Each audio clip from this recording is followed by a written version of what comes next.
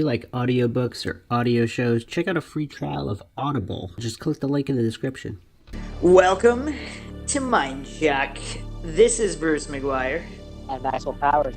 And JR. And we are going over the top Men in Black encounters in history. Once again, if you like the podcast, you can donate to our PayPal. Just check the link in the description. Make sure you're subscribed to the channel and hit the bell notification to receive notifications when we upload new podcasts. And you could also check us out on social media, Reddit, Facebook, Twitter, and Patreon. Just check the link in the description.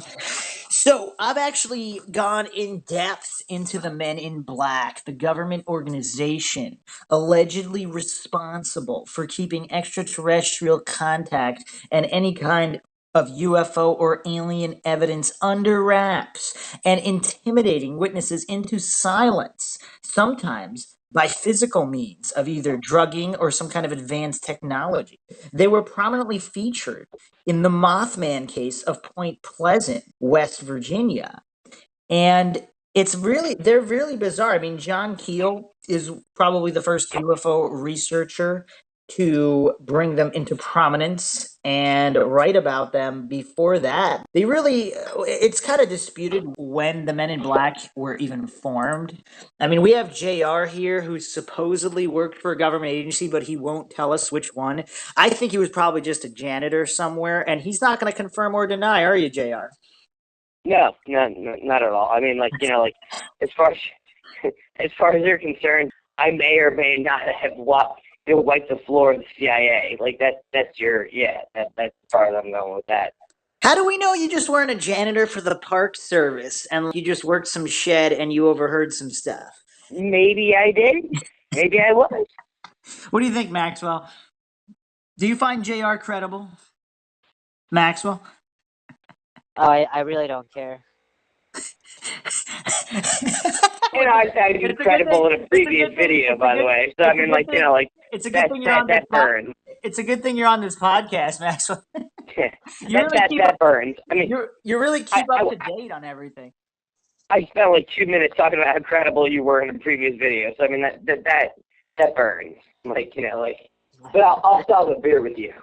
So basically, some people think the Men in Black were formed shortly after the Roswell incident in 1947 in New Mexico, one of the most famous alleged UFO crashes. Some witnesses claim to have even seen alien bodies. I'm sure most people are familiar with the Roswell crash. What are your thoughts on Roswell, JR? Well, I mean, Roswell was a very interesting episode. I mean, after all, the United States government, they played it off like it was these weather balloons that flew off course, and after all, it became this whole thing. But I mean, let's put it into context. After all, Area 51, which is no longer called Area 51, by the way, was denied that it even existed for a period of time. I mean, much like many installations within the same spectrum or the same area of space that it is today. So it's interesting that the government denies all knowledge, but after all, do you really believe that weather balloons can produce this type? I mean, there are actually cafes, hotels, and bars that call themselves Area 51 just because of the stigma that arises around this particular incident.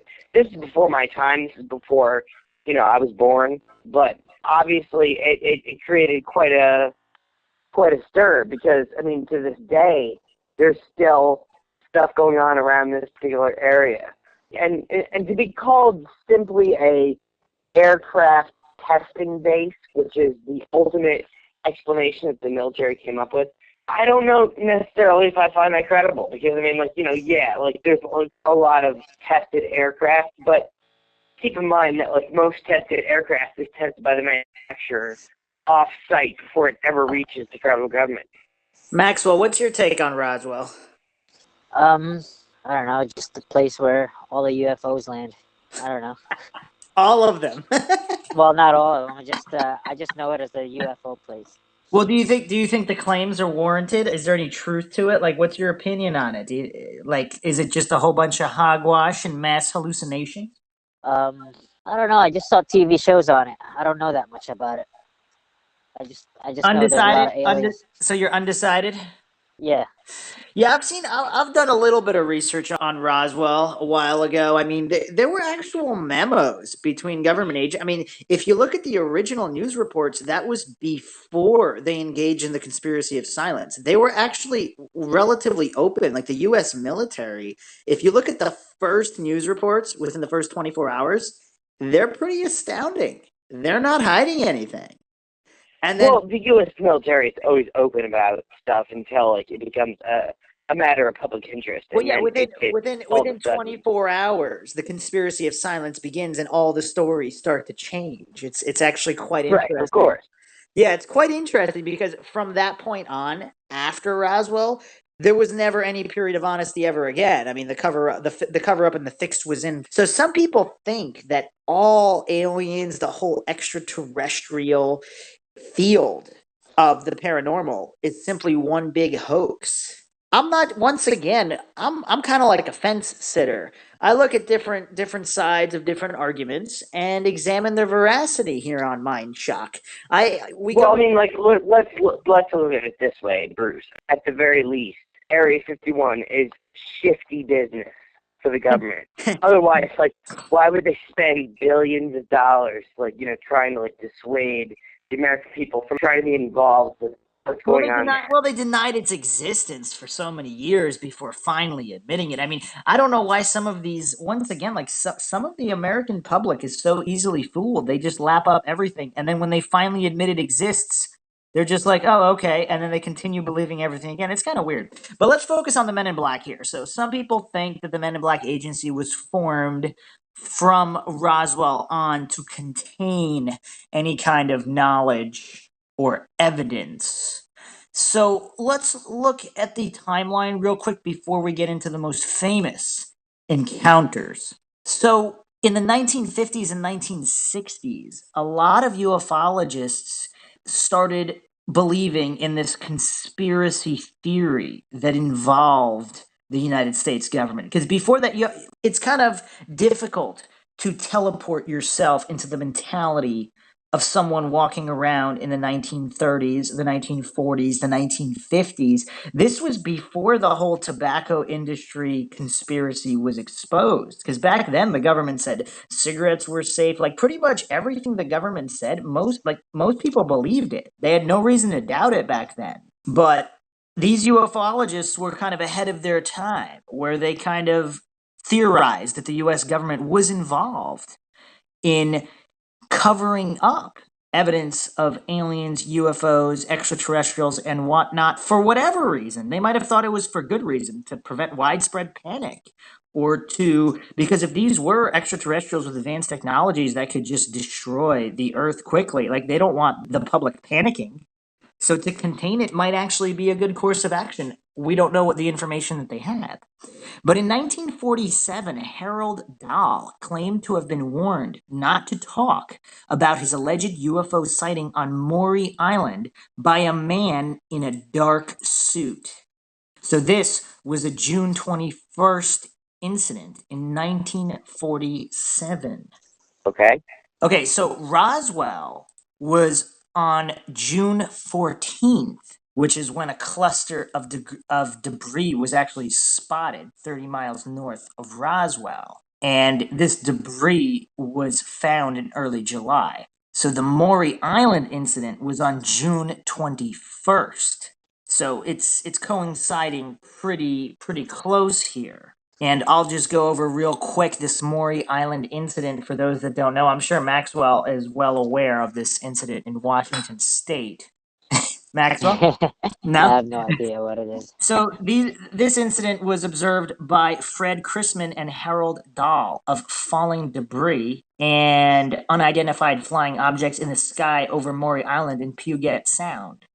And Men in Black sightings followed.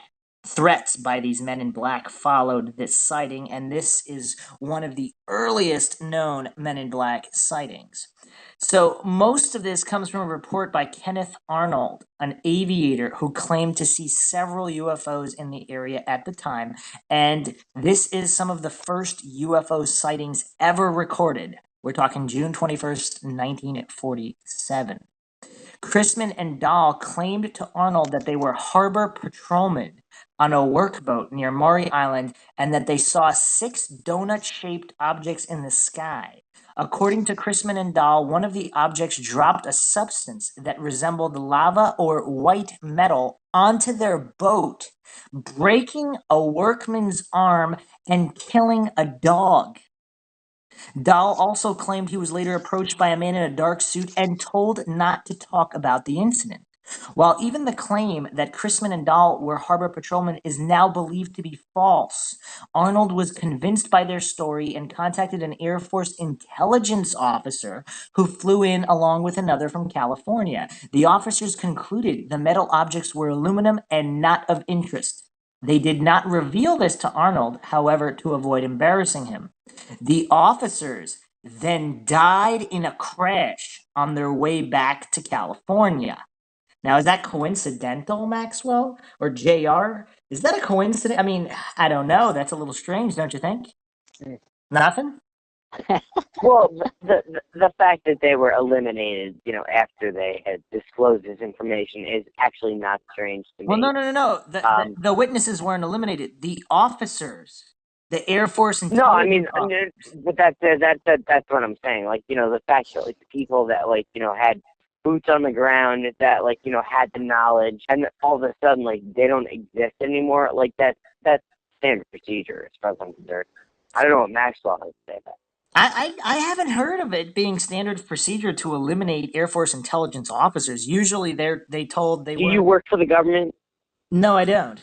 Yeah. Okay. So yeah. But I've looked at dozens upon dozens of cases. Yeah. You can look at as many things as you want. Like, just take my word for it. That's standard procedure. So we don't take anybody's word for anything on MINDSHOCK. This is a logical podcast. Bruce. As soon as people are like, hey, like this happened. As soon as there's a vocalization when it should be silent, those people are generally like vaporized. Why do you think that I'm like sitting here talking about you haven't pegged down what alphabet soup organization I work for? That's because let me just finish my point here.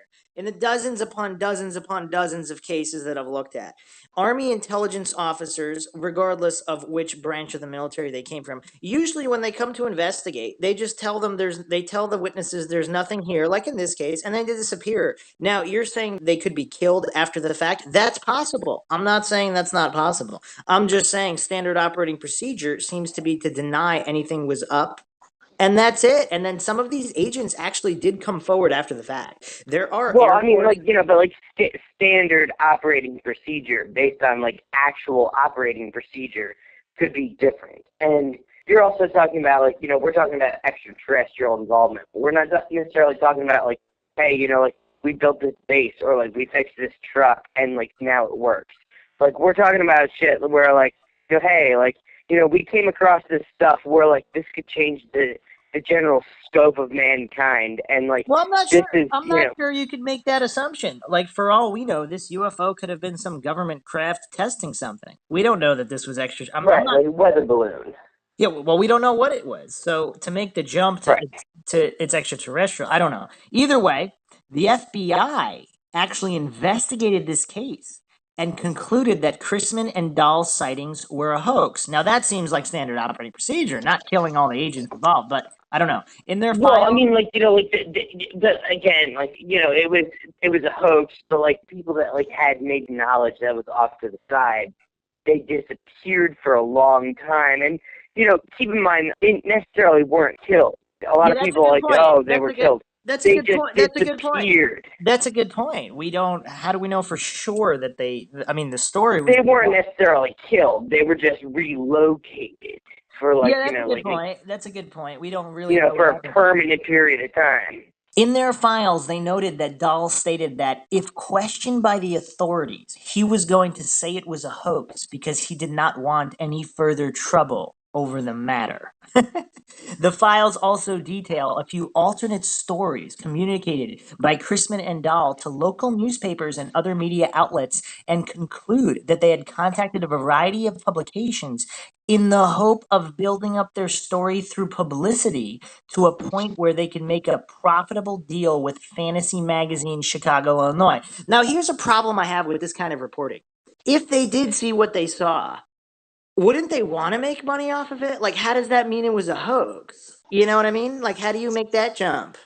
Well, I mean, like, people are people. If I needed to feed my family and, like, I needed to come up with something in order to expedite my family, I'd probably, I mean, like, some of your viewers might ask, like, why am I a MINDSHOCK? You know, keep in mind, I'm not compensated by you. I'm not endorsed by you, by any means. I'm here for pure, just informational purposes. But, like, not every single government agent, or forget government, but, like, not necessarily every single person is falling into the same category as me. Some people, like, they want the profit. They want the money. They want the book deal.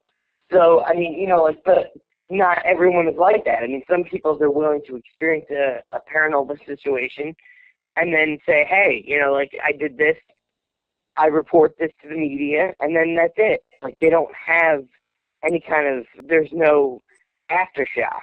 There's no, hey, I'm going to go on Alex Jones and say, hey, I did this and that. You know what I mean? So, I mean, Don't start trash talking Alex Jones. I think that's Maxwell's favorite news. What do we call him? Reporter.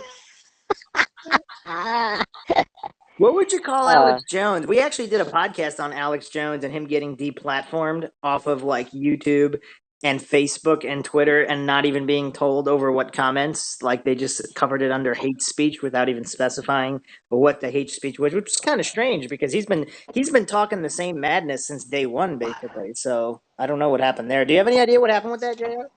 Well, I mean, when you talk about Alex Jones' platform has changed over the years. In 1999, he was talking about planes that would fall from the sky when it turns the year 2000.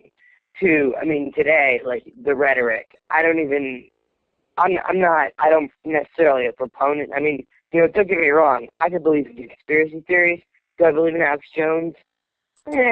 Some of the people he may or may not be associated with, I believe their stories, but what's with all of a sudden he's selling like oil that's like a miracle cure.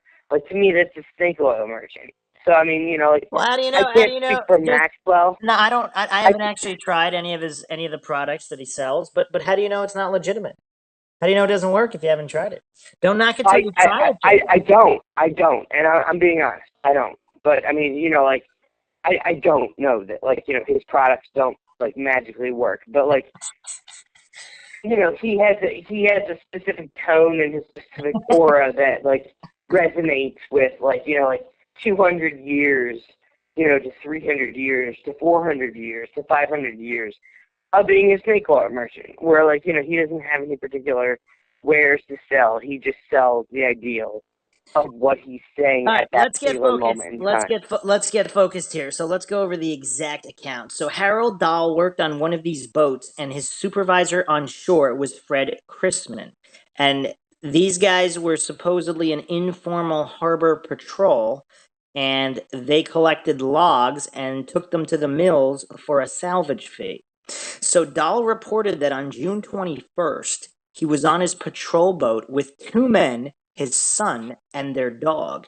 Around 2 in the afternoon, Dahl's boat approached the east shore of Maury Island. Maury Island is now attached to Vashon Island by a causeway road and is about 6 miles west of Des Moines, Washington. Dahl looked in the sky and saw 6 objects floating about 2,000 feet above his ship. The objects were made of some reflective metal, donut-shaped, and about 100 feet in diameter. The center holes were about 25 feet in diameter. Dahl said he saw round portholes and what he thought was an observation window. 5 of the craft circled over the 6th, which dropped slowly. It stopped and hovered about 500 feet above the water. Dahl put to shore because he was afraid the center aircraft was going to crash into his boat. Once ashore, Dahl took several pictures with his camera. The lower ship stayed in position for about 5 minutes, while the others still circling above. One of the ships left the formation and moved down, touching the lower ships. The two kept contact for several minutes until Dahl said he heard a thud. Suddenly, thousands of pieces of what he thought were newspapers dropped from the inside of the center ship. Most of the debris landed in the bay, though some of it hit the beach. Dahl recovered a few pieces, finding it was a white, lightweight metal.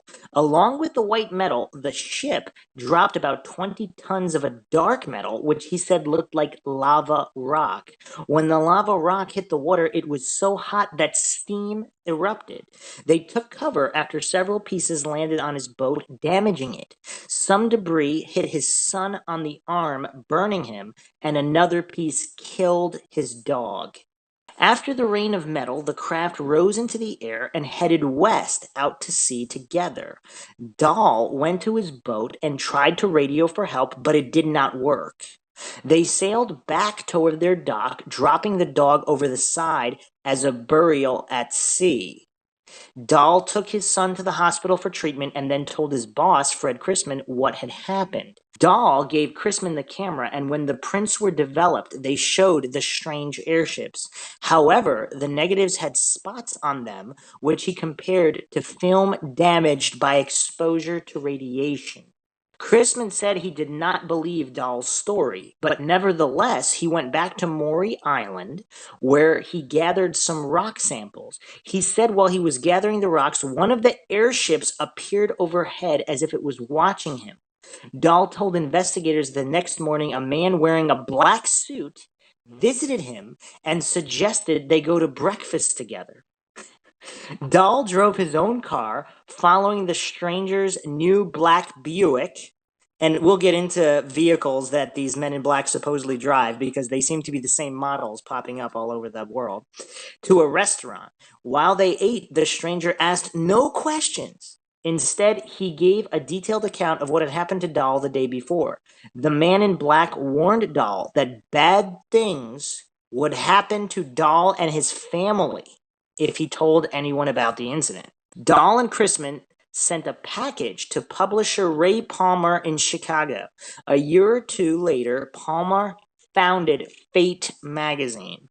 The package contained a box of metal fragments and statements about the strange happenings on the 21st and 22nd of July.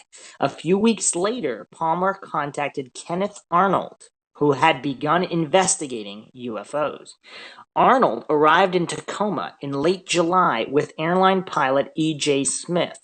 The two of them met with Dahl and Chrisman, examined Dahl's boat, and conducted interviews. Dahl and Chrisman did not produce the pictures, however. Dahl also told Arnold that his son had disappeared. Dahl said later that his son was found waiting tables in Montana, but could not remember how he got there. What do you think of this story so far, Maxwell? Maxwell? It's kind of weird. That's all you got? That's all I got. On the afternoon of July 31st, Captain Lee Davidson and First Lieutenant Frank Brown of the U.S. Army Air Force flew up to Tacoma from Hamilton Field, California. In addition to being pilots, the two men were intelligence specialists. They met with Arnold, Smith, and Chrisman for several hours. One of the officers said that he thought there might have been something to the story, but they had to leave around midnight. They were in a hurry to be at Hamilton Field on August 1st, the day when the Air Force was to split from the Army. The two officers flew out to McCord Airfield around 2 o'clock in the morning on a B-25 bomber with a crew of 2 other men. About 20 minutes later, the airplane crashed near Centralia, Washington. The two enlisted men managed to parachute to safety, but Davidson and Brown were killed, making them the Air Force's first casualties. Dahl and Chrisman said that the Air Force officers took some of the strange metal on board. People thought they heard anti-aircraft guns shoot the plane down. The local newspapers and FBI received phone calls stating that the plane was shot down to cover up the information Brown and Davidson had found. Because of the loss of life, the Air Force broadened its investigation and the FBI launched their own. The Air Force investigators determined that the crash had been a terrible accident. One of the engines caught on fire and the men to begin bailing out. Before Brown and Davidson could jump out, a wing broke and struck the tail section, which also broke off. The plane went into a spin, trapping the men inside. Another Air Force investigator spoke with Dahl and Chrisman and visited their boat. He stated the damage he saw did not match the damage the two sailors described. There were no pieces of metal on Maury Island, and the existing samples looked like slag from a metal smelter. His conclusion matched that of the FBI investigator, that Dahl and Chrisman had faked the incident to gain publicity for a magazine article. The FBI warned Dahl and Chrisman that their hoax had not succeeded, and that if they dropped the matter, the government would not prosecute the two men for the fraud, which had resulted in the deaths of the two officers. How did their fraud result in the death of the two officers if that was unrelated? JL? Well, I mean, like, let me just say this. First of all, like, there's a lot of different metals that are not recorded within the scientific table of elements, you know, like that the government has access to. There are many different, I mean, like, if you're in school, any level, that has access to the table of elements, like, you know, you see the particular, you know, factors, and then, like, you know, onto the side, there's the man-made version that's included within the table of elements. There are many other elements that the government has access to that are not publicized. But onto that, I'm not really surprised that, like, you know, it went down that way. I mean, like, you know, I was trained. I mean, like, there's actually videos. I mean, I'm not going to get into specifics, but, you know, how you deal with a particular incident. So, I mean, like, the fact that, like, they were told their bullshit created all this situation. And, you know, like, ultimately, I'm surprised because, I mean, like, after all this is said and done, the IRS would normally sue them for damages. You're not a big they fan. You're didn't. not a big fan of the IRS, are you? The IRS is a very interesting instrument. All right, I don't know if you. let's stick to the task at hand here. So, Well, I mean, like, let's just say, like, you know, like, I'm surprised they were even told about anything. I mean, normally, like, you know, like, when it comes to the death of military officials, and we're not talking about conspiracy here, we're just talking about in general. I mean, even in war, where it's obvious, hey, like, we went to this place that the American people know about, and, like, these officers died. There's a certain shadow that occurs. So, I mean, you know, like, the fact, you know, these people were, it was disclosed to them that, like, hey, like, you know, like, this occurred. That's interesting. I mean, I have to say, I mean, like, I have no knowledge of this particular event, but the fact that most people, especially when a government official dies, not necessarily even, like, you know, military, but, like, actual vested military, such as officers, they perish in an event. That's interesting that it was disclosed to people that were involved. well, this was Because, well. What I noticed, a lot of these cases from the 40s, the 50s, they're a lot less secretive.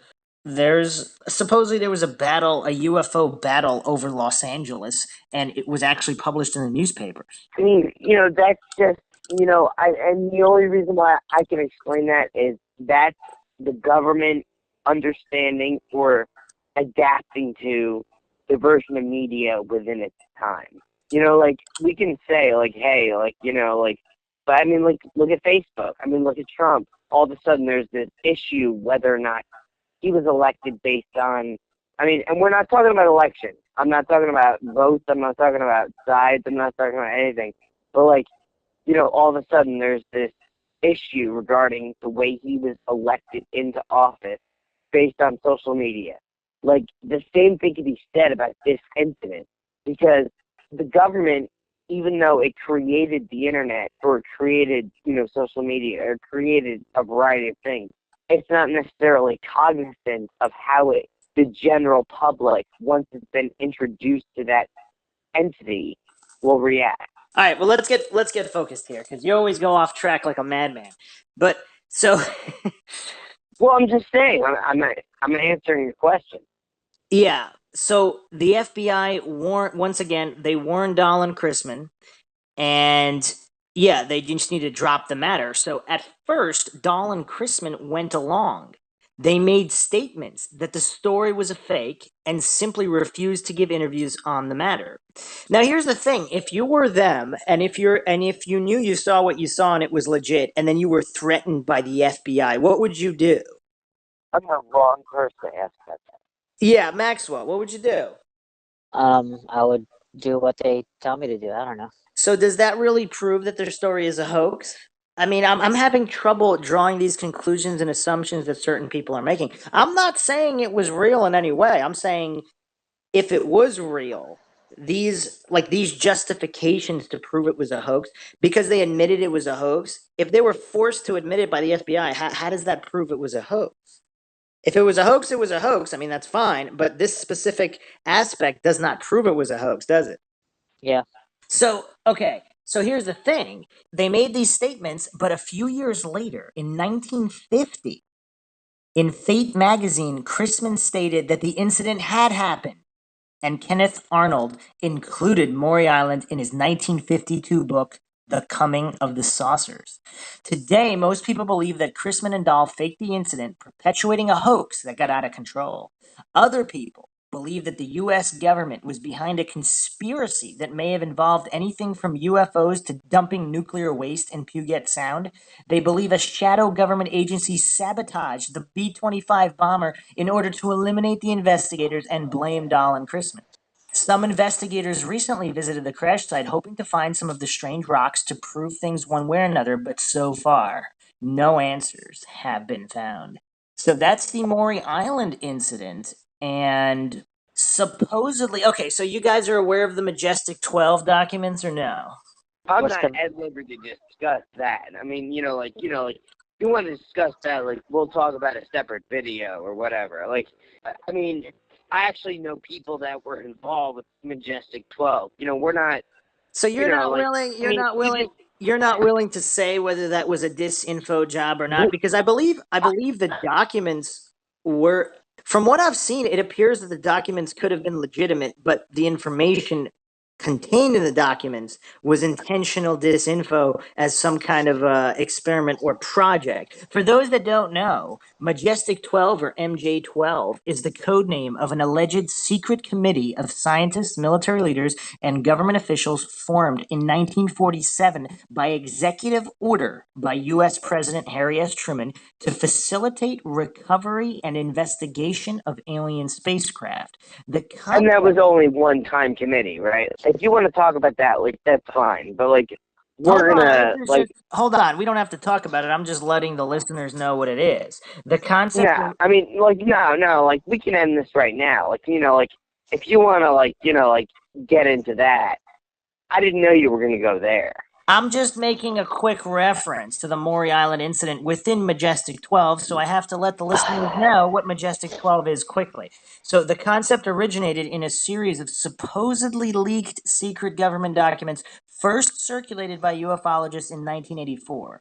Upon examination, the Federal Bureau of Investigation declared the documents to be completely bogus, and many ufologists consider them to be an elaborate hoax. Majestic 12 remains popular among some UFO conspiracy theorists, and the concept has appeared in popular culture, including TV, film, and literature. Now, here's the other funny thing. If Majestic 12 is produced by the government, how does the FBI calling them bogus debunk them? Can you wrap your head around that, Maxwell? no? Because it's almost mind-boggling. Like, yeah, they could be fake. That's fine, but how does a government agency saying they're fake prove that they're fake if the source is the government? Without talking specifically about MJ12 in this situation, JR, does the government expect the common man to just buy this? Have they never understood anything about conflict of interest or just basic logic? And you're referring to the the Majestic 12, right? When you say that, Well, to anything, to any kind of documents propagated by the I government. exercise my Fifth Amendment privilege.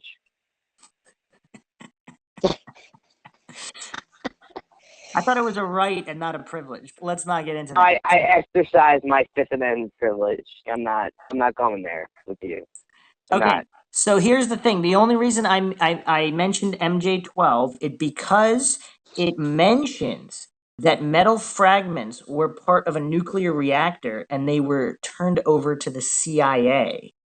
Craig Glenday also cited the Maury Island incident along with the Arnold sightings in his 1999 book, The UFO Investigator's Handbook, as a notable UFO incident surrounding Mount Rainier, which he described as a UFO laboratory. Can you speak on that or no, JR? The Mount Rainier being a UFO laboratory? Okay, I'll say that I'm not saying it's a UFO laboratory. I'm saying that, like, there's a lot of information regarding that. I mean, like, and, like, you're just fucking lucky because I like you that I'm not exercising my bullshit privileges here. That, like, yeah, like, there's a lot of information that goes on there that is really shady. Okay, so, I mean, yeah, I'm not going to say it's UFO or not, but that laboratory exists, and that's where we're going to end that. Okay, and just a quick point to all the listeners. When we're using the word UFO, we're not stating that it's extraterrestrial in origin. UFOs could simply be human-made technology, and Yeah, of course. Yeah, okay. All right. Yeah, right. I'm just saying. Yeah, okay. Well, do you know what else is interesting about this Chrisman fellow? That was not the end of his 10 minutes in the limelight. So Chrisman was actually, in December 1968, Jim Garrison, New Orleans district attorney, called Chrisman to testify before a grand jury. Supposedly, Chrisman was one of the 3 mysterious hobos arrested and photographed shortly after the shooting in Dallas.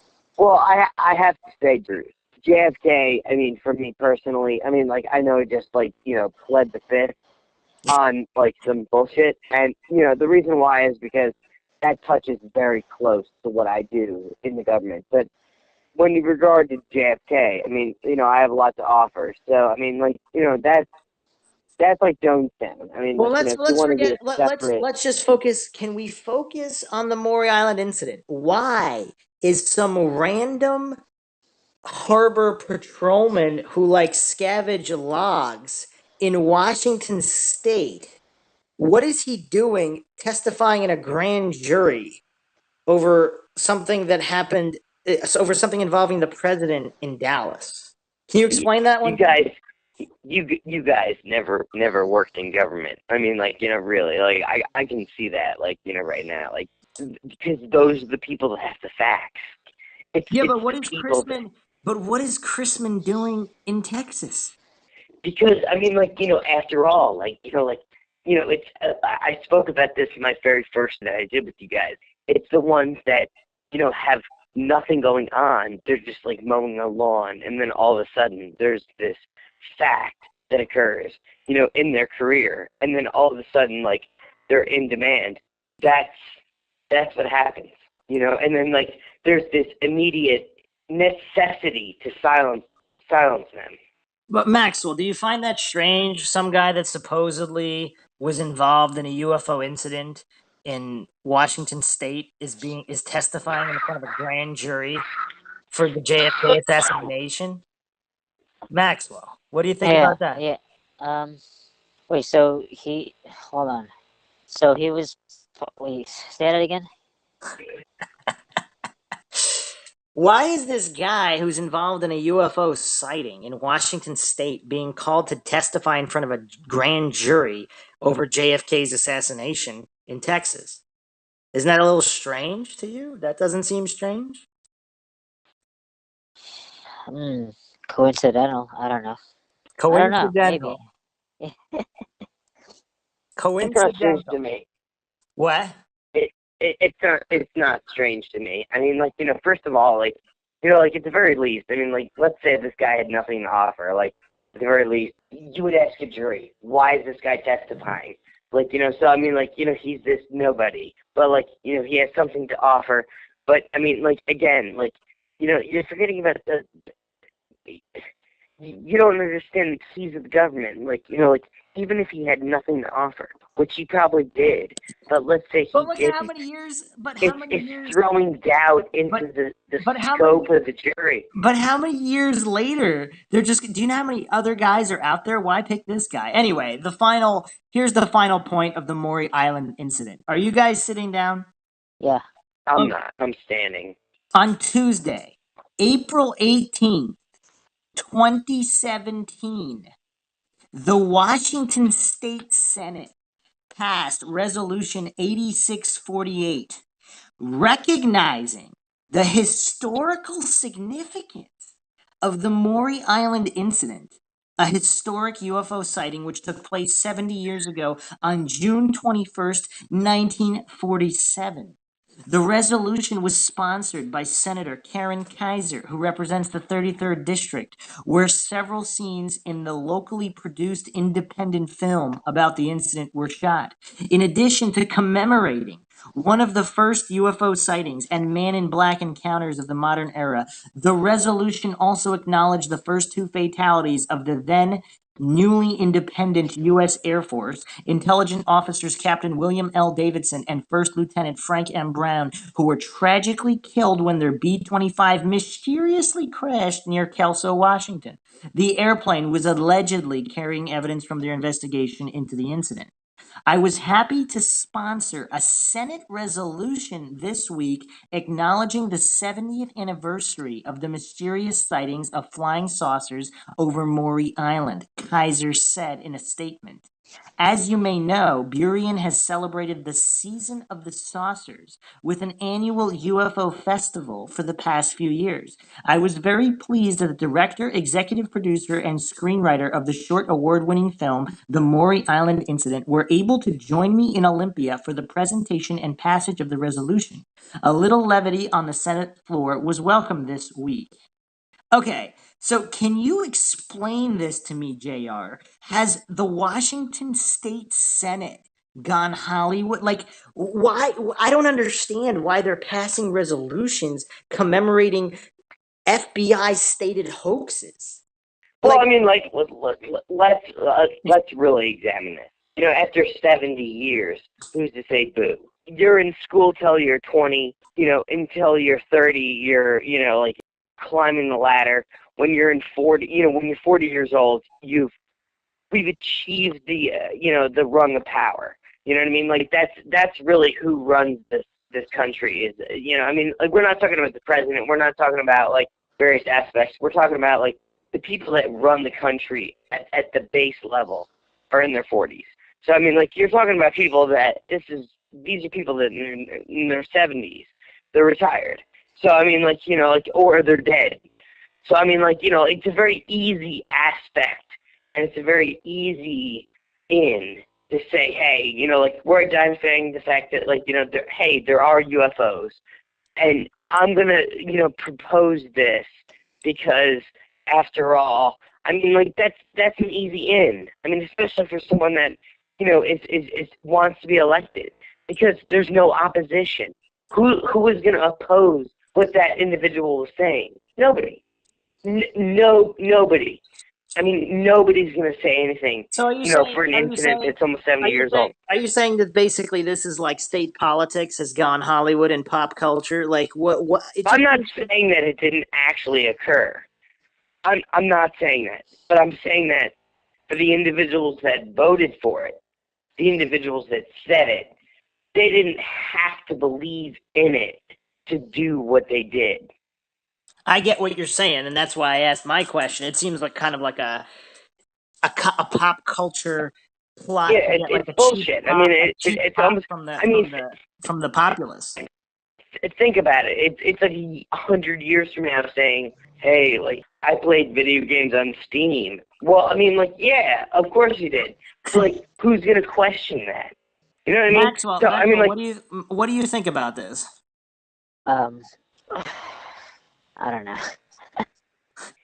yo, not only am I gonna buy you a beer, I'm gonna buy you a fucking, like, yeah. I mean, seriously, like, I'm gonna buy you a steak and tail dinner. Wait, Like, I swear to God. Can you summarize it? Can you summarize what you guys? Well, all right. Let me summarize it for you for like like what Bruce is saying. Basically, like what he's saying is that like an elected individual took an incident that was almost 70 years old and tried to make something of it and tried to make it a statement, and now they're trying to bandstand it as if it was something, even though there's no evidence or no.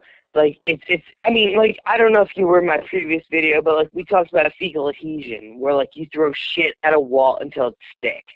You know what I mean? I don't know if you were there when, like, we talked about that. I forget. But, like, like, you throw shit at a wall until it sticks.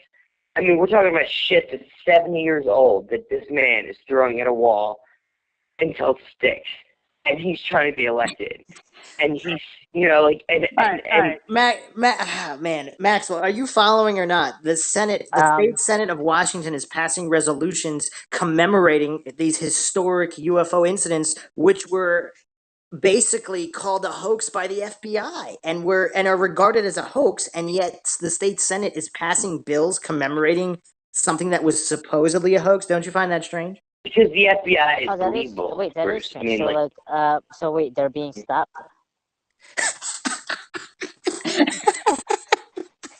What? They're being stopped? What are you talking about? Well, the Senate.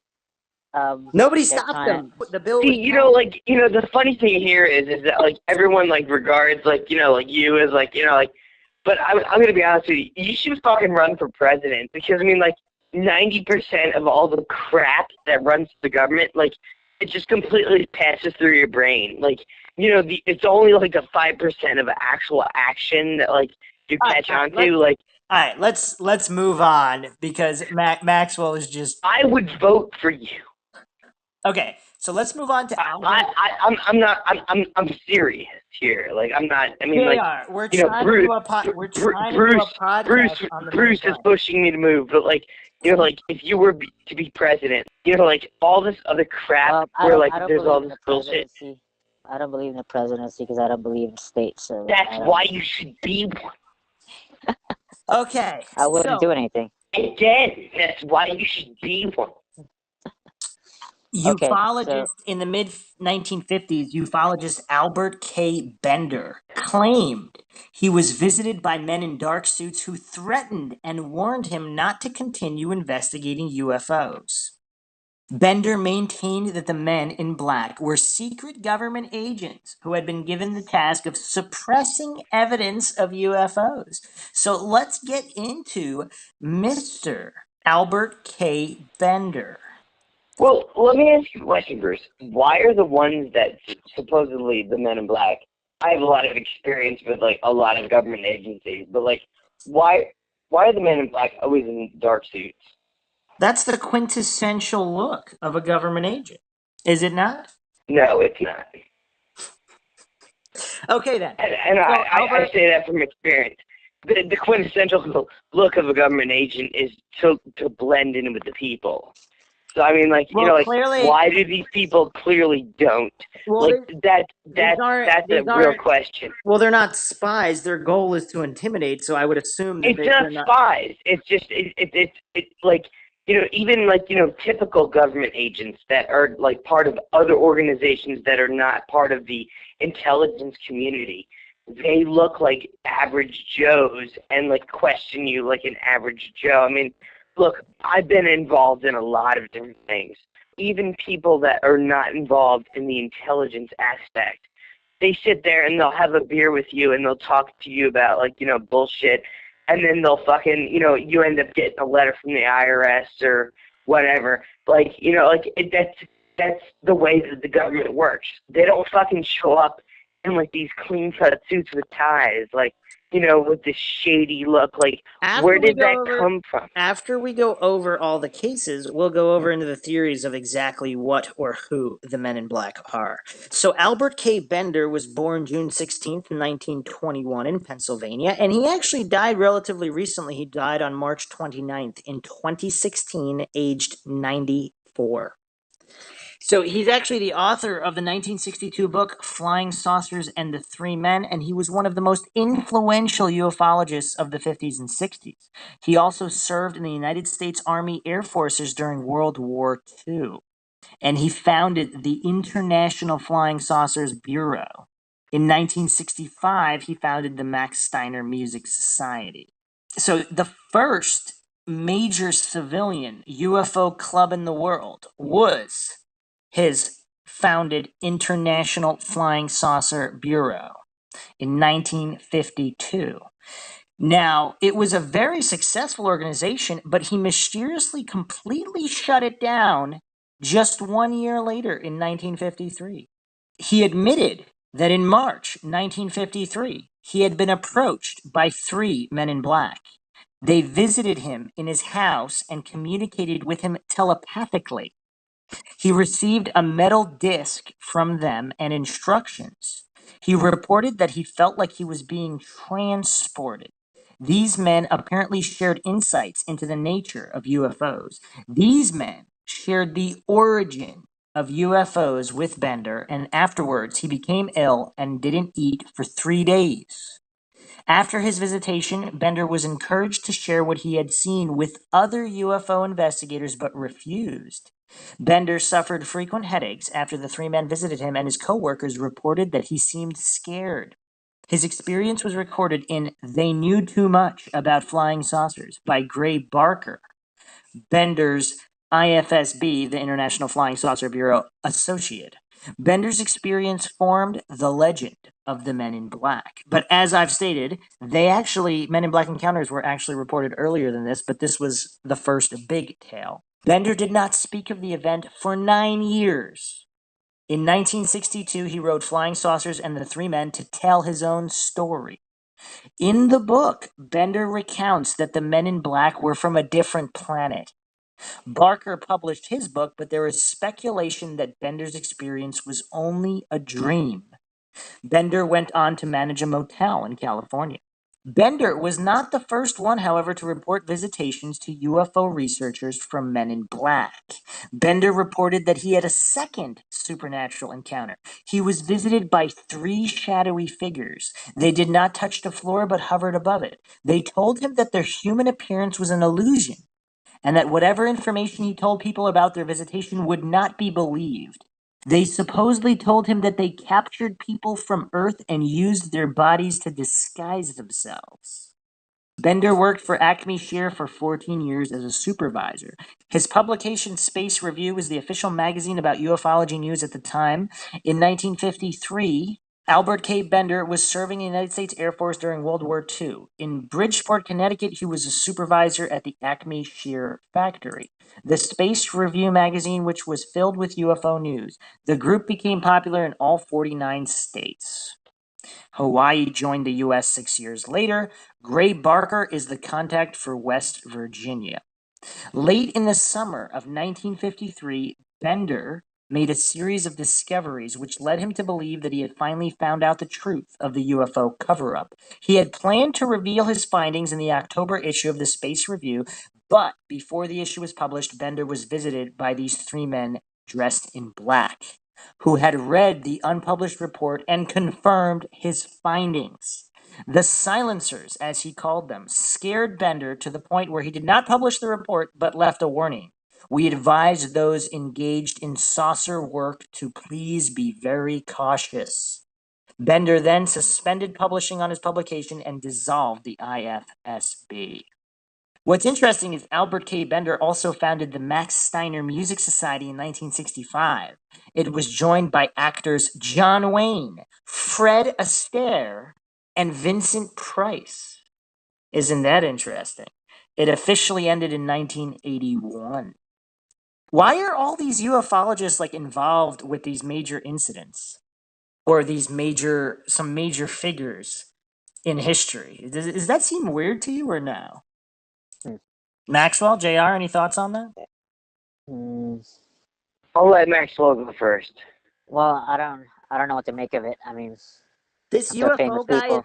is founding music societies with John Wayne and Fred Astaire as members. I mean, It's also strange to me. It's very strange. And this other guy involved with the first case we went over, the Maury Island incident, is testifying in front of a grand jury on JFK's assassination. Like, these people are involved with some very, very major profiles in history. Like, what's going on here? Do you find that strange coincidence? Like, what's going on, Maxwell? Well, what's the theory of purpose? Why John Wayne? Well, like why? What's It was is it to simply is it to gain? it was a music society that they happened to join. They might have not even known he was a ufologist. Who knows? I mean, it's just we don't know that information. You either find it strange or you don't. I mean, I don't know, Maxwell. JR, any thoughts? Well, I mean, like it's interesting that they would integrate into the music society because, after all, like music is international. It's a universal language. So, I mean, it's not to me personally. No, it's not correct. Okay, so let's get specific here. So this occurred on the evening of July 30th, 1952. Albert K. Bender received a strange phone while he was alone in his home. His repeated questions did not hear anything at the other end of the thread, but he suddenly felt a strong front pain and unusual dizziness. At that moment, he realized he was receiving a telepathic message. He was being sent to stop studying the UFO phenomenon. Then he heard a buzz in the receiver, then the tone came. By simply checking out the telephone switchboard, he was told that his name had not been requested by anyone at the last minute. Indeed, shortly afterward, Bender laid the foundations of the IFSB, founded in Bridgeport, Connecticut in April 1952. One evening, turning home at dawn at 23:15 from a movie and going through a dark, desolate portion, he had the same dizziness, his forehead hurt, and received a similar message. He was told he would not deal with the IFSB anymore. So, after he arrived at home at 11:15 at night, he opened the door of his room. He smelled a powerful and unpleasant smell of sulfur, hard to bear. It's very interesting. In a lot of these paranormal cases, sulfur is always brought up as the smell. I mean, is that another coincidence? I mean, they couldn't have thought of something else if they're making it up. I mean, it's all very, very strange. All files on the IFSB in his room were ravaged, and the radio was open, but there was nothing but a background noise. He did not remember leaving the radio open when he left.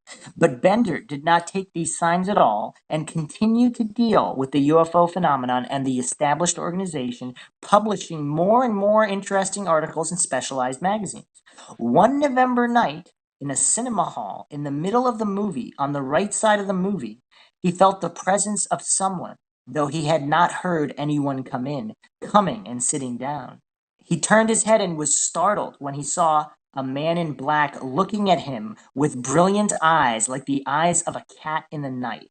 It was like two bright lights making the look very dark. Bender felt a dizziness and closed his eyes. When he opened them again, the man disappeared without making any noise. Then, after a few seconds, he came again, this time on the left. Bender got upset and moved to the hall, but not long afterwards he felt a burning, and coming back he saw those eyes again looking at him. He got up and went to call the supervisor, but when he turned around, the man in black was gone, and everyone was watching the movie quietly. Bender quit watching the movie and started to go home. In front of a record shop, he stopped looking for something that was of interest to him. Then he felt the burn again at his neck and turned back, staring at the unknown with his bright eyes only a few steps away from him. At that moment, it was clear that this being was not something familiar, but it was like a being from another world. Then, another evening in 1953, after a meeting of the IFSB, who stood at Bender's home, he headed for his room when he saw a light coming from there. He opened the door and remained in the doorway as he saw a bright blue light in the middle of the room, which began to dissipate at his appearance, then gradually disappeared.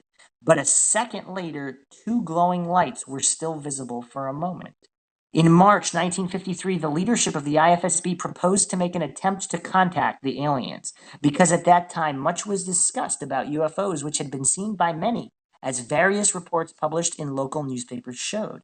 Thus, the experiment was to be held on Day C, Day of Contact, and consisted all members of the IFSB that they were going to focus on a message to transmit mentally to the aliens in space. On March 15th, 1953, when Day C was established, Bender was also in his room, and at 6 o'clock he began to focus on the following message.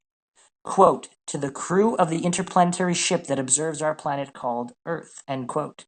Not end quote. To the crew of the interplanetary ship that observes our planet Earth, we, IFSB members, want to get in touch with you. We are your friends, and please come to Earth. We will welcome you with friendship. We'll do our best to get along with you. Repeat the message 3 times, focusing louder. There was a cold felt in his whole body and a sharp headache. He fell asleep and he received the following message. We have been following you for a long time. Do not try to disturb us because we have a mission on your Earth. We are among you. Reverting from that state, Albert Bender first thought he was a dreamer. It was 6:05 p.m. So it took only 5 minutes. The radio was open. Then he made the decision to write everything that had happened to him lately. He had put the paper in an envelope and locked it in his office. All this time, a strong smell of sulfur was in the room, although the window was open, and the smell persisted for many days. He did not have the courage to call anyone, nor to tell anybody about what happened for fear of being made. Maxwell, you still there? Yeah, Yeah. Did you get all that, Maxwell? I missed the last part. You mean the whole thing? Sort of. Okay, he did not have the courage to call anyone, nor to tell anyone about what had happened, for fear of being made. After a few days, he decided to send the envelope to the Pentagon in Washington. But it was not surprising that he found the envelope had disappeared from the drawer in which he had locked it. In July, what? That's cool. In July, Bender went on vacation. Upon return on a warm summer evening, he got into the house to find the smell of sulfur and the open-air radio in the room. He was in a state of dizziness and sat down on the bed, feeling an unfamiliar power take hold of him. He woke up in the room with 3 men dressed in black. Only bright, brilliant eyes were seen beneath the birches like flashing lights. Bender heard a voice telling him that he had been chosen to be contacted by an alien civilization that was on Earth for an important mission. He was asked not to tell anyone anything and obey the instructions received. They were going to give him a metallic object that if he was holding in his fist, he could have used it if he wanted to get in touch with them. He had to keep the object in his hand and say Kazik. They were about to meet in 2 days at the same time. One of them opened the radio and fit it between the 2 stations that were emitting at that moment. Bender was wondering why they were doing this, and he was told he could only return to the base. Staying alone, Bender woke up holding the round metallic object, bulging in the middle. It was made of unusual and brilliant metal. He carefully examined it and locked it in a box, thinking that the next day he would officially tell the whole story and present the metal object as a testimony to the veracity of his words. So he fell asleep. In the morning, he went directly to the box, unlocked it, and the plate was no longer there. He felt as if someone had read his thoughts and stopped him from making this public. What the hell's that sound? What? Who's Yo, making all there's that noise? I don't know. After Yo, but Maybe it's just a fucking story you're talking about. Like, you know, like, I don't know. After 2 more days in his room, Bender was looking forward to reuniting with the 3 aliens. Everything seemed like a dream rather than a nightmare. From being curious, he opened the box, and the metallic object was there, brighter than ever.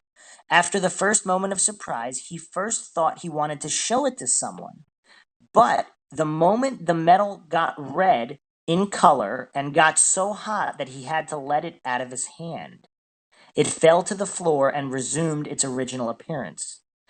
He realized he would not be able to prove the reality of what had happened. So he picked it up and decided to call the three strangers. He opened the radio and repeated several times, Kazik. After a few seconds, it got very cold and a tremendous force took hold of him. He lay on his bed and felt it was light, and he began to float. After a few seconds, he woke up surrounded by an ambient light in a huge circular room with a transparent vault. It was like being inside a flying saucer. The walls were brilliant as stainless steel. He was immobilized in a chair of metal. In front of him was a tubular screen. There was a creature who was like the three men in black, who was looking at him and began to explain the pictures that appeared on the screen. One of them presented the planet of which the alien ship came from, that was part of a much older solar system than Earth's. They came to Earth to obtain a substance that was vital to them. Then Bender stuttered when he saw in the screen a monster hard to describe. It was one of the inhabitants of the planet in its true form. Apparently, the oxygen in the air was less than they were used to, and they had to adapt their appearance to the air mixture.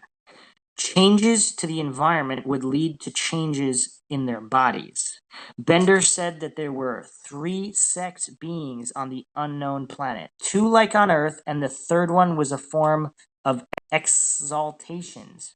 There was a very rigorous control of their population. Women lay eggs which were kept and blunted only when the great darkness deviates on the planet. When it began to darken in seconds, Bender was back in his room holding the metal object. He had been transported inside the ship for a half an hour and realized no one would believe him. In August 1953, he received another visit from the three men in black. They woke up in an unknown place they said was underground in Antarctica. He stood in a large lighted room that seemed to be built of ice. Is he watching Superman or something? After a few seconds, a man dressed in a golden suit appeared in the room. It had a white, shiny hair that contrasted with a glossy brown skin like a strong bronze. It was the Exalted, a bisexual being. He was leading the base they were at. The ones in front tilted in front of him and approached one another. Clinging to his forehead was a piece of metal that he had in each hand. When he touched his forehead with the metal piece, you could feel a strong energy passing through his arm and reaching his forehead. The entity looked very friendly and ready to answer his questions. Bender found out that these creatures came to the Earth in 1945 to take the water from the sea to be processed in one of their Earth-based laboratories to obtain a vital substance for them. They were to stay on Earth for 15 years, changing their crew every 2 years. They did not pay attention to the Earth, but they had to scare people and sometimes even kill them when there was no other solution. He had been kidnapped by these people and taken to the remote planet for experiments. None of them had survived the conditions there, so they did not even live. Several images were presented to him on a 3-dimensional cinemascope, displaying the evolution of the universe, the catastrophe that had left the planet Mars after the invasion of another civilization, then the image of a city on their planet, and finally the image of a weapon. After the gun was unloaded and the target touched, the load returned to the pipe by a slow motion. Bender had been told that this was his last meeting with them and that he was not allowed to tell anyone their secret until they were gone from Earth, and he would know they were away when the metallic object that he had in his home disappeared. After the break, Bender asked the Exalted to give him proof that they really exist and it is not the fruit of a hallucination of his. He was told that not long after, close to his home, a small ship of theirs would appear, and it would carry with it one of the weapons presented and a small target would be reached. Returning to Earth on August 20th, Bender read in a local newspaper that on August 19th, 1953, a strange explosion had taken place on Middletown Street near Front Street, accompanied by the appearance of an unidentified flying object.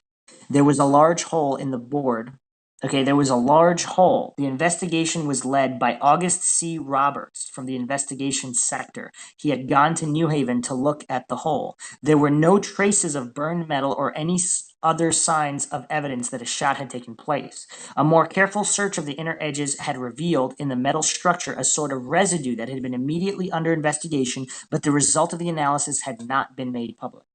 There had also been a witness, a neighbor of Bender's, who had stated that he had seen a bright light on the morning of August 19th, 1953 at 9 a.m. passing by her window and almost immediately heard the explosion near the house. Wanting to find out what it was, the witness approached it and saw the smoke coming out of the hole in its center. Around it was a strong smell of sulfur.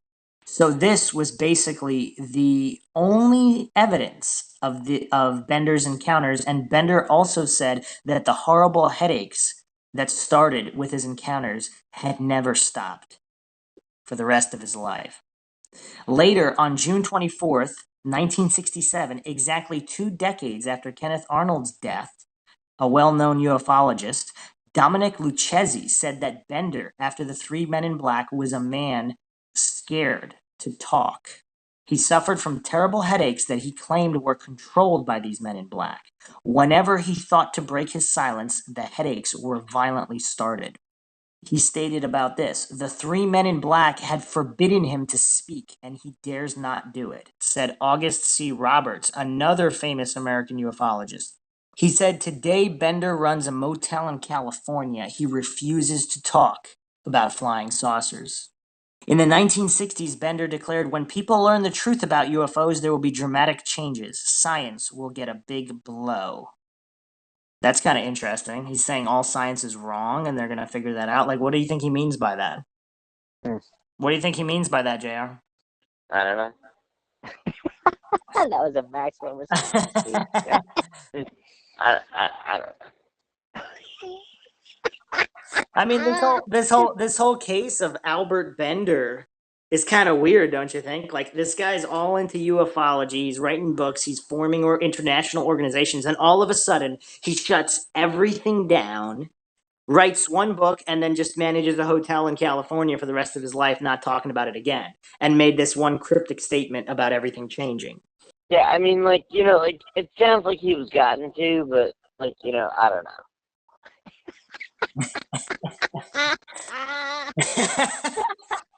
Maxwell, what do you think about this Bender case? Dude, I'm so lost. I'm getting mixed up with all the characters. Yeah, I mean, like, really, like, I mean, it's like... He basically said that these men in black were from another planet. They were not from the U.S. government, and they threatened. What's weird is that he still got his book. Oh, I thought Men in Black were part of the government that's talking with the aliens and shit. Yeah. Well, as I said at the beginning of the podcast, if you were paying attention, Maxwell, the Men in Black were basically government agents that keep the UFO phenomenon and any kind of alien witnesses or alien encounters under wraps by threats. Yeah. By threats and intimidation and all that. But Bender is saying that they were actually monsters from the distant planet Kashyyyk.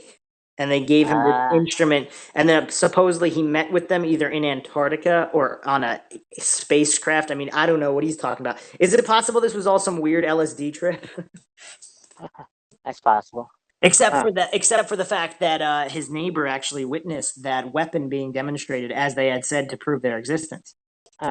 But by the late 1980s, the Men in Black had become ubiquitous, with the Journal of American Folklore taking note of them in an article. But it still remained unclear who exactly they were. So they were called Enforcers for the Silence Group, a group claimed to be associated with international banking interests that sought to stifle the technological advances and moral reforms the Space Brothers wanted to bestow upon Earthlings. To others, they were alien beings, perhaps some speculated Shavers Deros. In 1962, Bender came down on the side of the aliens. He broke his 9-year silence in Flying Saucers and the Three Men, which he insisted was not a science fiction novel. Bender revealed that the Men in Black who drove him out of ufology were monsters from the planet Kashyyyk. Even Barker, the book's publisher and a relentless Bender promoter, remarked privately and out of customers' hearing that maybe it had all been a dream. Fear of the men in black was generated in part by worries about the possibly hostile motives of UFOs. A popular early book, Flying Saucers on the Attack, by Harold T. Wilkins, 1954, and I know Maxwell's probably read all these books, so he's probably very familiar with all these details, fretted that a cosmic general staff could even now be plotting a real-life war of worlds. But next to demonologist ufologist John A. Keel, author of UFOs Operation Trojan Horse in 1970 and other writings, Wilkins sounded like an optimist. In Keel's rendering, UFO intelligences are not simply extraterrestrials, but ultra-terrestrials, entities from unimaginable other dimensions of reality. Worse, they definitely do not like us at all. Human beings, Keel thunders, are like ants trying to view reality with very limited perceptive equipment. We are biochemical robots helplessly controlled by forces that can scramble our brains, destroy our memories, and use us in any way they see fit. They have been doing it to us forever. How dark is that, guys? It's pretty dark.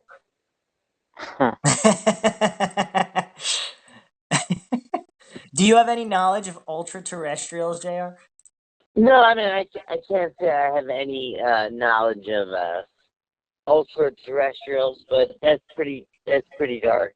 I mean, like, you know, like, I don't know what Maxwell has to say about it, but it's not even dark. It's fucked up. All right, well, let me go over some of these major Men in Black accounts. Okay, so here's an account submitted of the Men in Black. I was born, raised, and continue to live in the mountains of eastern Kentucky. I have experienced various paranormal activity all through my life. This includes UFOs, alien abduction, and other activity I attribute to alien beings. The incident that was the most overwhelming was on the night when gray aliens came to take me while I was pregnant. Are you following, JR? Oh, yeah. I simply wanted no part of this. When they approached me from across the bedroom, I jumped up and grabbed one of the two beings by its lean neck. I squeezed as hard as I could until I heard a crack. It dropped to the floor as its head fell back across the spine. Well, I haven't read too many accounts. Before you even finish, I'd like to know what Maury Povich felt about like this particular. I haven't read. That's what it sounds like to me. I haven't read too many accounts where abductees are murdering aliens with their bare hands. I mean, I don't know. I mean, this is I don't know how in shape. Springer. I don't know how in shape this pregnant woman is, but like clearly she used to work out. This is Alien Springer Maury Povich. I mean, like, you know, like I'm curious, like, what Connie Chung would have to say about like something like this. Well, I'm curious to see what you would say if they actually had a video of this account and they could prove it. I would like your thoughts on it. I mean, like, you know, like I have a lot to say, but I mean, like, you know, there's no video, so I mean, like, well, how do you know? Let me finish here. The other gray seemed shocked, though it was hard to read an expression. It gathered the injured companion and quickly disappeared in bright light that had originally flooded the master bathroom. I felt very bad about that incident, but I had been out of all sorts all day and I didn't want to be bothered. When I was a girl, we used to live beside an old cemetery. On some nights, I would get the urge to look out my bedroom window. When I did, I would notice a tall, dark figure that seemed to be watching our house. One evening at dusk, while in our yard, I was approached by a tall, black-cloaked being with a glow coming from its face. It stood and watched me for a few seconds, then turned and disappeared. I have noticed over the years that large, dark-colored cars would follow me on occasion. This would happen on highways and mountain roads. My husband and I have also noticed black helicopters flying above us while driving and over our residence. I saw the video and picture you posted about the MIB a few days ago. When I saw the video, it shocked me. In July 2006, a strange incident occurred while my daughter and I were sitting in our front porch. I mean, like, you know, like, wait. Let me just stop you right there, Bruce. I mean, like, you know, like, all this crap has happened, but, like, there's a strange incident. I mean, like, where the fuck do these people come from? Like, this woman, this might be the only pregnant woman ever who has ever claimed to have murdered an extraterrestrial with her bare hands by snapping its neck. But I mean, like, you know, like, all this shit happens, and like, there's a strange incident. I mean, like, what? Well, the wait. Do you fuck? want to wait? Do you want to hear what it is? Although I must say, if those like typically gray aliens are, and even the green aliens, all these aliens, they're supposedly these skinny humanoids that are physically very weak, but they use their mental power to control. What if these aliens, their telepathic abilities just happen to fail them, and then even a pregnant woman is capable of snapping their neck with her bare hands? That's Well, very let me tell you something, Bruce. Let me just tell you something. You don't fuck it with a pregnant lady. Right? I mean, like, like, I'm not even talking about, like, being a government employee. You don't fuck with a pregnant lady. Like, I mean, like, they have, like, this, like, extraordinary situation going on there. Like, you don't fuck with a pregnant lady. Maxwell, do you concur on that? Yeah, I don't know. Yeah, no, like, he does. Like, just, like, you don't, like, I mean, he might be a little, like, he might be, like, distracted or something. Like, you don't fuck with a pregnant lady. All right. So, I never heard or saw a car, but two of these MIB appeared from around the side of the house and approached us. The pale-faced men. You're laughing, but, like, the fact is like, you've never fucked with a pregnant lady. Like, you don't do that. Like, I mean, like, No, you do that, like, all of a sudden, like, there's this situation. Like, yeah, I wouldn't do that. I I feel like, you say that, Bruce, but, like, Maxwell's laughing because, like, he has. Like, I could tell, like, like, everyone's just like, she's pregnant, blah, blah, blah. And then, like, you fuck with them, and, like, you understand. Like, yeah, no, that's not something I would do. So, the pale-faced men were dressed in black suits, white shirts, black ties, and fedora dress hats. They each carried a thin briefcase and walked stiffly as they approached. When they reached the steps, they stood still and looked at me. My daughter quickly ran into the house. I then looked into the eyes of the MIB nearest me. The color was a vivid lavender, and I felt compelled to continue looking. After a few seconds, the nearest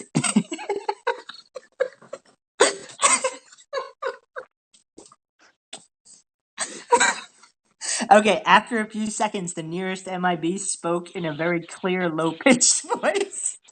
It asked if we had experienced any unusual activity that I thought I should report. It was an odd question, but I quickly said no. The being then briefly smiled, thanked me for my time. Both MIB turned and walked towards the road and were soon out of sight. I can't say that I was scared, but I have not had any type of paranormal or alien activity since the MIB visited. I was wondering if people who have had paranormal incidents throughout their life realize the activity ceases after they are visited by the MIB. Do these MIB usually appear out of nowhere? I'd appreciate some information. Thanks. So this is an interesting count for a couple different reasons. One, an alien got murdered by trying to mess with a pregnant woman. Like, I guess they were trying to abduct her, and she just wanted no part of it, as she said. I'm telling you, Bruce, you don't fuck with the pregnant lady. Like, I mean, I don't care if you're extraterrestrial. I don't care if, like, I don't care who you are. You don't fuck with the pregnant lady. Like, like, they have these instincts. Like, that just doesn't happen. Like, But what's more bizarre, the fact that she didn't find that strange, and she found it more strange that a couple of guys in black suits and fedoras asked her if something strange happened. Like, that was the strange part of her account, not the. Well, I mean, like, let me just put it to you this way, like, people might have showed up at her door with, like, black suits and fedoras, but, like, I mean, like, Chuck Norris could have fucking showed up at her door. Like, you don't fuck with a pregnant lady. Oh, Maxwell, like Maxwell, what do you think about this incident? That's just the end of the line. Like, I mean, it doesn't matter who it is. Like, you don't fuck with a pregnant lady. Oh man, Maxwell, what's your take on this whole situation? I don't know. I'm a little lost. But, like, so this pregnant lady encountered some men in black, or is she part of men in You black? know what I'm talking about, dude. Like, Maxwell just asked if the lady was part of the men in black. it doesn't even even matter, man. Like, like, he knows what I'm talking about. Like, he knows what I speak of. Like, you don't fuck with a pregnant lady. Okay, It doesn't matter. I mean, you could be part of a government entity. Okay. You could be part of some sort of secret research project. You could be Chuck Norris. You could be anybody. Like, you don't fuck with a pregnant lady. Maxwell, Yeah. this lady was pregnant, and she was about to be abducted by aliens, and she said she wanted no part of it, so she actually just walked up to one of them and snapped its neck with her bare hands. Were you not That's paying some funny attention? shit. I don't know. Like the way you said it now is more effective than the way you did it before. I don't know. And so then she was visited by the men in black who asked her if anything strange had happened. She said no, and then they smiled and left. So I think what JR is getting at is they knew she was lying, but because they didn't want to mess with her, they were forced to smile politely and walk away. Did I get that right, JR? They were smart. Fucking MIT. Okay, that's what you're laughing at because Okay. she was pregnant and no one wanted All to right, fuck with her. let's Okay, let's got it. Oh, get into another account. Okay, so this was a MUFON witness report. I'm an old lady that was startled by someone trying to open my side house door yesterday night. Before this happened, I had multiple UFO sightings near my son's house in Death Valley, California. One incident.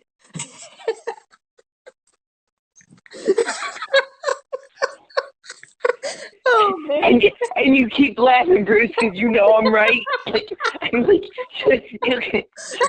you know I'm right. I know. I'm not disputing that fact. Oh man! Well, now the I mean, like, aliens know. fucking bear is my protector, young man. But like, like when you talk about human, like, women, like, you don't fuck with a pregnant lady. Well, and that other alien knew better than to mess with her too, because he just scooped up his lifeless companion when he got out of Dodge. It's not even like, fucking like bears to protect your young men. Like, like when it comes to human beings and pregnant women, like, you don't fuck with their children. Like, you just don't fuck with them. Like, the extraterrestrial knows it.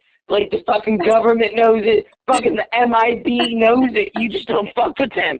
Like, one incident was when we were driving in the interstate and saw two triangles hovering in the sky and presumed to follow us for about an hour. My son is in.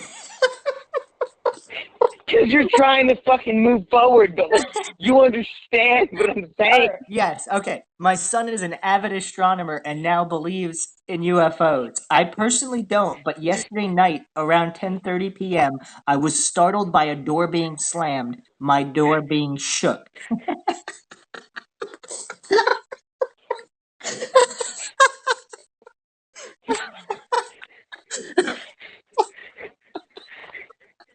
I grabbed my camera and took pictures of a man near my curb. I am frightened for my life. I have called my son and he is coming to pick me up tomorrow. I did not call the police because I'm afraid of something happening to me. I hear stories of men in black appearing out of nowhere, but I always never believed them. As of yesterday, I do now. So, I mean, there's not a lot to go on that one. I mean, clearly she wasn't pregnant, but... She should have been. Like, if she was, like, the fucking solstice would have stood aside. Like, because, like, they understand, like, like. Okay, so here's an excerpt of Chapter 14 of Dr. Berthold E. Schwartz's book, UFO Dynamics, Psychiatric and Psychic Dimensions of the UFO Syndrome, Book 1. It contains the story he was told of a very strange man in black encounter described to him by a Maine physician, Dr. Herbert Hopkins, from the state of Maine. Shirley Fickett of Portland, Maine, was actually the first researcher to interview Dr. Hopkins about this mysterious and frightening sounding event. Here is her initial report. Call from Mrs. Hopkins. September 12th, 1976. I received a call from Mrs. Hopkins approximately 1 p.m. stating...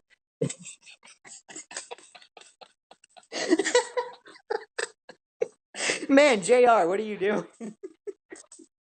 I'm just like, you just know I'm right. Like, it's like, you don't fuck with the pregnant ladies. Like, I mean, it has nothing to do with this podcast. Like, you just don't fucking fuck with them. Like, I mean, like, You know, like, I've been there, I've done that, I've tried that. Like, you don't fucking do that. Like, you like, Yeah, I mean, that's we've actually done we've been 10 minutes beyond me saying that initially. So, I you think know, we're like you just 20. Yeah, we're going on like 20 minutes. Okay. yeah, So you don't fuck with pregnant ladies.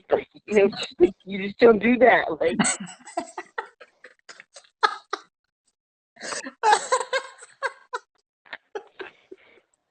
Oh man, okay. So I received a call from Mrs. Hopkins approximately 1 p.m. stating that the previous evening her husband, Dr. Hopkins, had received a visit from an MIB. She was quite shaken and said that the doctor had been told to dispose of all of his UFO material. I visited the home of the doctor on the above date and stated here is what he related to me. His wife, Madeline, had gone to the outdoor movie with an elder son and his wife. Also, without knowing it, the doctor's younger son and his girlfriend were also at the same outdoor movie. This left the doctor alone in the house, an occurrence that hadn't happened for some time. The doctor, a spiritualist minister, had just called Etna, Maine, spiritual convention that is held there. It was about 8 p.m. After his call, the phone rang. Answering it, a man at the other end stated that he was the vice president of the NJ UFO Research Foundation. He gave no name but said he was a personal friend of Betty and Barney Hill. He had read about the Stevens case in Official UFO and wanted to talk to the doctor about the case. The doctor invited the man over, giving directions on how to get there, to which the man replied he already knew where the doctor was. The doctor put the phone on the hook and went to put the porch light on, and the visitor was there immediately. He had asked if he was phoning from the area, and he had said yes. There is no public phone that could deliver him there that fast. The doctor's thought was he looks like an undertaker, observing his attire. The derby, black suit, black tie, black shoes, but white shirt. The suit fit the MIB like a dummy in a store. The doctor noticed particularly the crease in the pants, not a wrinkle. After greeting the MIB, the doctor invited him in, and the man removed his hat, with the doctor observing that he had no hair, no eyelashes, no eyebrows. His skin was a pure white. His mouth was bright red in contrast. The doctor asked him to sit down, which he did. The crease in his trousers intrigued me, the doctor stated. The crease in the knees stood up and looked almost artificial. The MIB spoke in a monotone voice, very articulate, as if he had learned our language but not mastered it. His face was without any wrinkles, nose was small, and ears were small and set low. The MIB asked the doctor to tell him about the Stevens case, and the doctor complied, stating that he had done some hypnosis and learned things that David had no knowledge of. You made tape recordings, the MIB said. The doctor affirmed this was true. The MIB then said, you have 2 coins in your pocket.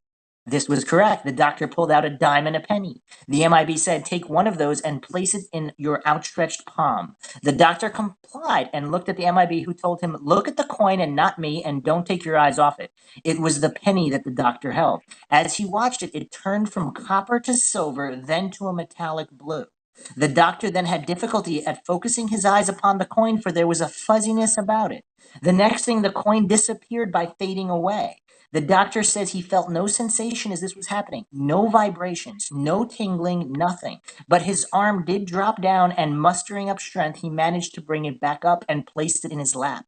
Panic then began to build up within him. While they were talking, the doctor made an observation. The MIB at one point put his hand to his mouth, and then he took it down. There was a red stain on his fingertip, as though he were wearing lipstick or something painted on. After the coin disappeared, the doctor said, that's a neat trick, now make it come back. To which the MIB replied, neither you or anyone else on this plane will ever see that coin again. The visitor then asked if the doctor knew why Barney Hill died, and the doctor answered that he understood that he was ill. He was then told it was because Barney knew too much. The doctor said he understood that Barney died of a heart attack. The MIB speaks, that is not correct. He did not die of a heart attack. He died because he lost his heart, just like you lost your coin. He continued, if you don't do as I say, you will die like Barney Hill. The doctor was then told to destroy tape recordings and all correspondence relating to UFOs, to put them out of his mind and not think of them again. The MIB stated that he would know when he did these things.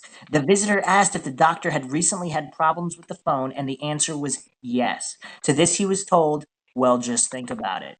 The doctor says that his son recently tried to call 4 times and it was like the line was dead.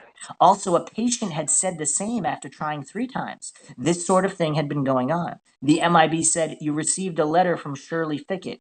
Destroy it." The doctor did this, also told not to answer it. Toward the last part of the conversation, the doctor noticed the MIB's speech was slowing down and he terminated the whole thing by saying, "My energy is getting low, must go now, goodbye." With this, he got up and went to the door with the doctor observing him going down the stairs with caution, slowly, as if he might fall. As the MIB walked toward the driveway, the doctor noticed a bright light, as if a car was waiting for him. But he heard no sound, no motor, no cars going by, etc. The doctor then rushed to the kitchen to observe, but saw no light except the porch light. The man was no longer visible. Upon this, the doctor then rushed to the front porch and knew the man would have to pass this window to get out of the yard. Still nothing. Upon going immediately outside and observing up and down the street, there was still no one to be seen. Nor were there any cars anywhere at that time. This statement was made to me by a person who was very much in control of himself, very definite on just what occurred, and he wanted to relate it in the exact order of its happening. He said he did not have any fear of telling me this, but there was a fright within him about the threat itself. The doctor did not notice anything peculiar about the eyes of the MIB. It was the voice. It did not sound mechanical for all of its monotone quality, yet the doctor stated, "What visited me here was not of this earth." He did not call police about the threat, for he knew what their response would be. Well, let me just say something, like, on my verse. Like, first of all, like, we're all worried that, like, this one guy, but, like, thank God it's not a pregnant lady. And, like, if it was, like,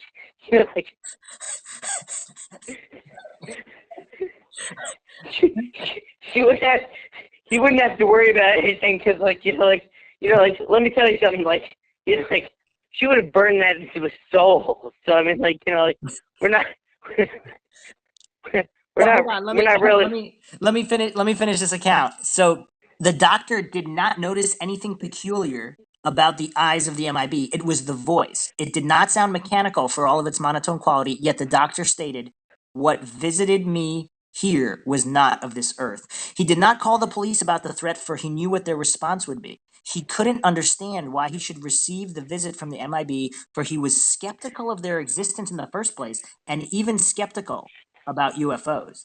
After the man left, the doctor was very shaken and began to pace the floor. This was when he observed the light in the parking lot out in the yard. It was a light that kept shifting around and going off and on, about 4 to 5 feet off the ground and as large as 10 inches in diameter. It flashed in different places upon coming on, then would go off, etc. In all, it must have appeared 6, 7, 8 times. He did not count it. While at the movies in one car, the doctor's wife, with the elder son and wife, looked out the window to the heavens and observed what she felt might be a UFO hovering. She at the same time felt an anxiety for her husband back home with a desire to return. They stayed for the entire movie, although she expressed this desire to her son. In the other car, at the outside movie, sat the younger son and his girlfriend. For some unknown reason, the son's girlfriend was also picking up anxious feelings about the doctor during their time at the movies. Upon returning home, they found a badly shaken man who had encountered the MIB. The young men suggested they go out to observe the yard for any marks that might have been left. They observed both car tire marks there. Also, there was a strange mark for about 4 to 5 feet in the middle of the driveway. They didn't feel this was done by a car, since the other wheel would have had to have been too far to one side. Okay, so what do we think about this account? Well, I mean, like, Maxwell might have, like, something, like, legitimate, but, like, since I have absolutely nothing to go with, I'm just gonna say, like, first of all, like, maybe the younger son's girlfriend was pregnant. It's actually last year, like, especially the pregnant lady, like, once everything starts gushing, like, Maxwell, what are your thoughts on this? I don't know. Come on, like, join me on this. Maybe the doctor's wife was also I will pregnant. pay for your fucking vacation. Maybe the doctor's wife was also pregnant, and that's why the MIB couldn't follow through on their threat, because he did talk about it. Although I guess because you don't fuck with them. Like, I swear to God, like. This is for me. I'm a married man. Like, you don't fuck with them. All right, so no thoughts, Maxwell? No. Okay, I so was let's move on to another MUFON witness report. Son of a bitch. Idaho, 1952. One winter night, as I was fast asleep in the west bedroom near the stairs, I was awakened by a strange pulsating hum. Sitting straight up, I turned to the left to see three ghostly figures materialize in the next room as they were approaching my bedside. Please remember that we had no electric and I had never been to a movie or heard a radio show to that point. Two of the creatures looked just like the gray aliens you see in the movies, and the one in the center was much taller and looked different. As they got closer, they told me to relax and to go back to sleep telepathically. Yeah, I could see that happening. The floating sensation.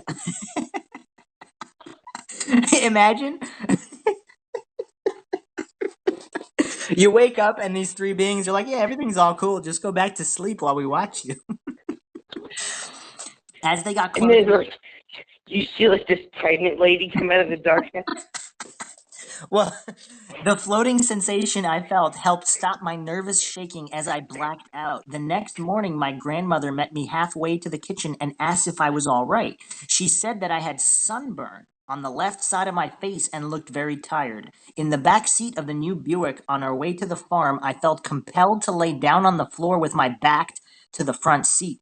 The telepathic message was like the one I received from the three ghosts. Moments after laying down, we T-boned another car on Route 13 near Blackbird. Everyone except I was seriously injured and taken to the hospital.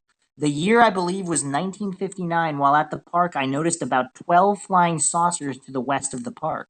To my great surprise, I had a visit the next day while at my friend's house that lived around the corner from my... I love the way that guy said it. It's just like, yeah, we were flying down, like, Route such and such, and, like, you know, by the way, there were, like, you know, like, this whole contingent of flying saucers, like, flying off to the side, like, you know, like, yeah, I mean, really, like, what the fuck?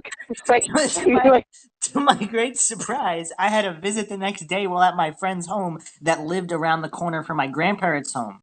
John's father answered the door to find two Air Force people in uniform asking to speak with me in private. My mother stood with the Air Force officer to my left, and the sergeant stood in front as another man entered the room dressed in black, wearing a hat and dark sunglasses. I was asked to tell what I saw as follows. I saw bright round objects, mostly in triangular groups of three flying in a manner not like any aircraft known. They were able to stop and turn on a dime when they departed to an altitude near space. They took off so fast that they appeared to vanish at about a 30-degree angle into space. For the next hour, the Air Force guys tried to get me to change my story, and I was growing tired of repeating myself. I then parroted back one of the officers' story as a way to make them leave. I noticed the officer look up at the guy in black for approval, as I could see the guy in black shake his head left and right. Now I knew I had to convince the guy in black and realized the officer was taking his orders from him. So I came up with a better idea that got the approval from the big boss in black. The man in black never said a word to me, even after asking him direct questions. He then folded his notebook and left, followed by my mother and the officer. There are many other strange stories about hard-to-believe events, but either you'll believe it or not will make no difference. This is my recorded statement, so others like me will take comfort in knowing they are not alone. What do we think of that incident? well, at least, like, you know, like, it was just a guy in black and it wasn't a pregnant lady. But, like, I mean, like, so, like, beyond that, like, I can understand that to a certain extent. Like, people in black, like, I mean, like, obviously, like, I mean, I have no experience with this, but, like, at least he understood. I mean, like, the best friend. Maxwell, any thoughts on that incident? no. You're probably still thinking about that pregnant lady snapping the neck of an alien. Well, I mean, like, he understood who the supervisor was. Let's just put it that way. Like, yeah. I mean, it wasn't a pregnant lady. Like, you know, like, that would have been heavy duty. Like, One of the definitive books on the Men in Black is The Mystery of the Men in Black, the UFO Silencer by Timothy Beckley. And there's an overview of quite a few cases, and Beckley actually speculates that men in black have been with humanity for hundreds of years. And these sightings go back to witchcraft and folklore during even the Elizabethan era. Native Americans described black men, and in the late 19th century, reports of malevolent traveling salesmen might have been manifestations of what are known as the Men in Black. And John Keel actually makes some interesting connections. You can check out my Mothman episode on the Men in Black. I actually go into a lot of major Men in Black cases in that podcast, which I won't repeat for this one. But he makes some very interesting connections, even to folklore, where some of these traveling salesmen that are Men in Black, and they're always in like Buicks or like some of these older cars, and some of these cars are described as having brand new interiors, yet they're 10 or 20 years out of date, but they're like completely shining and new, as if they have outdated models and they don't know it. Yeah, that's Bruce, that's I really mean, cool. like, you know, like, I didn't know they were disguised as salesmen. That's awesome. Well, the other major thing is sometimes they'll go up to houses and ask for a drink of water as an excuse to get in the house and interview people or just look at people. It's very strange. I mean, that's an old fairy tale trick from hundreds of years ago, like of spirits or whoever of these spirit entities that just want a glass of water. They're usually some kind of trickster entities. What do you think about that, JR? well, I mean, like, you know, like, I don't want to, like, you know, like, disrupt your podcast, Bruce, but, you know, like, you know, like, my wife, I mean, like, you know, like, I understand, like, you know, the aspect of a pregnant lady, and, like, if they show up to your door and they ask you to use your shitter, like, you know, you fucking let them, otherwise, like... Well, let's keep in mind, let's get a timeline on this. So the like, Mothman... it has nothing to do with, like, you know, being MIB, like, you know, like, they don't really give a shit about, like, you know, like, aliens or, like, spaceships or whatever. Like, you just say yes, otherwise there's, you know, like, there's a force to be reckoned with. What time do you start drinking, JR? Because, like, it's not even 1 a.m. and you sound like you're really out of it. Well, I mean, like, we're actually at, you know, like, but I'm not drinking. I don't know what like, it has nothing to do with, I'm just letting you know, like, you know. So the Mothman of Point Pleasant, it stalked Point Pleasant from November 12th, 1966 to December 15th, 1967. And there were quite a few Men in Black cases within this Mothman phenomena that isn't talked about often. So the Mothman was, of course, a cryptid or monster or possibly alien or interdimensional creature that was cited by quite a few people in the West Virginia area of Point Pleasant. And once again, you can check out my Mothman podcast. It's pretty definitive and ongoing. But just where all this fits in Mothman lore, that those late 60s was where the Men in Black really made it into more into the mainstream of ufology. So let's go over another incident. This is the really bizarre case of Mr. O.H. Krill. So, Mr. Krill's writings first gained publicity in the late 1980s when a text I file... actually know this case. Yeah, it's really, really... I thought you might, because it has to do with the BBS. Yeah, I get this case. Yeah. When a text file called the Krill Papers was placed on the Paranet BBS, the file told the story of shadow governments in cooperation with gray aliens, secret underground bases, exchanges of human organs for alien technologies, and the like. He offered the following information on the Men in Black. All things considered, UFO research has become pretty much of a circus today, and the most intriguing and controversial sideshow skirting the edges is the question of the silencers, or the mysterious Men in Black. There is a strong subliminal appeal in these accounts of visits by mysterious, dark-suited figures.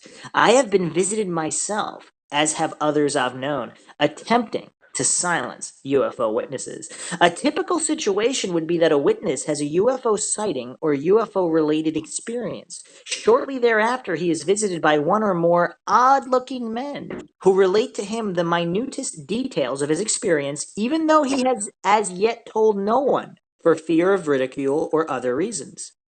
The men warn him about spreading the story of his experience around and sometimes even threaten him personally, sometimes obliquely, sometimes directly. Any evidence, if it exists, is confiscated in one way or another. Sometimes the visit is for some totally meaningless reason and the subject of UFOs is hardly mentioned, if at all. But again, The men all seem to look alike. We actually seem to find ourselves in close proximity to beings who obviously must be directly connected in some way with the objects themselves or the source behind them, yet they seem to be functioning unobtrusively within the framework of our own everyday existence. The classic conception of an MIB is a man of indefinite age, medium height, and dressed completely in black. He always has a black hat and often a black turtleneck sweater. They present an appearance often described as strange or odd. They speak in a dull monotone voice like a computer and are dark, complected with high cheekbones, thin lips, pointed chin, and eyes that are mildly slanted. Interesting to note, though, in Mary Heyer, the journalist and reporter who covered the Mothman case and the UFO phenomena around Point Pleasant, West Virginia, during the Mothman sightings, she actually reported they were Asian looking as well, with darker skin. So there's quite a few different accounts of the Men in Black. The visitors themselves are often on absurd missions. They have reportedly posed as salesmen, telephone repairmen, or representatives from official or unofficial organizations. Their mode of transportation is usually large and expensive cars, Buicks or Lincolns, sometimes Cadillacs, all black, of course. I might note at this point that their physical appearance also has included beings that have pale grayish skin and that some of them have been seen to have blonde hair. Yet they wear the clothing and drive the cars previously described. Their cars often operate with the headlights off, but ghostly purple or greenish glows illuminate the interior. Unusual insignia have been seen emblazoned on the doors, and the license plates are always unidentifiable or untraceable. The fabric of their clothes has been described as strangely shiny or thin, but not silky, almost as if they have been cut from a new type of fabric. Their often mechanical behavior has caused them to be described by some as being like robots or androids.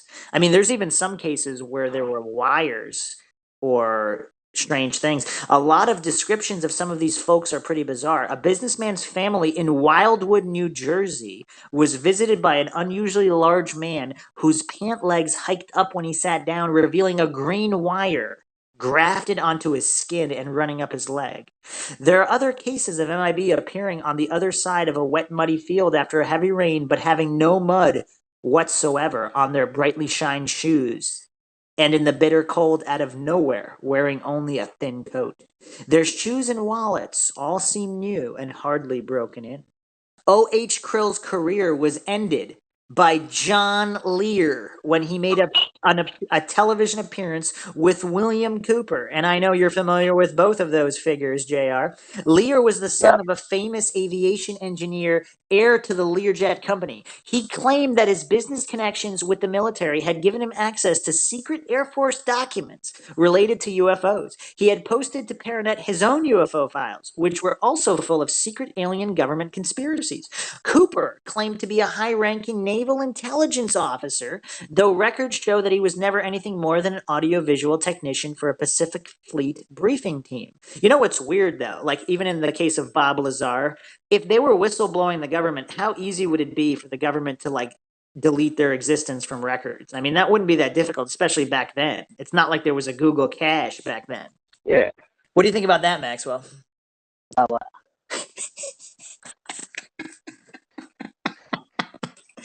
Oh, man. Okay, so John Lear, another important note, Bill Cooper was actually one of the first researchers to frame all aliens being demons. Have you heard of that, JR? Yeah. You have? Yeah, I have. What are your thoughts on that? Well, I mean, like, you know, like, let's look at it. I think that it's very difficult to dispute, but it could have happened. You know what I mean? Like, you know, like, it's... Bill Cooper was also one of the first to allege the whole hoax alien invasion being used to form one world government with all that jazz. What do you think about that, Maxwell? Say it again.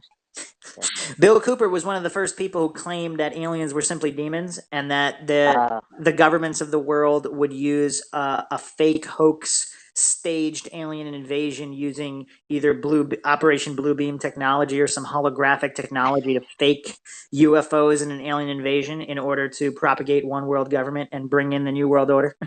Oh shit, that's a lot. But I didn't know he knew about Bluebeam project. That's kind of weird. I don't know if he made reference to blue beam specifically, but he said there would be a hoax alien invasion. You got to focus on the important facts, Maxwell. Oh shit. Yeah, that's well, I don't know. Like he had a lot of claims. I don't know that much about Bill Cooper, but I know he claimed to have time traveled and saw Jesus, right, or something like that. And then, but he also made some really cool predictions. I'm Like not sure. I don't know if I he think said. I I think don't know. Osama bin Laden, like I he don't know. predicted. I don't know if he said that he did that himself. I think he said that they supposedly time traveled and got video of Jesus Christ during the Oh crucifixion. yeah, Have you heard about that, Jr.? yeah, Yeah. You heard about that? Yeah. Have you seen that video, by the way? I'm very impressed. Okay, so let's get back to John Lear here. So Lear heard William Cooper use the O.H. Krill name, while John Lear wanted to use the show to announce that he made the O.H. Krill paper as a joke together with John Grace, head of the Nevada Aerial Research Organization. William Cooper went on to claim that he had first seen the Krill papers in the early 1970s while working for the Office of Naval Intelligence. John Lear immediately pulled William Cooper aside and quietly told him, Bill, O.H. Krill is a joke. Lear says that he and John Grace had used the name Krill from Bob Emenegger's Special UFOs It Has Begun. In the TV special, a woman claims to have channeled an entity named Krill. Cryll. They had posted the file on Paranet as a prank. William Cooper replied that Lear was mistaken. He said that Lear was a liar and continued to do so until the day he died. Is it a coincidence that John Lear's name is very close to liar? John Lear? Lear? I don't know. What about those dream factories on Mars? You think those are real, JR? Well, I mean, like, it's difficult to say. I mean, like, With John Lear and Bob Lazar were buddies too. Like Lear seems to be in a lot. Lear seems to intersect with a whole lot of people. Lear is a really colorful individual. Yeah, we need that to has do a- we'll do a dedicated I podcast to think John Lear. But he's okay, he's a very colorful yeah, we'll do a individual. dedicated podcast on him. So Cooper was known to accuse all who disagree with him of being agents working for the conspiracy. Note, on November 5th, 2001, Cooper was fatally shot by a law enforcement officer at his Eager, Arizona home after confronting deputies trying to arrest him and shooting one of them in the head. Authorities said the handgun-toting Cooper fled when Apache County deputies identified themselves and tried to arrest Cooper on charges of aggravated assault with a deadly weapon and endangerment stemming from earlier disputes with local residents. Federal authorities reported that Cooper spent years trying to avoid capture on a 1998 arrest warrant for tax evasion, and according to a spokesman for the U.S. Marshal Service, vowed he would not be taken alive. And we're not going to get into the circumstances of his death, although I would be interested in hearing JR's opinion on that, but we'll save that for another podcast again because we're talking Men in Black here. Lear and Grace did Okay. not Lear and Grace did not pull the Krill files entirely out of thin air. It was really a satire of the most extreme and bizarre UFO stories that circulated among the circles of UFO enthusiasts. If the descriptions of MIB are not directly from real stories of alleged witnesses, they at least bear a resemblance to some of the weirdest accounts. And many people did not believe in the Krill files for a long time. Copies of the files are still to be found on the internet. These files have had an influence on the public perception of the Men in Black legend and have almost certainly affected popular culture. So what do we think of the O.H. Krill papers? Was it simply a prank, or were they real and then debunked as a prank in order to not have them taken legitimately? Maxwell, JR, thoughts? I got nothing. What a shocker, JR. Well, I mean, I think that like, they are like regarded as something. I mean, like I don't have a lot of personal experience like regarding this, but there is a certain subject matter that exists for this. You know what I mean? So I mean, it seems if the Krill papers are legitimate, which by the way, I'm not saying they are, but if they're legitimate, it would stand to reason that if you wanted to debunk them, you would just say it was satire because they are using elements from known cases. So if the known cases were true, that seems to be a good way to debunk it. That being said, once again, I haven't seen any hard evidence that it would be completely legitimate either. It's kind of an up in the air thing, like a lot of things in ufology. So John Keel's book, of course, the 1975 book, The Mothman Prophecies, it's one of the most definitive books on the paranormal in general, not just aliens or MIB. And of course, John Keel believed that a lot of these experiences, these paranormal experiences, were based on the observer or the witness, and that the witness had to be studied themselves. He believed that there could be these ultra-terrestrial entities messing with your mind. So they're using information in your own mind to create this reality that's your perception. So once again, if there's actual physical evidence at the site of the encounter, that's different, because then that would corroborate that something really happened. But he believed that goes all the way back to the ancient folklore from hundreds or even thousands of years ago, with these trickster type entities just messing with people. Because like a lot of these UFO or Men in Black encounters, people have like ancient Greek names or Egyptian or Greek type looking letters or hieroglyphs. What do you think about that, JR? Do you think that could be a possibility, or have you not really examined that aspect of the paranormal? Well, I haven't exactly examined like that aspect, but I think it could be possible. I mean, you know what I mean? You know, like it could be possible. There are various aspects that point to that, but you know, I don't know. I mean, you know, like I just not my area of expertise. Maxwell, any thoughts on that? Got nothing, man. All right, so let's wrap this up with a couple of more strange MIB cases. There is Robert Richardson of Toledo, Ohio, who in July 1967 informed the Aerial Phenomena Research Organization, APRO, that he had collided with a UFO while driving at night. Coming round a bend, he had been confronted by a strange object blocking the road. Unable to halt in time, he had hit it, although not very hard. Immediately on impact, the UFO vanished. Police who accompanied Richardson to the scene could find only his own skid marks as evidence, but on a later visit, Richardson himself found a small lump of metal which might have come from the UFO. 3 days later, at 11 p.m., two men in their 20s appeared at Richardson's home and questioned him for about 10 minutes. They did not identify themselves, and Richardson, to his own subsequent surprise, did not ask who they were. They were not unfriendly, gave no warnings, and just asked questions. He noted that they left in a black 1953 Cadillac. Men in Black really like Cadillacs, huh? The number. Well, I mean, as an American, I mean, like you know, like as in you know, like I mean, like you know, government American cars. I mean, you know, come on. The number, when checked, was found not yet to have been issued. A week later, Richardson received a second visit from two different men who arrived in a current model Dodge. Yeah. Surprise, surprise. They wore black suits and were dark complexioned. Although one spoke perfect English, the second had an accent, and Richardson felt there was something vaguely foreign about them. At first, they seemed to be trying to persuade him that he had not hit anything at all. But then they asked for the piece of metal. When he told them it had gone for analysis, they threatened him. If you want your wife to stay as pretty as she is, then you'd better get the metal back. Maybe they've been watching mafia movies. The existence of the metal was known only to Richardson and his wife, and his wife must have not been pregnant. No, and the existence of the metal was known only to Richardson and his wife and to two senior members of APRO. Seemingly, the only way the strangers could have learned of its existence would be by tapping either his or APRO's telephone. There was no clear connection between the two pairs of visitors, but what both had in common was access to information that was not freely and publicly available. Very interesting. There's also a case of a man who had supposedly taken a shot at a humanoid.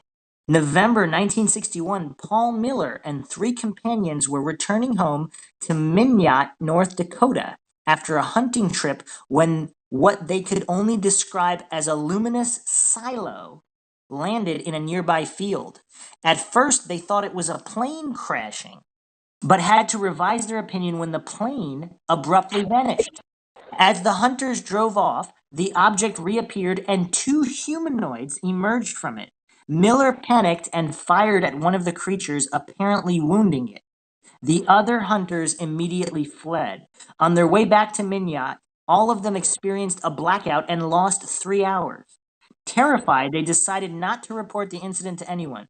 Yet the next morning, when Miller reported to work in an Air Force office, 3 men in black arrived. They said they were government officials, but showed no credentials, and remarked unpleasantly they hoped Miller was telling the truth about the UFO. How did they know about it? We have a report, they said vaguely.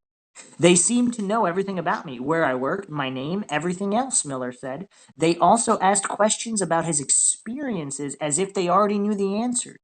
Miller did not dare tell his story for several years. Does that one sound legitimate? Maxwell? I don't know. JR? JR?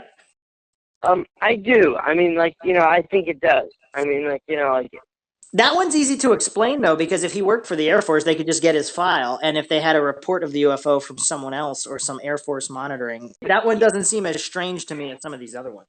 I mean, yeah, no, like, keep in mind, like, government has, like, detailed files on, like, everything you do. So, I mean, like, All right, so here's for our last case, we are going to China because Men in Black are not unique to Western or European countries, to the Western world. So this is where it's going to get really, really strange. Chinese UFO investigator Shi Bo has uncovered a story that, while far from dramatic, raises some interesting questions concerning the exact nature of the MIB phenomenon. For while UFOs, and to a lesser extent MIB, have been long part of American folklore, they have only until recently been a taboo subject in mainland China. When this set of circumstances is taken into consideration, with the fact that the witness in this case was a 6-year-old boy, we may justifiably find ourselves wondering how such an event should occur in the complete absence of a cultural point of reference, assuming, of course, that the existence of MIB is not an objective reality. In the 1983 book, China and Extraterrestrials, he relates the story of Li Jingyang, who as a 6-year-old boy in Yangguan Shanxi province in May 1963 had an encounter with a UFO. The day after Li had seen a shining silvery disc hanging in the sky while at play with his friends, he was stopped in the street by a very tall man dressed entirely in black. The man, while pointing to the exact spot where Li had seen the disc, inquired as to whether the boy had seen anything unusual in the sky recently. Li responded that indeed he had, which elicited from the strange man a warning never to tell anyone else what he had seen. The MIB then went around a corner and seemingly disappeared. Lee claims this encounter was witnessed by several others who all noted and discussed the stranger's odd mechanical movements with his automated sounding voice and the fact that his lips did not move when he spoke. Thus, in its effort to keep the disc sighting of Li Jingyang a secret, the MIB succeeded only in making a spectacle of itself. so, I mean, is the MIB just American government, or is it also, like, is it unified extraterrestrial government? Well, some people think that the MIB are aliens themselves. So, and they're just posing as government. And this is all part of some strange experiment we know nothing about. Some people think that they're androids or cyborgs or whatever created by US governments or possibly by the aliens themselves to kind of blend in, threaten. It seems strange though, because if they just want to silence everybody, I mean, is that really the way to go about it? And if they have the technology to keep people from doing it by inducing headaches or whatnot, why the need to create the spectacle, either for the subject or for? I mean, it's all very strange, don't you think, Yes. Maxwell? Yeah, it's change.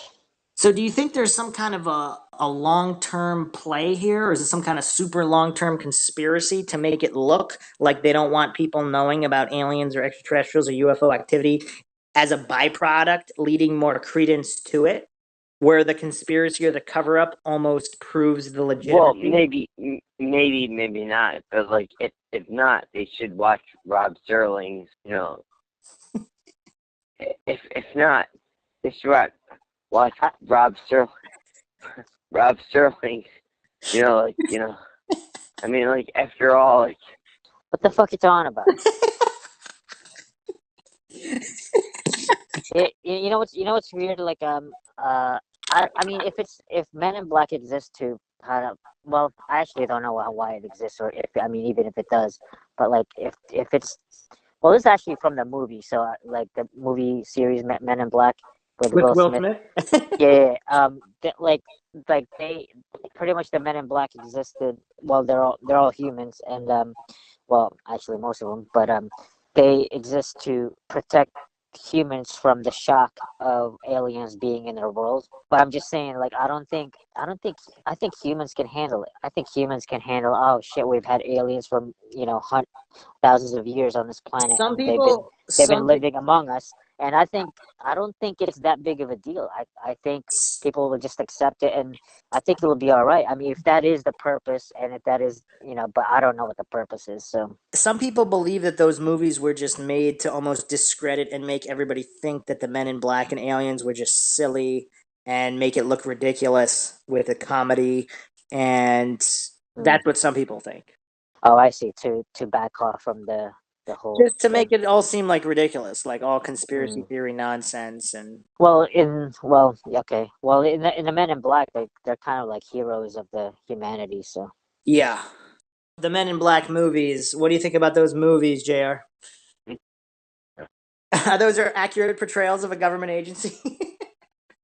at a certain point. But I mean, like, Hollywood has a certain perspective. I wouldn't say that that's the ultimate perspective.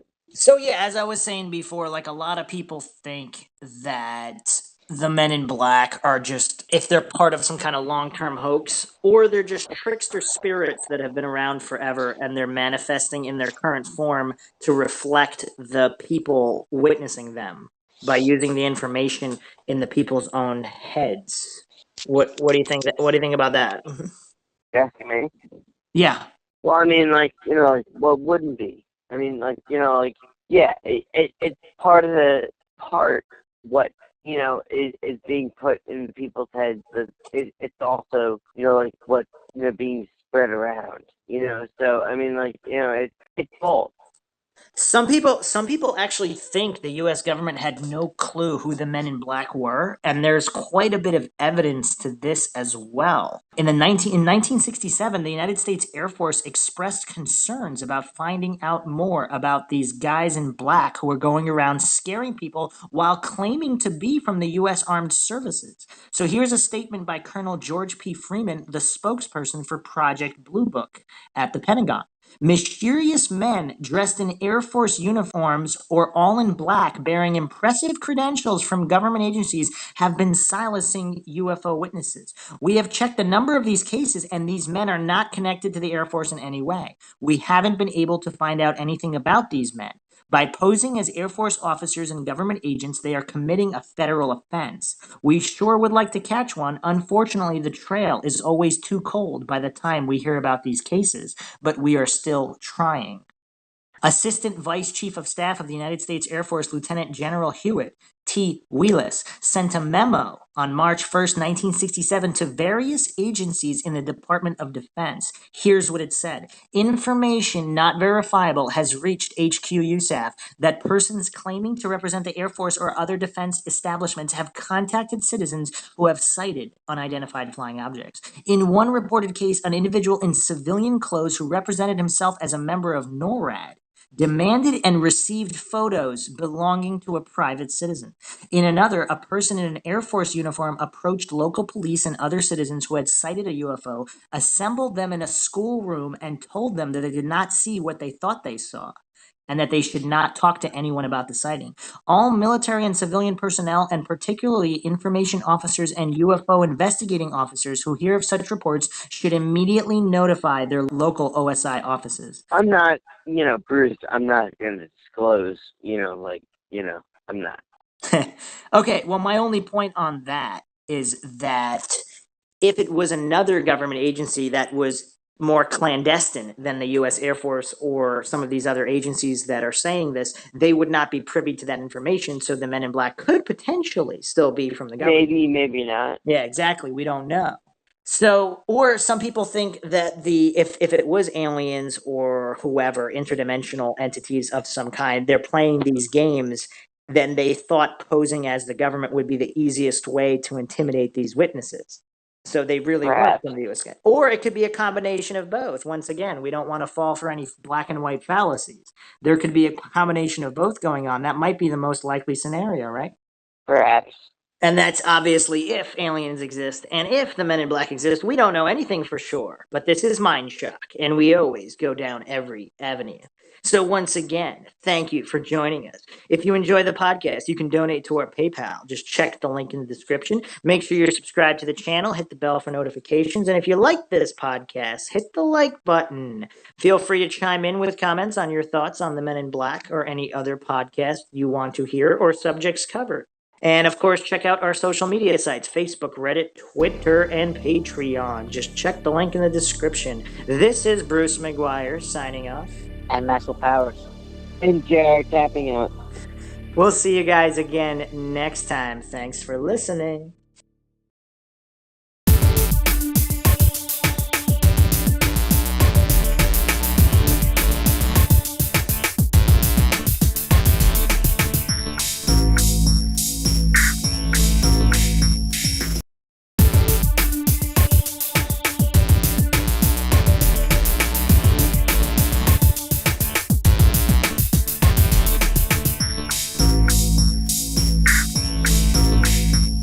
If you like audiobooks or audio shows, check out a free trial of Audible. Just click the link in the description.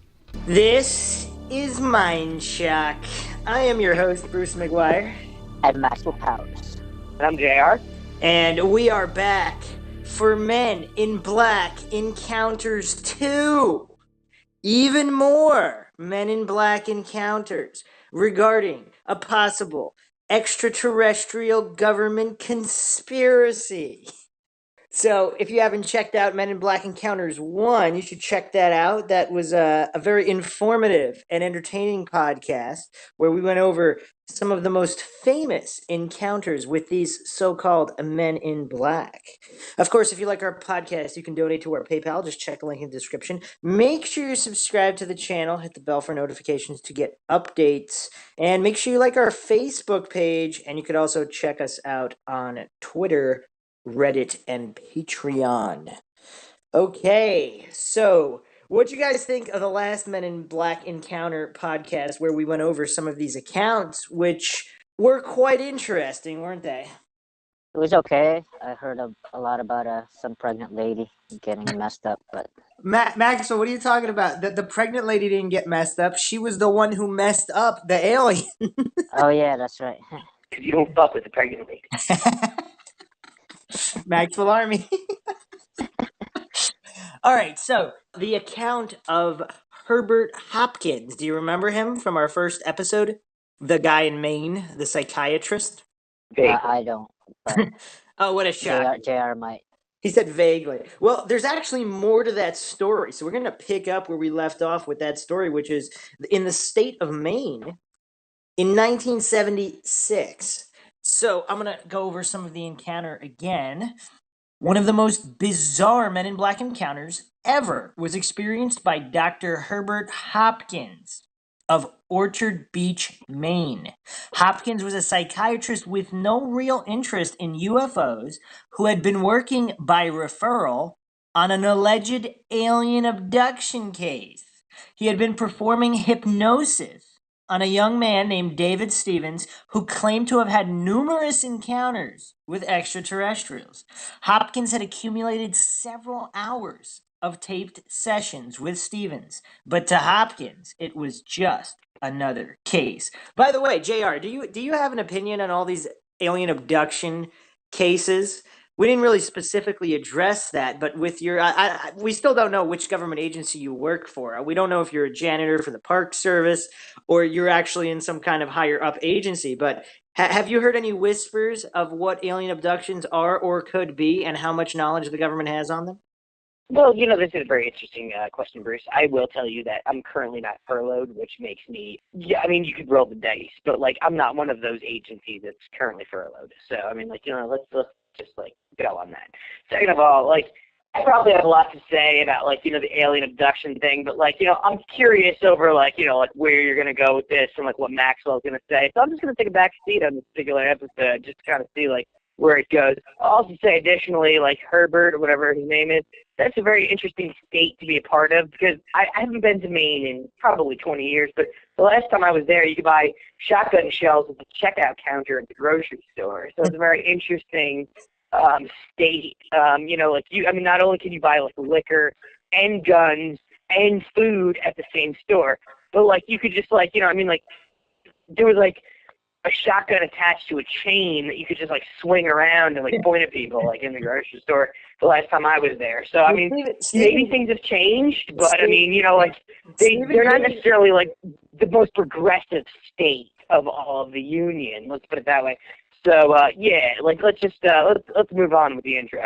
Stephen King seems to like setting his stories in Maine for some reason. Yeah, and like you're talking about Stephen King. So I mean, like let's just keep moving forward. Like Maxwell, what's your take on alien abductions? Do these people what's the deal with alien abductions? I don't really know. I don't know. Sometimes people dream up stuff. Sometimes. What's your belief on cow tipping? What the hell is that?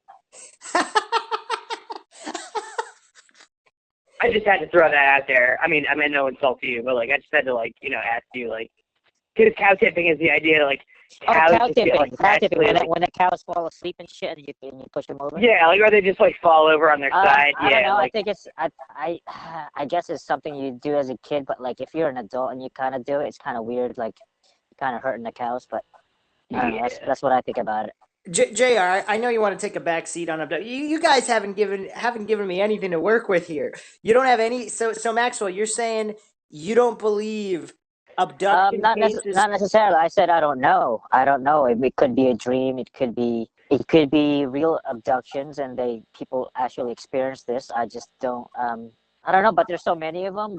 There's got to be some that are real. So I don't know. And I mean, with all due respect, Bruce, I was told through like a very long-winded email through my secretary, mind you. You couldn't even fucking call me in person. They're like, I have like the tendency to like drift off course. So like, I mean, just get on with it. And, like, like maybe I will and maybe I won't. Well, hold on a second. Now that you mentioned the cows, what are you willing to speak on cow mutilations? Because I know in ufology and those who study aliens and UFOs, cow mutilations and how their organs are removed or their blood turns into this weird plasma state that supposedly can't be done with modern technology, or at least couldn't 20, 30 years ago for some of these cases. Are you willing to speak on cow mutilations? I'm not necessarily willing to disclose anything to you, Bruce. I mean, especially after that email. But like, I will say that, like, I am willing to, like, venture a guess. I will say that there are these errand technologies. I mean, like, hey, look, anybody that's ever worked for the government. I mean, I don't care if you mop the floor, like, or whatever. Like, they know that, like, government technologies are at least 10 to 15 years advanced outside of consumer technologies given to the general public. Therefore, there is the ability for the government to have done certain experimentation.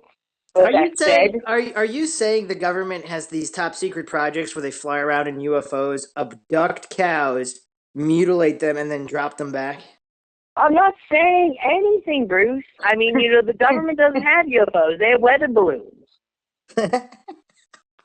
Maxwell, what do you think about cattle mutilation?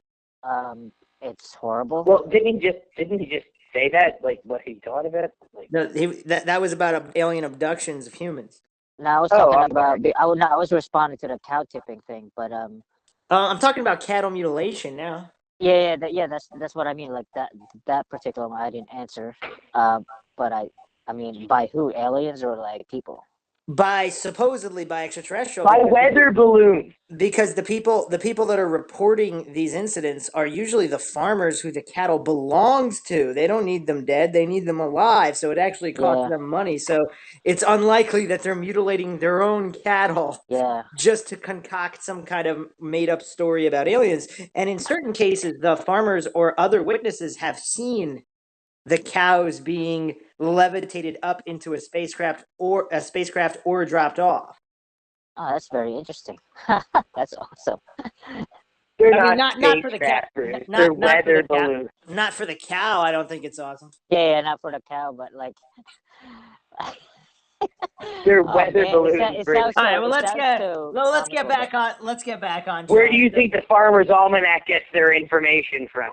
Let's get back on track. So he's dealing with this guy who supposedly was abducted by aliens. From all accounts, it seems Hopkins doesn't necessarily believe this account. He might believe that this Stevens guy believes, and he has hours of taped confessions with this guy from hypnosis. Okay, so on the evening of Saturday, September 11th, 1976, Hopkins was at home alone, which is a favorite time for Men in Black visitations, when he receives a phone call from someone claiming to be the vice president of the New Jersey UFO Research Organization. So upon further research, this group actually doesn't exist. But the person calling is claiming to be the president of this organization from Jersey, and asking if he could drop by to speak with Hopkins about the Stevens case. Hopkins, for reasons he was later unable to identify, agreed. Now isn't that kind of weird?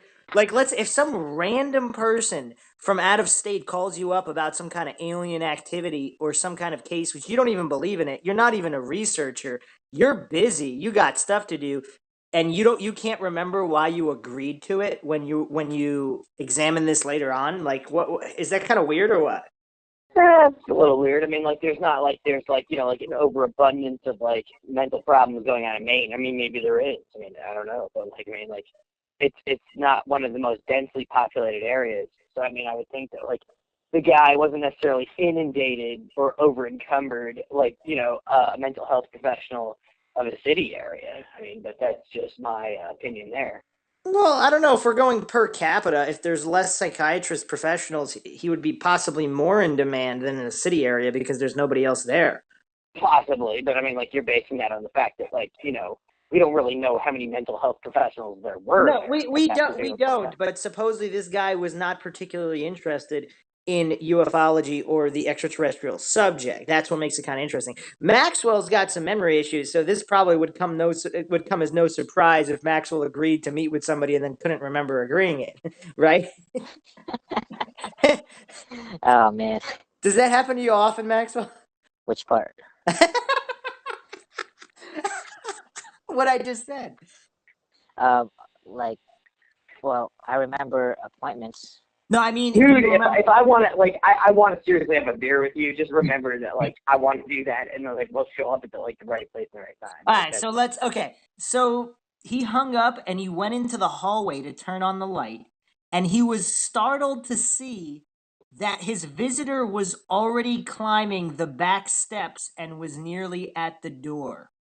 Well, I'd be pretty freaked out. I mean, even if, like, the guy wasn't, like, extraterrestrial or whatever, like, or if he wasn't MIB, like, the fact that someone was in my house climbing my fucking stairs, I'd have an issue with that. Like, I mean, I don't know about... Well, here's what's mind-boggling, or mind-shocking, if you will. So even if the guy called from across the street, or if he called from the house next door, keep in mind, this is 1976. People aren't walking around with cell phones. He didn't call him from the hallway.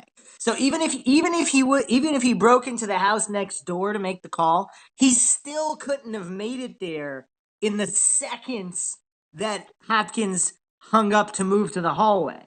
And that's why Hopkins was freaked out, because how could this happen? Because once again, even if he was next door, it would have still taken, 2-3 minutes, not 2-3 seconds.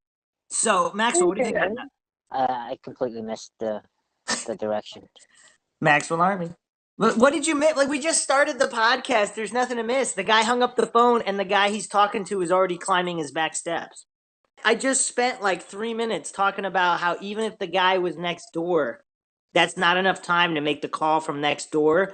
Even if he Or sprinted to the the back. origin, but Bruce, the origin technology of cell phones did exist in 1973. That's when it was created. So I mean, like officially. Yeah, I'm sure this guy had a cell phone, and I'm sure he had reception. I'm just throwing it out there. Are I'm you not saying arguing with you. he had reception in Maine? Like, hey, like I said in the beginning of the podcast, the government has technology that is 10 to 15 years superior to that of the consumer grade. That's all I'm saying. I've actually heard up to 50 years, but So you agree? well, of course I agree with that statement, but technically the first cellular network in Japan was launched in 1979.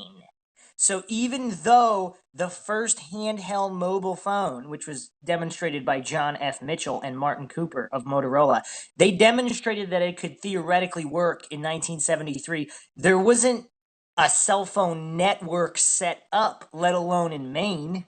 So unless, I mean, I'm not saying. I mean, again, Bruce, like we're talking about apples and oranges here. I mean, yes, you're right, but based on what you're talking about with the extraterrestrial component, we're not talking about like a consumer grade cellular network. We're talking about some sort of top secret garbage that existed well before that. But like that said, as a government employee, I can't prove what I'm saying. I'm not going to go off on one of my tangents as per the note sent to my secretary, which, by the way, you should have called me in person. But that said, yeah, so moving forward.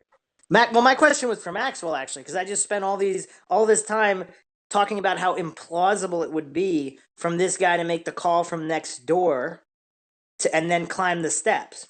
Maxwell? How implausible it is to climb the steps and claiming that he made the call, or someone accusing him that he made the call. This is Hopkins' account. Somebody claiming to be from the New Jersey UFO Research Organization, the president of this organization, which was later found to not exist. So I guess the guy made it up that he's the president of this research organization. He called Hopkins and asked if he would meet with him. Hopkins agreed, and as soon as he hangs up, he moves into the hallway to turn on the light, and he sees the guy climbing the back steps nearly at his door. So even if the guy was already at his neighbor's house or from whatever, making a call from down the street somewhere, I don't know the exact outline of where all the payphones were in 1976, but it wasn't that close to the house. So even if he made the call and sprinted to the back door, he's still, at least a minute or two off. It would take a minute or two to get to those steps. Oh, so you're saying it's like a teleportation type scenario. I'm not saying anything. I'm just saying it's bizarre. So this Hopkins guy seemed alarmed right off the bat. This is his account because the guy's at his door when he just got off the phone with him. Oh shit, that's kind of messed up. That's like creepy as hell. Yeah. Can I just say one thing, Bruce? I mean, not to interrupt you guys or anything, but first of all, I don't know if you know this. I mean, I'm sure you're aware of this. First of all, payphones were abundant in that era because there were, like you said, there was no unified cellular network back then. Second of all, anybody that claims that they're from Jersey in any capacity and that's supposed to buy some sort of rank or trust, I mean that's automatically a red flag in my opinion. But I mean I'm not going, that's no slight against the citizens of Jersey. I'm just saying seriously. What?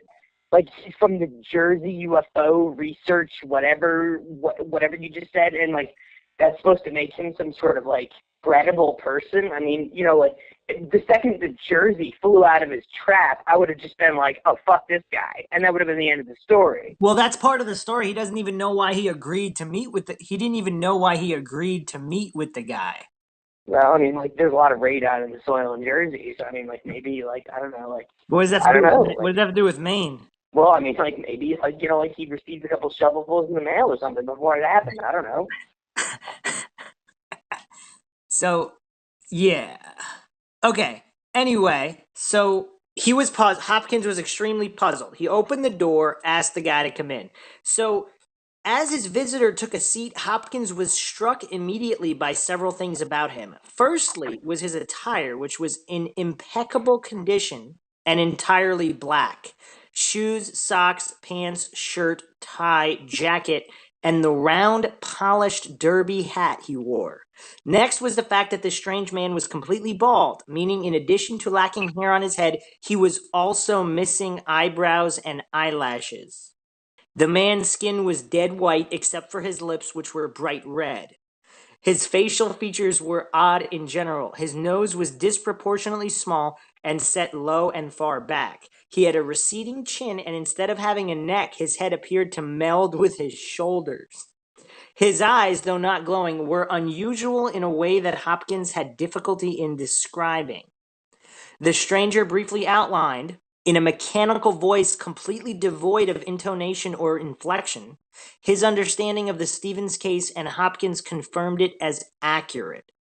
They then discussed the case in general, with Hopkins doing most of the talking. It appeared that the MIB was far more interested in finding out what Hopkins knew about the case than he was in learning anything about it for himself. Things grew gradually more bizarre with each passing minute. At one point, the man in black, who was wearing what appeared to be gray suede gloves, brushed his lips with the back of his hand. When he put his hand down, the man in black's face and glove were smeared with red. Hopkins examined the man in black's mouth more closely and quickly realized that the thing had no lips. Just a slit mouth doctored with lipstick to give the most general impression of lips. When the man in black spoke, Hopkins could discern no teeth in its mouth. Apparently satisfied with the information gathered from Hopkins, the man in black changed the subject. He informed Hopkins that there were 2 coins in Hopkins's pocket, which was correct, and asked him to remove one. So now he's doing magic tricks. Hopkins complied and held the coin, a shiny new penny, in the palm of his hand. The man in black told Hopkins to watch the coin closely. After a few moments, the coin took on a silvery appearance and then appeared to be going out of focus. It then began to fade out and eventually disappeared altogether. The man in black informed Hopkins that the coin would never be seen on this plane, Plne, again. He then inquired as to whether Hopkins was familiar with alleged UFO abductee Barney Hill. Hopkins replied that he had heard of Hill but was under the impression that he had died in the not-too-distant past. The man in black informed Hopkins that was correct. Barney didn't have a heart, said the man in black, just like you no longer have a coin. The man in black then gently suggested that Hopkins destroy any material he had related to the Stevens abduction case. Hopkins noticed that the man in black's speech was slowing down considerably. The man in black admitted that his, quote, energy was running low, end quote, and rose slowly and unsteadily to his feet. Hopkins saw him to the door and watched him slowly descend the stairs, placing both feet on each step before attempting to negotiate the next one. He finally made it to the bottom and disappeared around the corner of the house, from which a bright light emanated. Hopkins initially took the light to be from the stranger's vehicle, but he later realized that the light was far too bright and bluish to have come from ordinary car headlights. Hopkins went back inside, badly shaken and confused. His dog, a normally fearless German Shepherd Collie mix, had run into the closet with its tail between its legs when the man in black first arrived and was still there, refusing to come out. Hopkins sat down at the kitchen table to digest what he had just experienced, but before doing so, he pulled his revolver out of the drawer, just to be on the safe side. It didn't take him long to decide what he had to do. He went into the other room, gathered all the material from the Stevens case, demagnetized the tapes, cut them up into thousands of pieces, and then, for good measure, burned them along with some other documents related to the case. When Hopkins's family returned home, they could see that he was obviously quite upset. Hopkins related his incredible story, which prompted his teenage son to grab a flashlight and go out to the driveway to look for any evidence of the presence of a vehicle. Sure enough, he found caterpillar tractor type markings in the sand that had blown into the driveway during a recent storm. The markings were very deep and distinct, but were only about 4 inches wide and a foot and a half long. What is more, they were directly in the center of the narrow driveway where no conventional vehicle would leave a trace. Mysteriously, while the sand was still in the driveway the following morning and the driveway had not been used, the marks were gone. As is common following Men in Black visitations, Hopkins began to have trouble with his telephone. He often picked it up to find the line dead, and his patients began to complain that when they called, he either didn't answer his phone or that they could get a voice falsely claiming that his number was out of service. On those occasions when a connection was successfully made, it was often mysteriously broken in the middle of a conversation. The phone company determined that Hopkins's phone line was definitely being tampered with, but were at a loss to explain how or by whom. So what do you guys think of the case so far? Well, I mean, honestly, Bruce, I thought we went over this in MIB Part 1, because, I mean, like, this sounds... Yeah, I just went over it again for Maxwell's benefit, because the next part we didn't go over, because this is not the end of the story. This is what we went over in Part 1, but there's a lot more to the story, so I just wanted to lay the groundwork again. So, Maxwell, what do you think? It's okay. Those are the only thoughts you have on this account. I don't know, there's a lot of details there. Do you remember a single one that you can comment on? Not really. Just, some dude. I feel bad for the German Shepherd. I mean, like, why should an animal like that be put through, like, the garbage? Like, I mean, seriously, like... Maxwell, you didn't hear the part about the man in black having he had no hair, no eyebrows, no eyelashes. Oh, yeah, and he had that part. And he had no lips either. They used red lipstick to kind of fake lips. So what's the deal here? I mean, how bizarre of an account? Who saw this? Who saw this person or the alien? The psychiatrist named Mr. Hopkins. And how many times did he see him? Just once, or just this one instance? Yes. And he did. And where was it? It was in Maine. We spent like 5 minutes talking about Maine. I'm probably gonna, like, you know, at like, his house or what? Yes, at his house. We also spent quite a few minutes talking about how if he called from his neighbor's house, that still wouldn't be enough time to get to his desk. Wait, so how do we know about this? He wrote in a journal or reported it or like documented it in a video? Yeah, someone interviewed him. I'm not 100% sure if he reported this to the police or not, but this case was reported on, and these exact words with the guy running low on energy, the man in black, this is what Hopkins said that he said. This is Hopkins's account, and after this account, supposedly Hopkins never, he didn't write a book about it. He didn't go on TV, he didn't go on TV shows. He didn't seek fame and fortune. He just disappeared into obscurity. This is the only case, and he wasn't interested in UFOs or aliens. Is he still alive?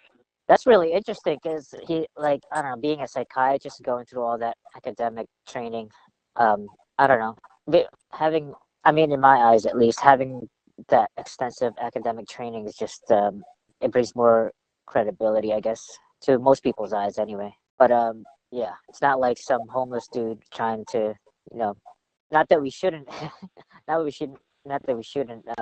put any credence in a homeless person's... Yeah, supposedly, I believe he was 58 years old at the time of this encounter. So this isn't... So what do I think? Do I think whether he's telling the truth? Is that what you're Hold on. So, all thoughts on the case. So he's supposedly, I believe he was 58 years old at the time. So this isn't exactly some 30 or 40-year-old guy trying to make up stories for attention or making money. Right. So, I mean... Yeah. JR, what do you think about that? Is this guy just make the whole thing up just for kicks, or what? No, not necessarily for kicks, Bruce. I mean, but I would have to question. Were there any other witnesses, or was he the only witness? Or he's obviously not after fame and fortune, but he obviously destroyed the evidence regarding the case. based on the MIB. So, I mean, to what level is he taken credible, like beyond the scope of this particular incident? I mean, this is like a circumstance where I would have to look at the man's career. I'd have to look at, the man's, situation. Like, what did he do before and after this particular incident to... So okay. In other cases, we've actually gone over other Men in Black cases in our Men in Black Encounters Part 1 podcast. I mean, we have UFO researchers. They write books. They make a living off of this field of study. Once again, it doesn't discredit them, but they make a living off of them. So there's a certain amount of charlatans who make up stories and hoaxes for the purpose of fame and fortune. So again, we're not going to go with black and white fallacies and say all UFO researchers do that, but there are some who are hoaxers and use their position and their field for fame and fortune. Herbert Hopkins doesn't seem to fit that MO. That's all I'm saying with this. But what did he do with it? Apparently nothing. He just happened to be treating this guy who claimed to have been abducted by aliens, and he was treating him with hypnosis to try to elicit the truth. But what happened? What happened to the actual guy that was abducted by aliens? Like, what happened to him? Nothing. I mean, he was just treating him. So he's still alive, or like? I mean, this is in the 70s, so maybe. All right. So, I mean, is Herbert still alive, or? I don't think so, because he was 58 in, so this account happened, what was this, 1976. He was 58 in 76. So, everyone regarding this incident is dead. Well, not his family members. Well, on this note, let me transition into what happened after. So this is the next part of this Men in Black case. On September 24th, 1976, less than 2 weeks after Herbert Hopkins's strange encounter, his daughter-in-law, Maureen, received a phone call from a man claiming to be an acquaintance of her husband, John. So this would be Herbert Hopkins' son. The man asked if he and a friend could drop by the house, ostensibly for a social call. Do they even know? Okay, so an acquaintance. Okay. John, unable to place the man, but curious, agreed to meet him at a nearby restaurant. I guess the other thing we probably should note is, especially decades and decades ago, especially in rural areas, people are generally more polite and sociable. Would you agree to that, JR, in your travels? Have you found that? I mean, I guess so. I mean, that's kind of a flag right there. But I mean, I guess in the time period given and yeah, looking back on it whatever, now, all these things are red flags. But back then, where the world still had a little bit of innocence, it might not be that unusual for acquaintances to make social calls. Well, this is still post, the JFK assassination, which is an upcoming podcast. But it's also but it's also Maine. Which, yeah. Okay, so, I mean, time does stand still there to an extent. So, okay. Yeah, I mean, I'll just let it happen. John was unable to place the man, but curious, agreed to meet him at a nearby restaurant. At the restaurant, John was confronted with a very strange-looking man and his even stranger-looking female companion. So is this one of the first cases of a woman in black? I have not seen any other accounts of a woman in black other than this one. So they were both attired in odd-looking, old-fashioned clothes. Despite the fact that John had certainly never met the man before, and that there was something inherently weird about the pair, he inexplicably invited them to return with him to his home. Yeah, this family has a strange habit of inviting strangers to their home. Yeah. Max, what do you think about that? Yeah. Do you invite strangers to your home? Sometimes. Strangers? That said, I mean, Bruce, I mean, where's this going? I mean, these people obviously, I mean, come on, this is not I think these are not the Joneses. These are really So there might be some hypnosis going on here, because in a lot of these Men in Black visitations, there does seem to be some kind of hypnosis or brainwashing going on. Is this what this was? I don't know, but let me finish the account. Both individuals appeared to experience great difficulty in simply walking, taking rapid short steps while leaning impossibly forward. The woman's legs, judging from her particularly odd locomotion, appeared to be joined to her hips in a most peculiar manner.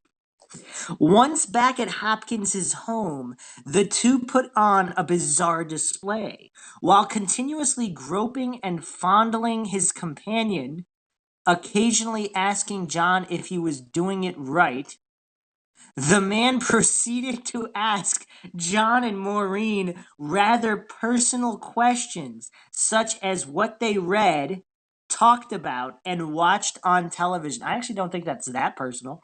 At one point, John left the room, and the man took the opportunity to invite Maureen to sit next to him on the couch. When Maureen declined, her extremely forward guest inquired as to, quote, how she was made, end quote, and whether she had any nude photographs of herself available. This is 1970. Bruce, this is degenerating into like a different level of This is this is 1976. So when John, like Hustler was around that. I mean, like, seriously, Bruce. I mean, like, come on, like, let's examine this for a second. I mean, like, I'm no brain trust when it comes to this garbage, but I mean, let's lay it, chapter and verse for the common folk. You've got these people that like show up at like the Waffle House. They're like sitting there, they're talking. Next thing you know, like these people are like letting them into their house. She's busy like fondling her like significant, I guess, quote unquote significant other. No, I believe the male. Was this like a softcore three-way, or was this like a fucking alien encounter? Well, there was four people. I believe the male was fondling the female, asking John if he was doing it right while Maureen was. In other words, is this like a really bad episode of Third Rock from the Sun, or is this like just like Maxwell? Some sort of like... Maxwell, what do you think of this account so far? I don't know. Well, he's busy with like his magazine, so We're still talking about Harris, right? The psychiatrist. You mean Hopkins? Oh, Hopkins. Well, this is his son and his son's wife. They met with this man in black and woman in black at a restaurant, and then they invited them home. So while wait. So they showed up at a restaurant in public? What have you been doing while I've been reading this account? Like, what have you been doing? Like, I don't know. I try to listen, but it's just hard. So what are you doing? So this guy with a freaking like pushed up nose and a red lipstick shows up in a restaurant. No, it's not the same guy. Well, I don't think it's the same guy. Well, for all you know, Bruce, he's got fucking aliens sitting right there, so he can't necessarily. I mean, the one guy could be fondling the other guy. Maxwell, somebody called his daughter-in-law, Hopkins' daughter-in-law, and kind of said that he was an acquaintance of his daughter-in-law's husband, which is his own son, John. They agreed, so John and his wife, so this has nothing to do with Hopkins now. This is John and his wife meet this strange-looking man and a strange-looking woman, who possibly are man in black, woman in black. They invite him back to to their own house. So while John is out of the room, he's the man in black in front of the woman in black, asks Maureen if she has any nude photographs of herself available. So John returns to the room. The woman suddenly and awkwardly stood up and announced that it was time to go. The man also rose but moved no further. The woman, after waiting several moments and making no attempt whatsoever to go around her partner, turned to John and said, "Please move him. I can't move him myself." Suddenly, the man became reanimated and the two lurched out the door together, one behind the other. Their graceless exit thankfully marked the conclusion in the Hopkins family Men in Black affair. So, okay. So either everybody's lying, or what are the chances that these two incidents are unrelated if they're not lying? So less than. Well, Bruce, I mean, if I may be so bold, I mean, like, first of all, like, based on, like, asking for, like, those particular photographs, I mean, are you sure that these people are from the MIB? Are they not from the Navy? I mean, like, really? Like, I mean, is that, like, Well, I mean, like, 'cause that's my experience.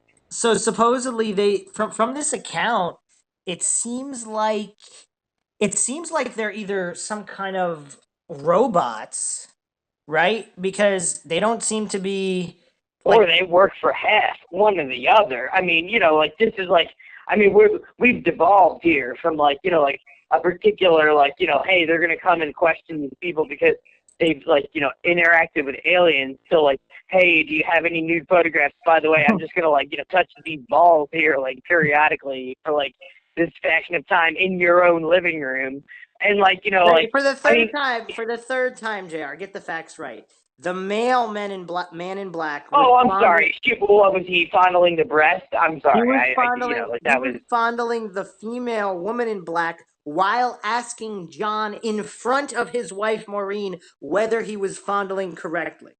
All right, I'm sorry, Bruce. I'll recorrect my statement there. So the male was fondling the snatch of, like, whoever. So, like, while he was asking them for, like, pertinent government information. Either way, I mean, like, So what he is was asking for the right technique to fondle. Well, what it seems to me like is these okay, right off the bat, if these people aren't lying, which is, obviously we don't know, but if they're not lying, it seems like these robots might not know they're robots, and they're trying to enact some kind of program where they're trying to behave like humans, but they don't move like humans. They don't necessarily know human customs, and they're kind of either gathering information. Are these robots made by aliens to kind of gather data on humans? And this was one of, or are there different species of aliens, some of which have more crude technology than others? And this is one of these weird, I don't want to say failed missions, because I mean, imagine if the robot broke down and was left in the living room. I mean, I guess obviously the U.S. government would come and confiscate it, but like this account is absolutely bizarre, is it not? Well, it could be, Bruce. I mean, like, but, like, maybe, like, if you're right, I mean, maybe it's like, what is it? I don't know if I'm pronouncing this right, but the bonobos, like, the closest chimpanzee to human beings, like the genome. I mean, like, they're very over-sexualized creatures. I mean, they actually engage in, like, penis, like, sword play and all this other garbage. It could be that, like, if you're talking about aliens who visited our planet, like, X times, per millennia, maybe they thought that they were engaging in an act that was appropriate based on the current spectrum, not knowing that, like, we as a society become more prudish. I mean, like, I don't know what the fuck you want me to add. I mean, like, I'm a professional here. I don't know what you want me to say about this kind of shit. Maxwell, any thoughts? Yeah, I mean, he's at a loss too.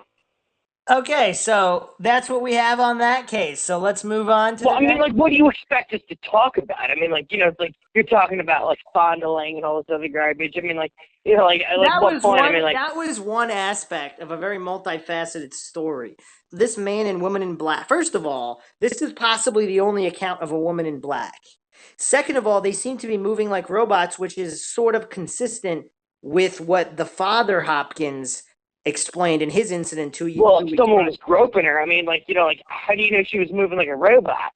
All right, forget about the groping for a second. Let's look at the aspect of the story that these are android type beings, and so if they're not lying, what is going on here? Like, what could this be? You can't like, you're so focused on the fondling, you don't want to theorize on who these individuals were. Were they robots? Well, were they U.S. government? First of all, Bruce, I'm proud. I'm damn proud to be a human being. So I mean, like, obviously, I'm going to focus on certain aspects. Like, automatically. I mean, I guess that's part of my programming. Maybe that's why the MIB in this particular case were able to get away with what they got away with. But I will say that, like, I think it's odd that anyone would, like, I mean, like, they just show up at a bar, like it was a Waffle House or whatever it was, and then, like, they show up, they do this activity in front of the people that experience this.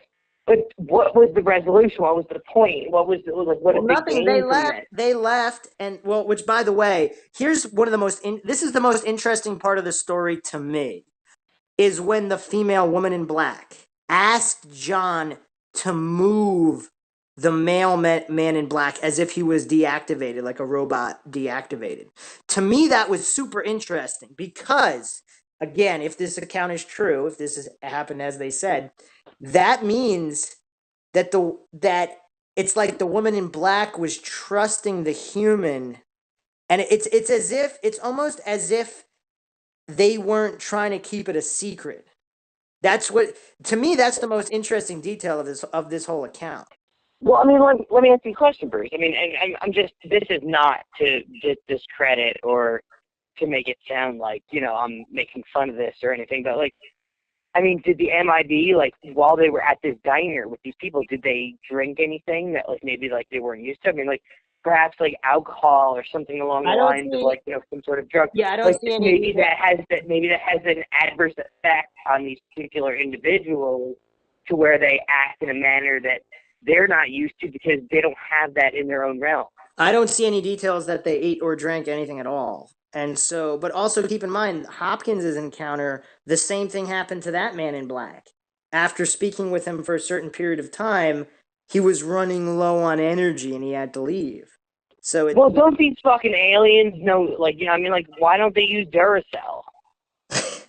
Well, some people think that these men in black are from the U.S. government. It's the copper top, Bruce. Or some people think that they're agents from other governments, or possibly robot type agents from other governments, which is why they have stuff wrong, particularly back then. Where was the Energizer money? Maxwell, any thoughts? No. So you don't find his drum like he means it. So you don't find that strange that these robot type man and woman in black visited these people? When you say robot type, they're just not like they don't emote or anything. It's just like they're just like. If you were paying attention to the account, the way they move was very unnatural.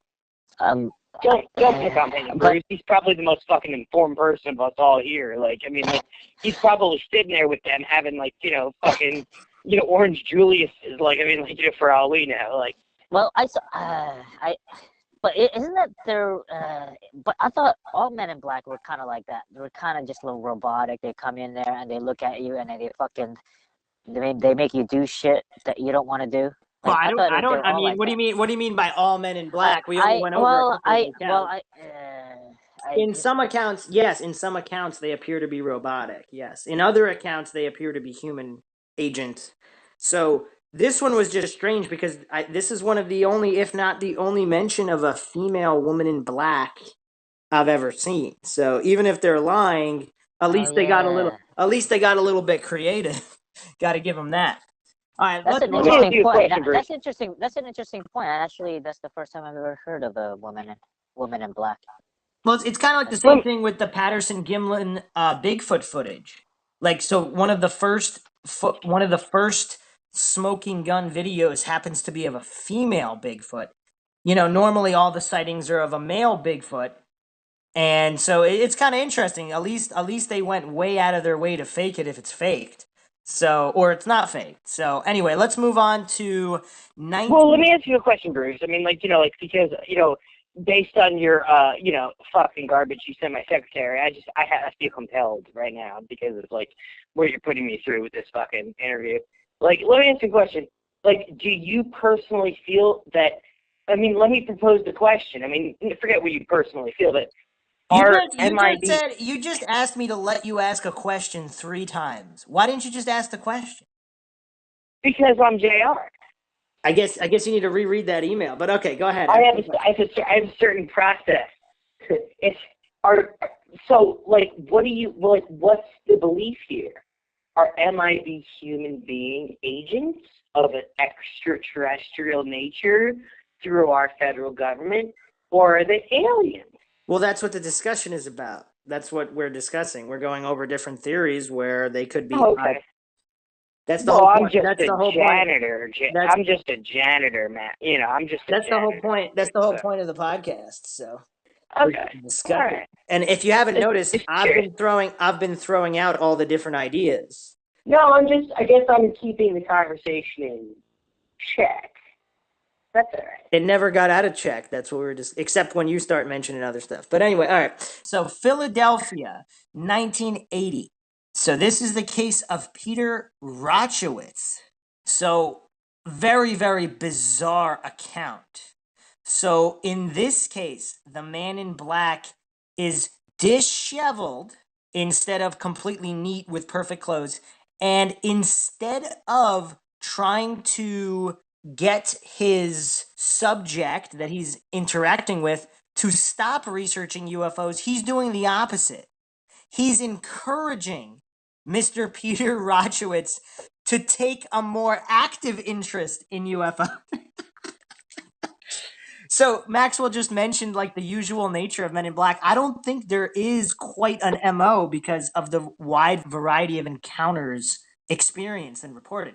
So Peter Rochowitz is a professor of humanities and folklore at the Juilliard School in New York. And he also teaches at C.J. Young Foundation for Analytical Psychology. One day in 1980, he found himself in a library on the campus of the University of Pennsylvania, browsing through a book on UFOs. The book had been recommended to him by a colleague who erroneously assumed that Rochowitz, as a folklorist, would be interested in it. At some point, Rochowitz became aware of a wrinkled black pant leg and a scuffed black shoe out of the corner of his eye. He looked up to find a man well over 6 feet tall and weighing no more than 140 pounds standing before him. The figure was dressed in a black suit which, quote, looked as though it had been slept in for 3 days, end quote. The man's shirt was bright white, nearly matching his deathly pallor. Completely uninvited, the man flopped down in a chair next to Rochowitz and asked what he was doing. Rochowitz replied that he was looking at a book about UFOs. The man asked if Rochowitz had ever seen a UFO, to which the professor replied in the negative. The man then asked Rochowitz if he believed that UFOs were real. Rochowitz responded that he really didn't have an opinion one way or another, and that after studying the book in front of him, he realized that he didn't have much of an interest in the subject. That sounds like a smart man. He doesn't jump to assumptions or opinions. He just refrains from having one. The man suddenly screamed, flying saucers are the most important fact of the century, and you are not interested. He then suddenly rose as awkwardly as he sat down and appeared to regain his composure. He put his hand on Rochowitz's shoulder and said quietly, go well on your purpose. And with that, he took his leave. Within 10 seconds of the strange man's departure, Rochowitz was engulfed by fear. He believed that he had a genuinely paranormal experience, and the idea terrified him. He took a walk around the library in an attempt to collect his thoughts. Strangely, he could not find another living soul in the building. He returned to where he had been sitting, absolutely befuddled. An hour or so later, he got up to walk the library again. This time, everything seemed back to normal. It was not until later that Rochowitz heard of the Men in Black. He has since become one of the leading authorities on the subject. Wait, who did he hear about the Men in Black? Who did he learn that from? Just from researching. Yeah, and just from telling people about his account, I guess, when they probably suggested that it was a Man in Black. To me, okay, so here's what jumps out to me right away. This guy did not appear to be like an android. He appeared more to be like a super tall, skinny homeless guy. Because he's in disheveled clothing. He says UFOs are the most important thing. There's probably like a mental institution nearby or something. Well, why would you say probably if you don't know? Oh yeah, there's probably like a neutrally, I don't know, place of mental institution. Well, I mean, like, Bruce, like, I mean, not to interject here, but, if there were people that are Men in Black, quote unquote, that are actively trying to stop the pursuit of, paranormal research and, like alien research, wouldn't there be the anti that would be for it? I mean, maybe he wasn't a Man in Black. Maybe he was a Man in White. Well, he was dressed in black. It doesn't matter though. We're not talking about clothing here. We're talking about the ideal. We're talking Yeah, that's a about good point. That's a pretty good point, because if that's true, who better than an unbiased folklorist who has no interest in UFOs, who doesn't proclaim them to be true or not true, but has this extensive academic background? That's a pretty good person to make this case too. Or maybe it was a rogue MIB. I mean, there's rogue CIA, there's rogue FBI, there's rogue municipal cops. MIB. I mean, I'm just throwing it out there. That's I'm not. So he's the exact opposite of a regular man in black. To make his point, he specifically makes his clothes wrinkled and appears Maybe his disheveled. pension was canceled. I mean, you never know. I mean, there are reasons there. I think he went public. He didn't go public until 1990 about his experience in 1980. Here's an article from the Minneapolis St. Paul Star Tribune, published April 3rd, 1990. Men in black make visits in wake of UFOs. They sat quietly leaning toward the lectern in a dark paneled room near Lake Calhoun, Minnesota, as a professor from New York told of his encounter with one of the mysterious men in black. In the audience were people such as biophysicist Otto Schmidt, a retired professor of electrical engineering at the University of Minnesota, retired aircraft developer and physicist Cecil Barringer, physician Stephen Zuckerman, and polymer scientist Arthur Corey. Peter Rochowitz told them there have been hundreds, perhaps thousands, of such encounters over the centuries. The men in black are part of the extraordinary encounter continuum. Fairies, monsters, ETs, energy forms, flying saucers, flaming crosses, said Rochowitz, a 37-year-old professor of humanities and folklore at New York's Juilliard School. The modern era of men in black, visitations by mysterious black-clad men who seem evil and threatening, goes back to at least the early 1950s, when a man named Albert Bender reported seeing a UFO in Bridgeport, Connecticut, and was later frightened by a visit from three men in black. And we covered his case extensively on part one of this Men in Black podcast. Rochowitz told the audience that his own Men in Black experience occurred in 1980. I have never gone public with this before, he said. Most of the modern era MIB encounters have followed sightings of UFOs or strange lights. Rochowitz's encounter involved no sightings. He said he was just sitting in the University of Pennsylvania library reading a UFO book suggested by another professor who thought that Rochowitz would be interested in such phenomena. Then in the corner of my vision, I noticed a black pant leg and a black shoe scuffed, Rochowitz said. Standing in front of him, Rochowitz said, was a very gaunt, very pale man. He wore a black suit, black shoes, black string tie, and a bright white shirt. Rochowitz told the man he didn't know much about flying saucers and wasn't sure he was very interested in the phenomenon. The man in black screamed, "Flying saucers are the most important fact of the century, and you are not interested." I tried to calm him, Rochowitz said. The man got up once again, all in a single awkward movement, put his hand on Rochowitz's shoulder and said, "Go well on your purpose," and left. Rochowitz said he thinks his experience and that of others who have been exposed to the Men in Black are somewhere in the crack between real life and fantasy. He has been studying anomalous phenomena such as the Men in Black ever since his 1980 experience. He has interviewed many people who have reported UFOs, flying saucers, and Men in Black experiences. So that's his backstory, which is pretty interesting because it kind of matches up with a lot of what John Keel says. If you haven't checked out my Mothman podcast, you could check that podcast out on the channel. John Keel believes that some of these Men in Black encounters or alien encounters or UFO encounters are encounters with ultra-terrestrials, because Men in Black, and I have an episode on Men in Black in the Mothman series as well, they exhibit traits from old fairy tales where they come up to like somebody's door and ask for water, or like again in the account we just read, social visits of very strange natures.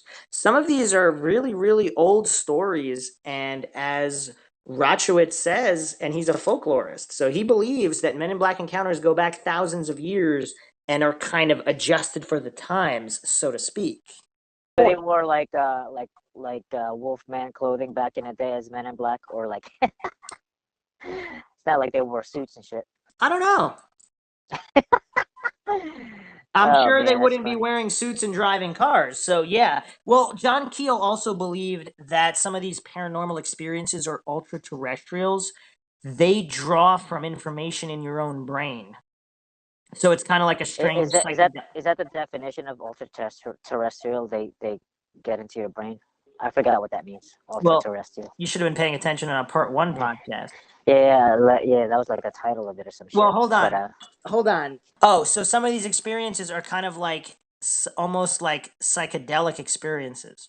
Because so John Keel really believed in studying the witness, the psychology of the witness, instead of the event itself. Because the event itself, not necessarily that it didn't happen, but the key to the events were in the mind of the witness, which is pretty interesting. Bruce, I mean, like, if I might interject here, like, we're talking about how I mean, like, obviously after this encounter, he devoted his life to this particular research, but what's in it for the alien? What's in it for the MIB? I mean, like, he sat down, he talked to some asswipe reading a book, he got up, he put his hand on his shoulder, he Well, did that's kind of some like sort of, like, that goes. like, I think you answered your own leave it to question. Beaver garbage, and then he got up and he left. I mean, like, You answered. I what's in think it for the aliens? you already asked that question. I'm trying to answer it. So I think you already answered that question with your own theory.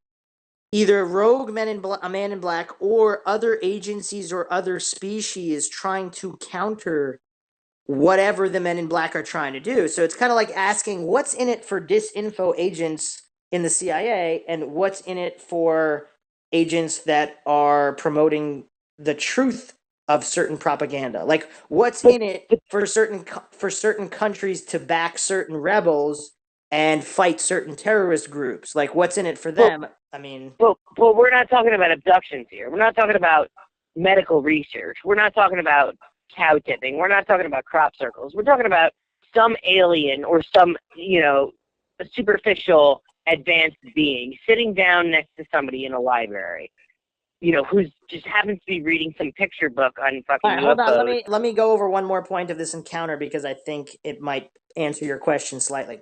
So the most interesting aspect of this account that I found is when he circled the library to kind of compose his thoughts. So when Rachowitz, right after the guy left, he got a very strange paranormal feeling.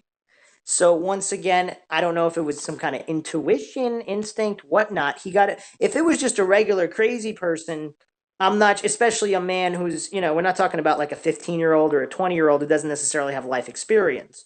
I mean, when you get to a certain age, you've encountered crazy people, you've encountered homeless people, you've encountered certain business executive professionals. So you have an experience with a wide range of people. So he got a certain inkling that this was paranormal, supernatural, or very strange, weird, and bizarre in some way. So he walks the library and it's completely empty in that kind of supernatural fashion. Then he goes to sit back down, and a certain time later, the vibe is gone and everything is normal. So, what I find fascinating about that is this some kind of dimensional rift? Did this experience occur not necessarily in our normal plane of existence? Is that why it happened the way it happened? Are these beings more interdimensional and not necessarily extraterrestrial? Are different groups of interdimensionals, which ultra terrestrial kind of the exact definition? I mean, there is no exact definition. It's something that it's a term that John Keel came up with to try to explain some of these phenomena. So are these just different groups of ultra terrestrials? Possible, but I mean, like, it's a little weird. I mean, like, even for someone that's the unknown. I mean, like, it's Let me float this theory by you. So if ultra terrestrials are basically interdimensionals, so if they are from Earth, or if they are humans, or if there's some kind of species of humans that isn't entirely physical or whatnot, if they're, again, that's why they're called ultra terrestrials, not extraterrestrials. They're just higher on the spectrum or outside of our normal spectrum. of reality. If there's something nefarious going on our plane of existence that involves, that in some conspiracy theories, the Great Deception is basically, Maxwell and I have talked about this. I don't know if I floated this by you, JR, to get your thoughts, but some people believe in some of the craziest Illuminati conspiracy theories that the New World Order or One World Government will use this Great Deception or Grand Deception, where they're going to fake an alien invasion in order to kind of unite the earth under one world government. And that's kind of like the final game plan, the end goal of the Illuminati conspiracy. So if that is the plan, which is kind of dark, if that is the plan, Kind of. yeah.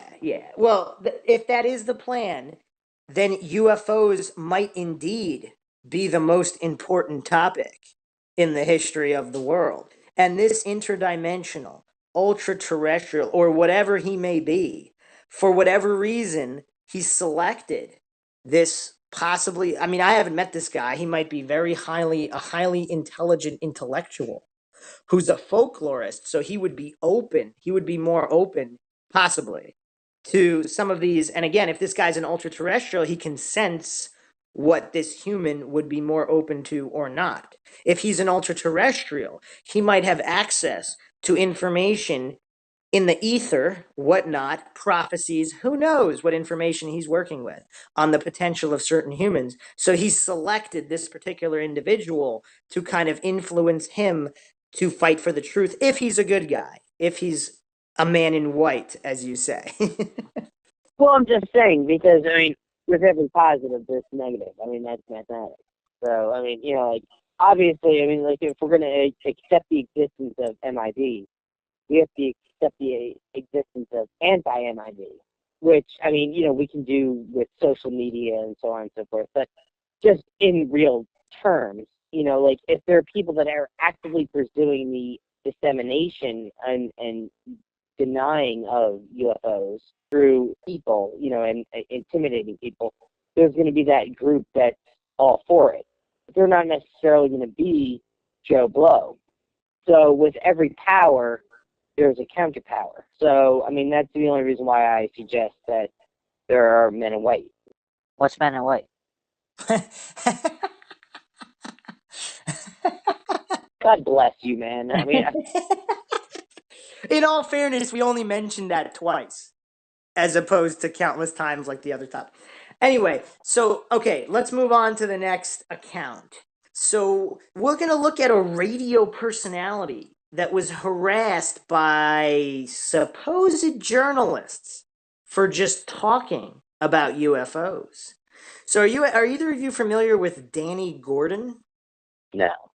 So Danny Gordon was a radio personality who became interested in a flurry of Wythe County UFO sightings. Multiple people across the county claimed to have seen bizarre objects in the sky, and Gordon decided to investigate. Gordon became obsessed with getting photos of the objects, including one time where an entire school bus of students saw the UFOs flying over a shopping mall as Gordon took photos. Eventually, Gordon snapped a few photos at extremely close range that allegedly verified that they were not of this world.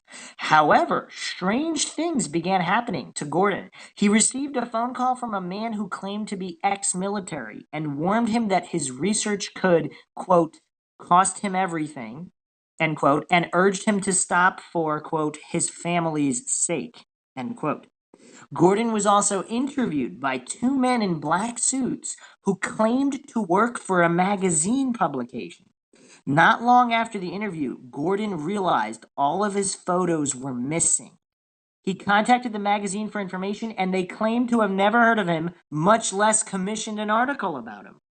Not long after, Gordon suffered a heart attack, and his doctor warned him that all the research and stress was jeopardizing his health. Gordon gave up the story and was never bothered again. Now, what jumps out at me immediately is, did they get to the doctor? Because what kind of doctor would say, oh yeah, you can't take photos or be a journalist? That's too much. We don't have all the details there, but that seems kind of strange because all jobs have some kind of stress. So it's What jumps out to me is the fact that they got the magazine. I mean, like magazines are all about like ratings and circulation. I mean, like like what persuaded them.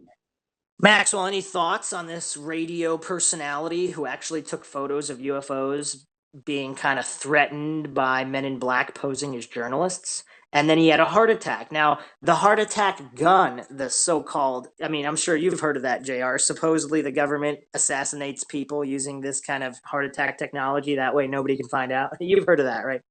I'm not at liberty to discuss like like what I've heard about Bruce, but like yeah, I understand the concept of medical technology you're talking about. Okay, fair enough. Maxwell, thoughts? Um, I don't. Heart attack gun. That's messed up. Well, my question was about the journalist who took photos of UFOs, and then as soon as he dropped the story on UFOs, there was never an incident ever again. Hey, that's interesting. Wait, did he publish it or no? Like you've got viewers, Bruce, that like want like T-shirts and like like hats and shit, like Maxwell Army. I think we should start like a line of like alcoholic spirit, like Maxwell Army, like like gin. Like I think that would like. I think that's like. How to be more like Maxwell.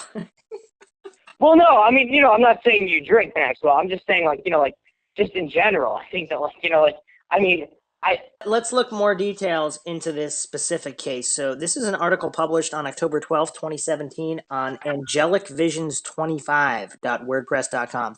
Danny Gordon, the UFOs, and the Men in Black. After my last post about the Men in Black, I got several emails about more recent visits from the FBI-looking pair. Danny Gordon had a radio show in Wytheville, Virginia. Country music station WYVE was known to the locals as the voice of Wytheville. It was a small town in the southeastern part of the state named after George Wythe, a signer on the Declaration of Independence. Wytheville was on Route 21, the original road between the Great Lakes and Florida. On October 7th, 1987, Danny Gordon checked in with the local sheriff, Wayne Pike, to gather news as he normally did. Gordon was shocked when he learned 3 Wythe County deputies, all former military, had seen a UFO. After reporting what would have been humorous news at the end of his broadcast, the switchboards lit up. The 3 deputies were not the only ones to have witnessed the UFOs. Danny Gordon said this about the incident. It was a filler piece that came on at the end of the news, which I usually relegate to something that's maybe unusual. Like we had one police officer who killed 5 chickens at once with 2 shots. And that was a story that ran as kind of a ha-ha piece. This was another ha-ha piece, and being a very skeptical newsman, it was definitely not in my lead part of my news. So to answer your questions, Maxwell, he wasn't exactly a journalist. He was reciting these stories on the radio. So anyway, on October 19th, Danny set up a call-in program for the UFO sightings. People flooded the radio station with reports, and even at that point, Gordon thought there must be some reasonable explanation for the sightings. He started reaching out to the military, but was assured that nothing from the military would explain the sightings. By the time the reports filtered into the radio station, Danny Gordon reported that there were over 3,000. Is that enough reports to raise your eyebrow, Maxwell? That's a lot of calls. You would figure like in a regular call, like 100 crazy people who think they're, you know what I mean? Like they, yeah. But like 3,000, Yeah, I mean, like that's like that's messed up. That's It bankrupt. depends. Like, It depends on how whole. big the coverage is too. Like and what population. It's Where was this basically the again? county. It's the county in a corner of Virginia. So Damn, 3,000. yeah, that's a lot of people. That's a lot of people. Jesus. What are you saying, JR? Well, I mean, like I'm just saying, like I mean, like 3,000 like calls. I mean, like first of all, I mean, in West Virginia, where like you can drive for miles and just like watch like like ghost town after ghost town. I mean, that's a lot. I mean, like that's enough to like bankrupt the network that this poor schmuck was on. Like just based on the phone bill. I mean, like like that's a lot of phone calls. I mean, Okay, so 2 days later, Gordon and his friend Roger Hall drove to an area south of Whiteville where the sightings were reported. They saw nothing. When they were driving back, Danny saw an unusual object on the horizon. They parked, and Danny got out a 35 millimeter camera and started filming. There was a large domed craft flying by with a strobe light on top. They then saw a red ball that flew up and appeared to dock with the ship. The once skeptical radio announcer now had proof of something, but what was it? They set up a press conference for October 23rd. The story took a more bizarre twist. The night before, Danny received an anonymous phone call telling him the CIA and the federal government were interested in the UFO sightings. Other phone calls Danny received told him not to investigate the sightings because they had to do with the government. That's kind of creepy. Do you think back then I haven't seen this theory too much from back then, that some people thought that the US government was responsible for the UFOs? I mean, that's kind of a modern theory with more advanced aircraft, but way back. Well, let me just say this, Bruce. I mean, first of all, if I had been there in West Virginia, I think I don't know if I would have pulled out a 35 millimeter camera. I think I would have pulled out a 35 millimeter or something else. And like that's just because there, like, you're allowed to open carry. But that said, I would say that, like, it's really sketchy that they encountered this, and then, like, they encumbered this resistance. I mean, come on, Bruce. I mean, like, like, what? I mean, like, you're going to, like, the corners of the earth here. I mean, West Virginia, I mean, they've been a bankrupt state how long? And then, like, like, these poor people that have nothing to gain by giving their story, or, like, saying, hey, This isn't West. I found this UFO. It's not West Virginia. It's Wytheville, Virginia. It doesn't matter. Like, Virginia is not necessarily the richest state either. I mean, and in addition to that, like, they're also, I mean, like, Virginia is one of the most governmentally, federal. By the way, active. hold on a second, Maxwell. So we're looking at 3,000 reports. By the way, the same person could have possibly reported UFOs on different nights, so it's not necessarily 3,000 unique individuals. However, the population in 2010 was only 8,211. Wow. So that's a large majority of people. Well, once again, if it's the same person making multiple reports, I mean, we're still looking at. I mean, that would still have to be at least half of the people living in the area would have had to have seen them. Yeah, that's crazy. So yeah, so the press conference was held as planned. Danny brought photos of the UFOs he shot. He was questioned and asked if he had the negatives. He advised those who asked the negatives were at his home. Why would you ever tell anybody that? Upon arriving home, Danny discovered his house had been broken into and ransacked. The negatives for the UFO photos were missing. 6 weeks later, on December 2nd, Danny, his wife, and daughter were leaving the local mall when people began screaming, and Danny saw a large object that broke into 4 smaller objects in the sky. When Danny took pictures of the objects, they disappeared. The pictures of the objects showed that they changed their forms several times, from teardrop-shaped to round ball-shaped, and then disc-shaped, and finally egg-shaped when they went out of sight. By the end of December, the UFO sightings had reached over 1,500 in the town of Whiteville. Danny revealed that he later called the Pentagon and talked to the defense branch. They claimed the government confirms that UFOs exist but do not pose a threat to Wythe County. Now, this is a major groundbreaking detail in ufology. Because when has anyone from the government ever claimed that UFOs exist? It's always supposed to be swamp gas or misidentified weather balloons. Since when do they actually exist? They exist during training exercises, Bruce.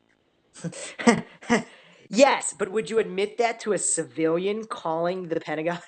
It depends on the severity of the training exercise. If it was that, I mean, again, like, I'm not saying that they don't, but, obviously, like, if you can't deny it, it's almost like, befriend the enemy. I mean, like, just be honest. I mean, and then just hope that, like, they're just, like, from, like, Hogtooth, Virginia, so they don't report it. All right, let's get even more bizarre. On March 19th, 1988, Danny got a call from a retired military intelligence officer warning him that the government did not like his research. The intelligence officer went on to tell Danny his son had died of leukemia because of his UFO research. At the beginning of the call, That's dark. no, it gets worse. That's dark. At the beginning of the call, he had asked Danny to record the phone call. So he was on record as warning him. The man said the government wanted to quiet Danny through chemical warfare or his own children. The same That's week, fucking it even gets more worse. dark. Well, wait for me to finish. That same week, there was a hepatitis epidemic in Virginia Beach. Could be a coincidence. That was a coincidence, right, Maxwell? Possible. Danny sounds like he's about to become Job from the fucking Bible, if you ask me. So, like, I'm no expert. 2 months later, 2 visitors in black suits came to his home and interviewed him for 45 minutes. One went around the house taking photographs. They claimed to be writing an article for a newspaper and said they would send him a copy. Later, when Danny called the newspaper, they reported the men did not work for them. Later, as Danny was going through the UFO photos from the mall, he realized the negatives from that set were missing too, like the ones taken south of Wytheville. At that point, the pressure was getting to Danny and his family. Danny's wife took his daughter and went to stay with her mother because they were so frightened. Weeks later, the stress finally got to Danny and he collapsed due to severe exhaustion. He was told by the ex-military intelligence officer the research into UFOs would jeopardize his health. Later, author Paul Dillinger and Danny Gordon wrote a book about the experience called Don't Look Up, The Real Story Behind the Virginia UFO Sightings, published by Empire Publishing in 1988. He has not seen a UFO since 1990 and no longer researches UFOs. The sightings in Wytheville have stopped, but there was never an explanation. Yeah, that's fucked up. What do you think, Maxwell? Poor Danny. Yeah, So it's crazy. This seems like a common occurrence, like men in black visit certain UFO researchers, and there's all these problems. And then when they stop researching UFOs, there's no more problems. But why, Bruce? Why? I don't know. Is it possible that all this Men in Black and UFO stuff is just some kind of a weird psyop or some kind of massive experiment by some Well, kind it's just my question is that, like, I can understand. See, to me, I can anticipate abductions because there's research. I could understand, cow mutilations because there's some sort of, beginning, middle, and end. For this particular incident, you're talking about a man who was normal, who just was going about his business. He had an experience, and all of a sudden his entire life is completely fucked up forever. Probably ended up becoming a closet alcoholic just because, this incident occurred. And, but what was the point for the MIB? What was the point for the aliens? Like, what did they have to gain by, who said it was apparently fucking there was that mysterious call. Well, also your questions are a little weird. Like, what does a serial killer have to gain? Like, the motive. What if the alien? But I mean, Bruce, we're not talking about serial killers here. We're talking about, like, if these are terrestrial beings that have a greater purpose or they have a greater understanding of our world, why would they fuck with simpletons? Why would they fuck with the common man? Just for kicks. Well, you already asked that question. I'm going to try to answer it. So, if they're conducting some kind of an experiment, like, why do humans chip wolves, abduct wolves when they're doing something in certain violation? When agencies are in violation, they do cover-ups and conspiracies so that no one knows they're in violation. So, I'm just spitballing here. I'm just theorizing. But there's a point there. Well, let me finish. Let me finish. So, if there's a higher intelligence or an ultra intelligence or what have you, interdimensional beings, perhaps These are agencies carrying out experiments, and perhaps they are subject to certain laws or regulations of their own agencies.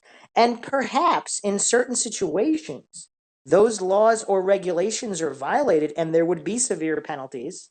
So, like any organism that is bound by instinct to try to fight for its survival, they're going to do cover ups. Again, I'm just theorizing. If it was ultra terrestrials. If, like, But I mean, now, come on, Bruce. I mean, like, why would you need to cover up this when, like, there's so many more obvious signs of terrestrial activity? I mean, you know, it just seems, it does. It strikes me as Job from the Bible, like, why have you forsaken me? It's almost like, you know, a chess game between God and Satan. Like, you know, who's he going to choose? You know, like, it doesn't, there's no sense to this particular situation. Like, this man was an average guy, you know, who was just going about his business, and then he was subjected to this torture, essentially. And, you well, I know, like, mean, if you want to go down that line of reasoning, I mean, is there any sense to any torture or war or some of these shady military operations or experiments or MK Ultra? Like, there's always motives and there's always things, but okay, all right. There might not be any sense in the scope of humanity, but there is a understanding or a punchline as to why they're created in the first place. when you're operating with unknowns, they might have a very good reason to do what they did. Since we don't have their information, we Well, don't we're know. not even like speculating. We're just like, you know, like we're not even like what was it then? Well, we don't know. So But I without mean, like, let's speculate. I mean, like, you know, like if we're not well, gonna I've like, I've been speculating the whole podcast. If this I'm was just asking. Like, I mean, like, you know, with MK Ultra, yeah, there were a lot of people that like died unnecessarily, but like, let me float an idea. If it's a foreign government experimenting with some kind of spy technology, would they send agents masquerading as US government agency agents to shut up the researchers who are taking photographs and could possibly link these spy tech crafts to these other governments, and then they can get in trouble with, well, obviously it could cause some international incident, it could cause a war. I mean, when you're operating with unknowns, I mean, that's what this podcast is about. We're going through all the different theories. no, but it would be more realistic for like a government, if they were another government, to pretend that they were another government, even though they were another government, and pretend, you know, like they were, Well, you know, how do we know that didn't they happen? were they were on the side of somebody else, because that's the way the CIA operates. Yeah, but maybe that is what happened. I mean, that falls into the scope of what I just suggested. But not when, like, you know, like people are dying Well, if they're trying to or send having like medical issues because of the incident, like, if they're you know, like sending a that. yeah, but that's like saying, well, a lot of conspiracy researchers end up dead. I mean, we could say they're all coincidences, but people are trying to shut them up for whatever reason, or they're just trying to discourage others. It's kind of like in the mafia. Okay, is there a sense to killing the guy that owes you money? Not really, unless you're trying to send a message. You're just going to break his leg the first time because you still want the money. But at a certain point, you might torture and kill the guy to send a message to other people. I mean, it's kind of a senseless because you're not True, but I mean, you're also in like your examination. You're also like, these people weren't saying, hey, like, you know, like I understand, like, you know, where Nessie came from.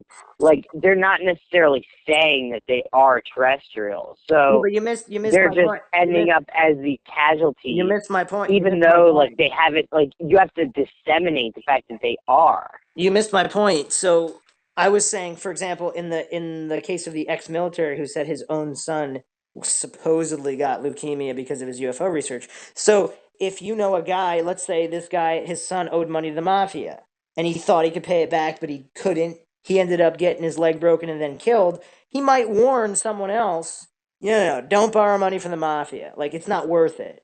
So, like, you're saying it's senseless or you're asking for a motive when there's so much information missing. If they simply, for whatever reason, for a reason that we don't know, it may be a good reason, it could be a bad reason. I mean, who said it had to be a good reason? Like, your whole theory is based on give and take. I don't have And a here theory. it's only don't have take. I don't have a theory. No, but I mean, it's not your theory, but I mean, like, you're saying, like, you know, like, hey, if like Joe Blow borrowed money, but like, you know, he couldn't pay it back, so his leg got broken. In this particular circumstance, There was no money borrowed. There was no anything. It was Joe Blow just like, It wasn't Joe came upon Blow. these people. It was a radio personality holding press conferences on a subject that they wanted quiet. Again, according to this theory, I'm not saying this is true. In the parallel, the money borrowed, the parallel to that is disseminating information on UFOs, bringing attention to UFOs. Well, I'm gonna sleep well tonight, Bruce, knowing that like we're talking about subjects that, like, like people have died regarding like these particular subjects. I'm gonna sleep well tonight. I really will. Like. Let me answer your question. You asked about the parallel with the leg breaking and the killing in the mob.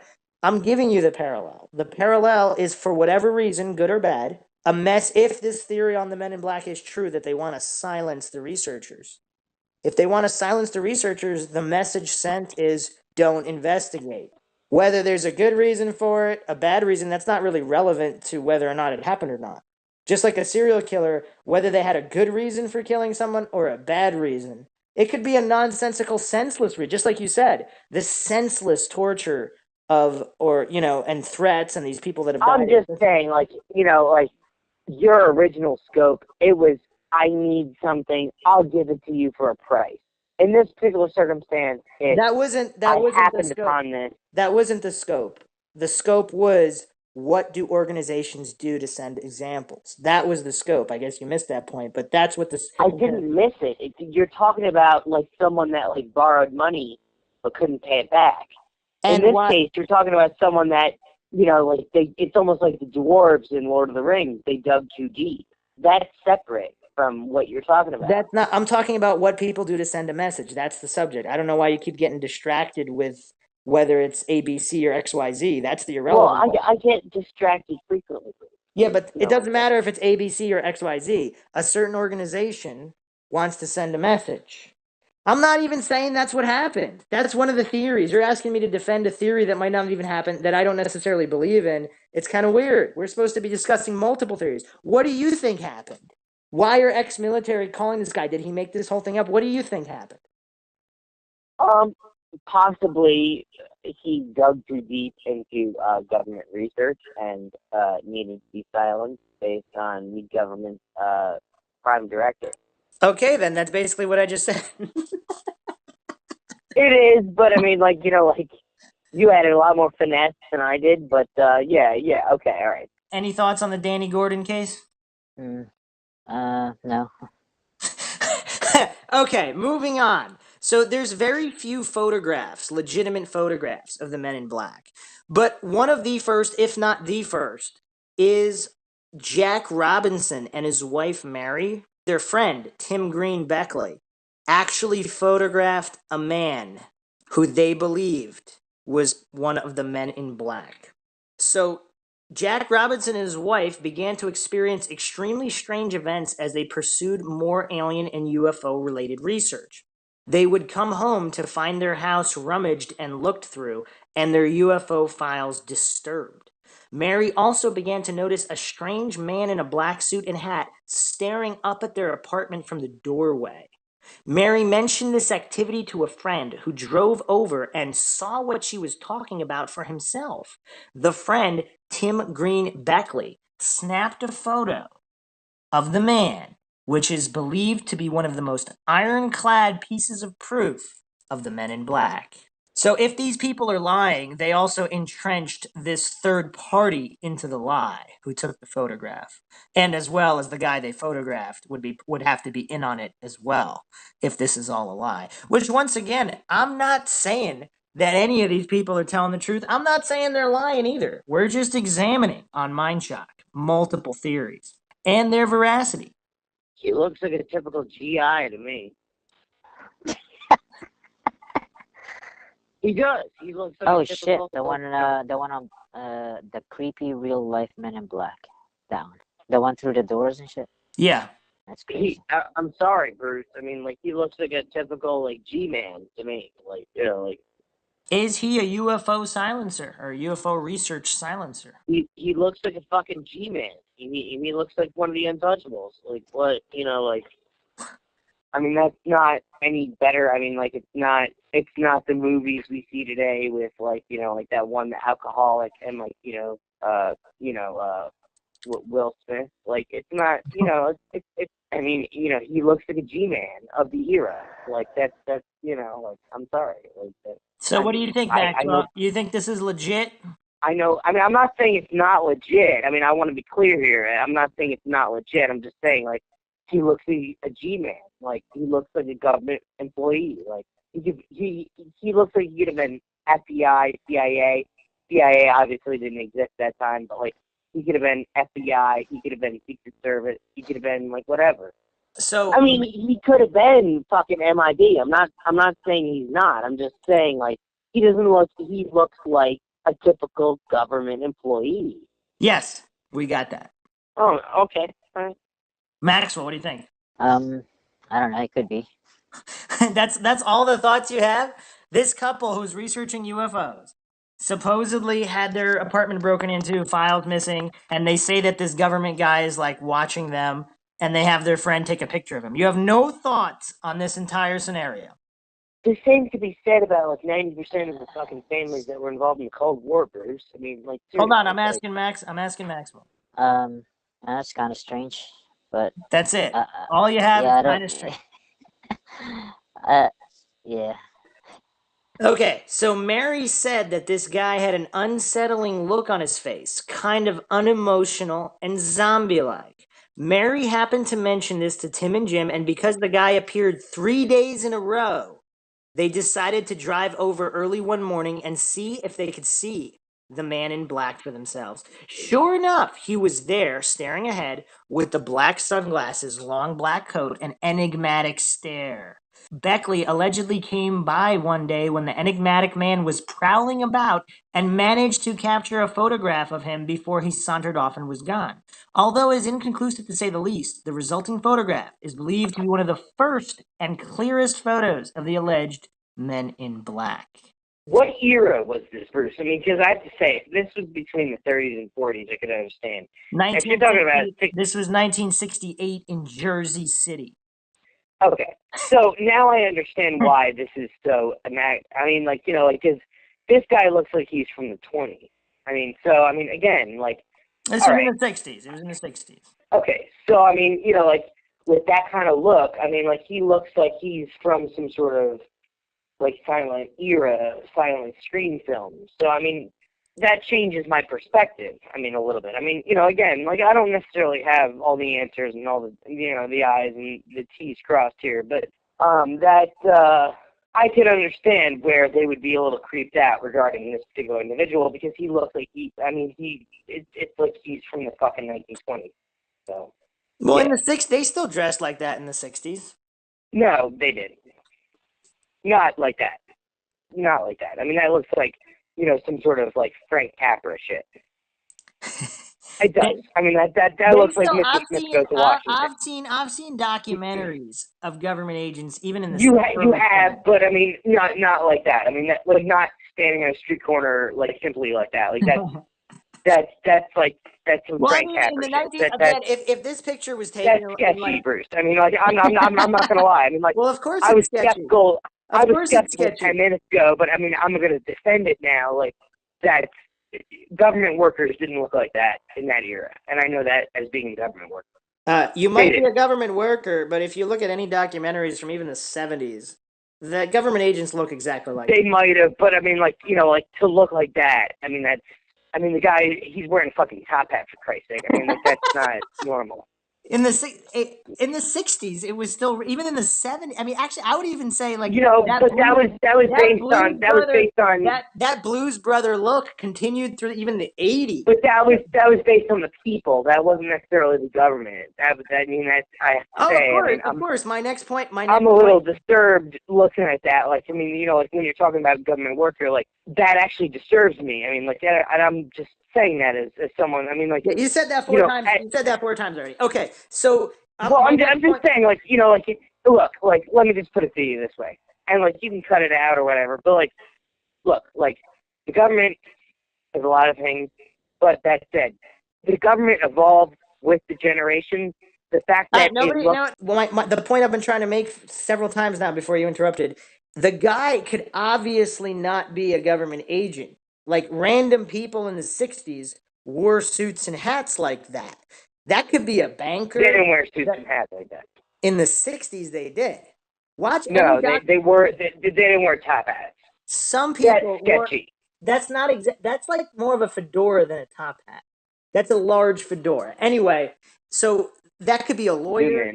That could be a lawyer. That could be a banker. That could be one of many men. That could be any kind of. Not in the 60s. Yes, in the 60s. But I mean, like I know what they wore in the 60s. Which is why I have to rely on documentaries. It looks like the 30s. It's not the 60s. That dress is not the fucking 60s. That's the 30s. People dressed like that all through the 70s. That's like fucking Elliot Ness garbage. No, I'm sorry. Like, whatever. All right, I won't say anything else. So once again, this could be a banker. This could be a lawyer. He could be some kind of like music producer. A lot of people dressed like that, even through the 70s. Obviously, Maybe it's fucking alien, by the way, people. I didn't say anything, Bruce, I swear. you just did. You just interrupted me again. I didn't. I don't know. You just like said that. obviously it was. It must have been Loggeria. I don't remember saying anything. This guy in the photograph, obviously he might not be a government agent at all. He could be some random stalker guy, loony. Like he could be of any profession. Lawyer, banker, music producer. We got no clue. It is kind of strange that the same guy is hanging around looking at these particular UFO researchers' apartment. Now, is it unrelated that their apartment was broken into and their files taken? Because who said it had to be that guy? That could be some random stranger on the street that just happens to look at apartments. I mean, almost every neighborhood has that one weird guy. Is this the weird guy who just happens to be dressed like that? What do you think, Maxwell? Yeah, could be dressed like that, I guess. Oh, man. So, once again, another super, super strange account involving UFO researchers. So, we can't necessarily get too much from that account. All right, the last account, which I'm sure you guys aren't ready for this, it involves Dan Aykroyd, Britney Spears, Saturday Night Live, and the Men in Black. Get the fuck out of here, Bruce. I mean, seriously, you're gonna bring Dan Aykroyd into the last fucking. All right, But wasn't he in an alien movie and shit? What? Wasn't he in an alien movie? No, you're thinking about Tim Taylor. Like Tim Taylor, Dan Aykroyd was in Ghostbusters. Oh, yeah.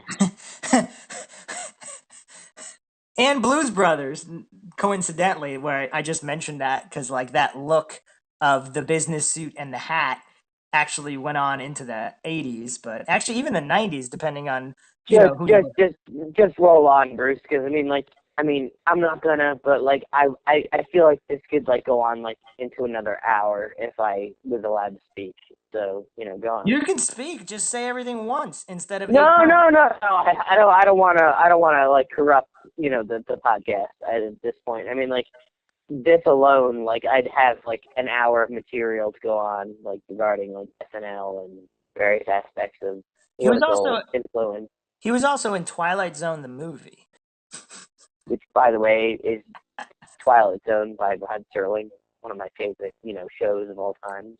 So here's the story. So Dan Aykroyd actually came forward and gave this account of the Men in Black. So he was taping a show about the paranormal. So this was... He was clean at the time, right? Because, like, him and Jim were known for, like, doing blow, like, so... Or John. It wasn't Jim. It was John. All right, so... Yeah, let's disregard that. So, yeah, okay. Just go on. So Aykroyd Unplugged on UFOs was a 2005 documentary. And also, apparently, Dan Aykroyd was first intrigued by the idea of UFOs when he saw a 1952 photograph of strange lights over the U.S. Capitol building. I will say that, like, Aykroyd has a particular interest in being involved with UFOs, Bruce.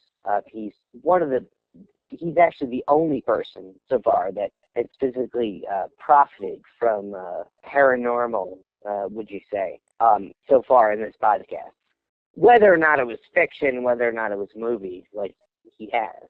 So, I do also know he's devoted a great deal of his life personally to this study, so I'm not discrediting him. I'm just saying, He's had multiple UFO sightings himself. Right, but I'm just saying, he's directly profited as an actor in a fictional picture to the tune of over 7 figures regarding this particular incident. I'm just saying, He didn't make any money over this incident. And first of all, second no, of all, but he's made money regarding fictional incidents that he's profited from. so he doesn't. So why would he go out of his way to make this crap up unless he's bored? I'm not saying he did. I'm just saying the other people that we've talked about tonight haven't. That's all I'm saying. Well, actually, a few of them have, because they went on to write books about it or whatnot. Not 7 figures, not 7+ figures. Well, I haven't checked their bank accounts. I mean, how do you know? It's not to the tune of Ghostbusters, which is a household. Of course. But that has nothing to do. That has nothing to do with his UFO encounters. No, I'm just saying, and I know for a fact that Aykroyd actually has a deep love and respect of the paranormal. So I'm not discrediting him. I'm just saying, your audience should be aware he's profited. He has not profited from any UFO. What are you talking about? He's a multi-millionaire. Not from his own personal experiences, but from, fictional pictures that were derived He's from an actor. He's an actor in Hollywood. He doesn't need any more profiting. Like this is his own thing that he pursued on the side. Was it before or after he filmed Ghostbusters? This was way after. Okay, so this isn't. We're talking Britney. Like, what year was Britney Spears born? Like, he's talking to her on the phone about.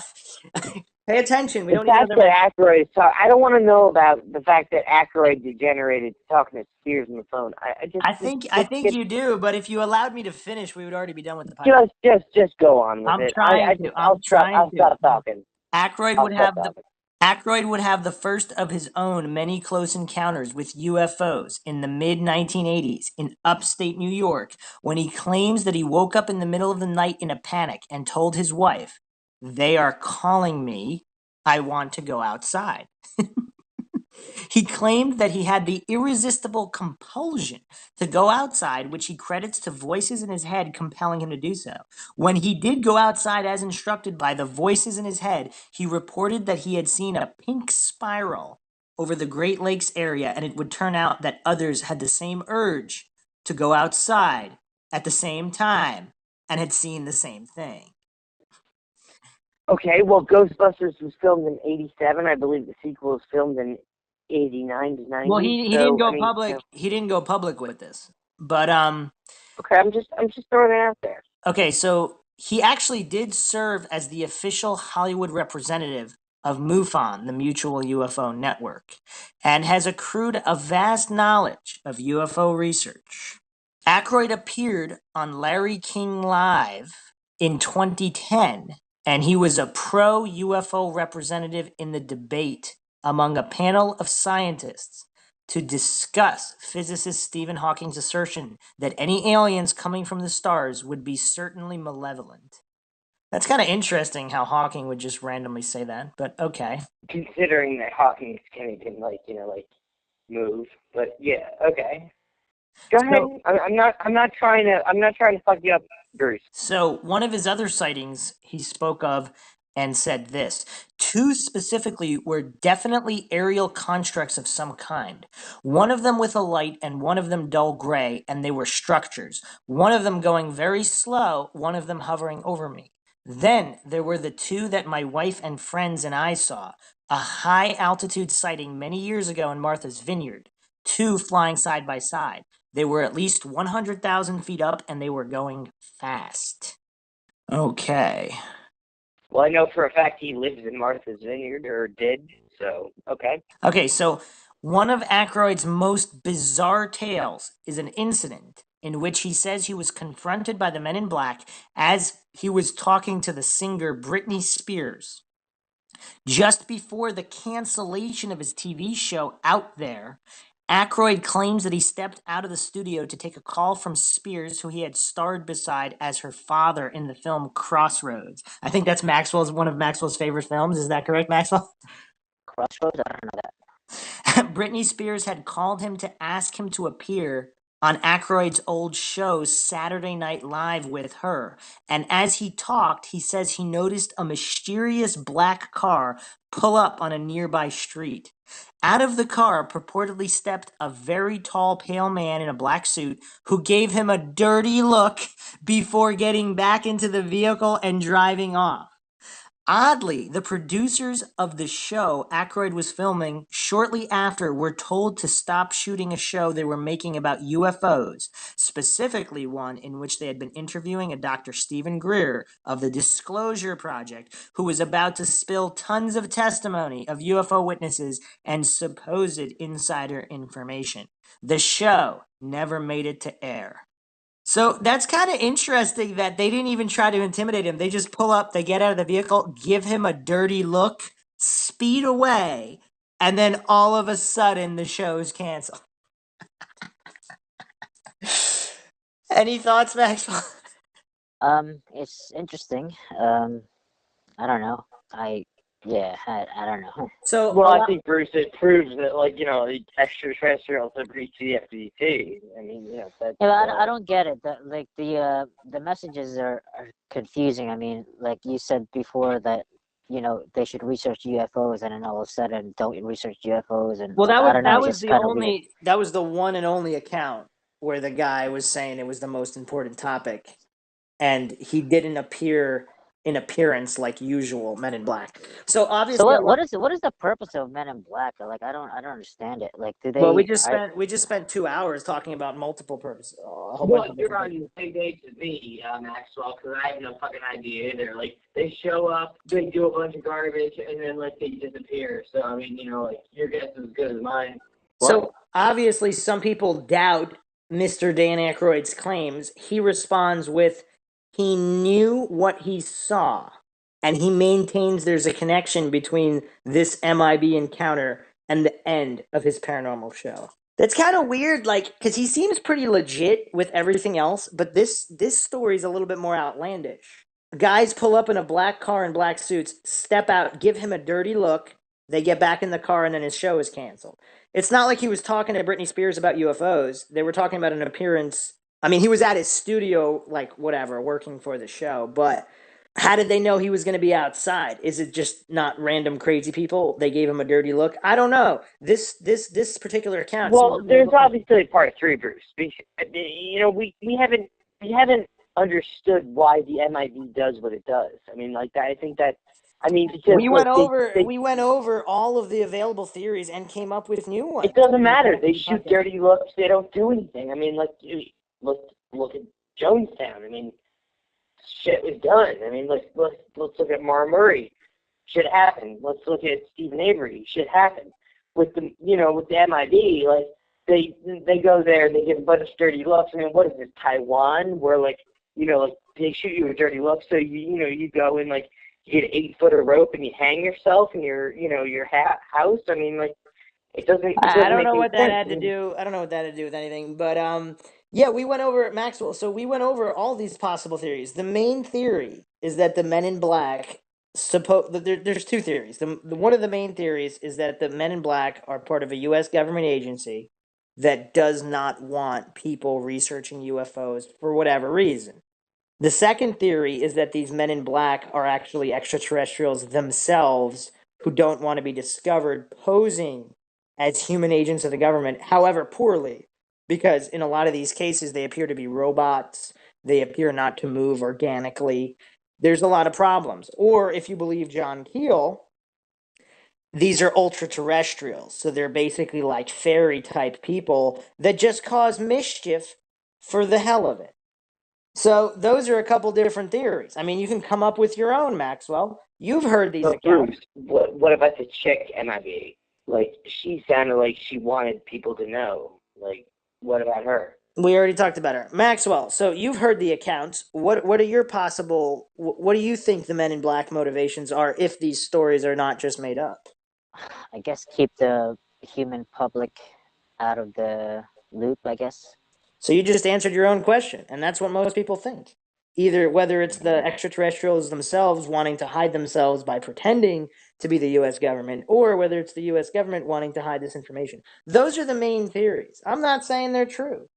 Personally, I think John Keel might have been onto something with his ultra-terrestrial theory, where these are just strange entities messing with humans, using information in their own mind. I mean, when you're bored, what do? Like, some children like burn ants, some children catch fireflies in a jar. I mean, like adults become scientists and implant wolves with chips and then track them to track to understand their behavior better.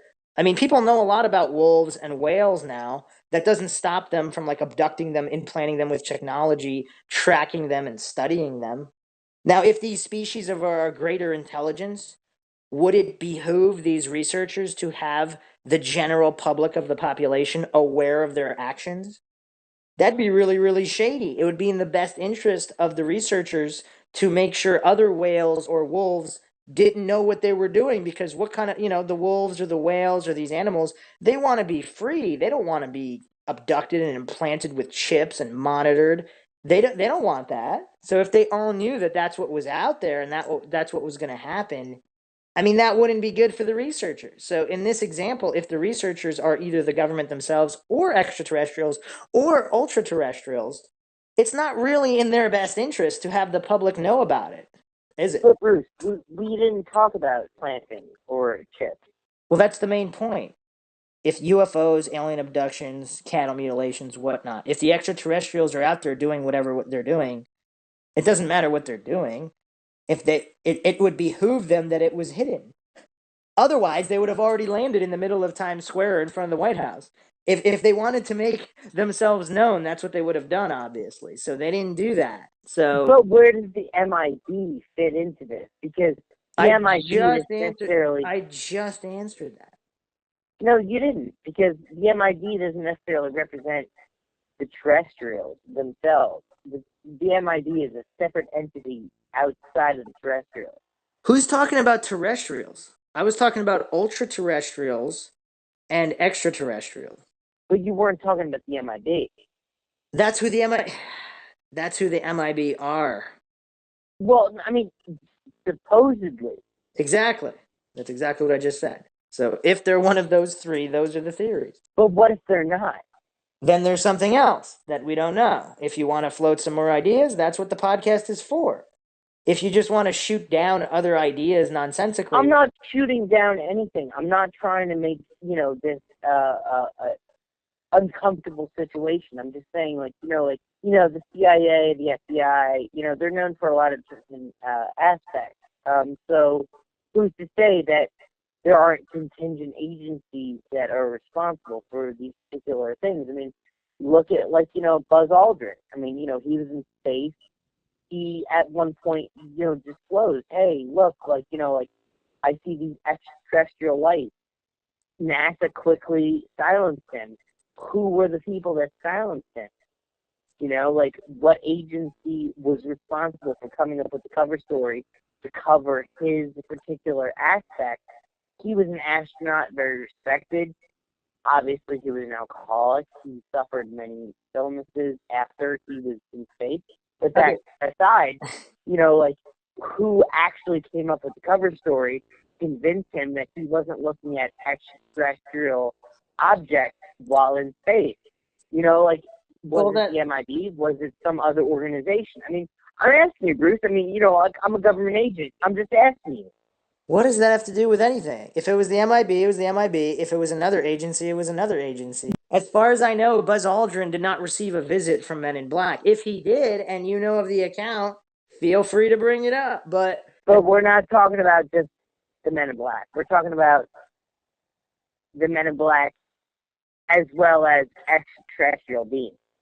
Or are we just doing Men in Black? I mean, is that another podcast? I mean, I'm not trying to be argumentative. I'm not trying to be a dick. I'm asking, we're asking, you're talking to me about, extraterrestrials, Men in Black, blah, blah, blah, but let's look at the people that have actually been shot in space, what are their aspects Some next people, to well, the MIB. that's definitely not what this podcast is about, because there's never been any even alleged connection with MIB and people who have allegedly gone to space. There's been no connection. If you want to prove a connection or give an account of a connection, that's fine. But that's not what this podcast is about. This podcast is about the men in black that appear to UFO researchers and witnesses and what their possible motivation could be. The encounters with the men in black. As far as I know, Buzz Aldrin did not encounter men in black. JR needs his own army now. JR Army. So Maxwell, did that answer your question about what possible motivations of the men in black? Yeah, I guess it's a good. Sounds logical. So do you think these people are all lying? No, not all of them. I'm sure there's a small percentage that's lying and want to get attention, but most people, in my opinion, are honest. So yeah, they're So do you? So interesting what? accounts. So what do you think? Do you think they're some kind of alien robots, or do you think they're actually agents from the government, or what? I don't know. We hope you enjoyed the podcast. If you like our podcast, you can donate to our PayPal. Just check the link in the description. Make sure you subscribe to the channel. If you like the video, feel free to share it on any social media platforms you use. If you have any questions, comments, suggestions, or theories of your own, feel free to comment, and we will discuss them. You could also check out our Facebook page and Twitter, Patreon, and Reddit. This is Bruce McGuire signing off. And Maxwell Powers. And JR. Have a good night.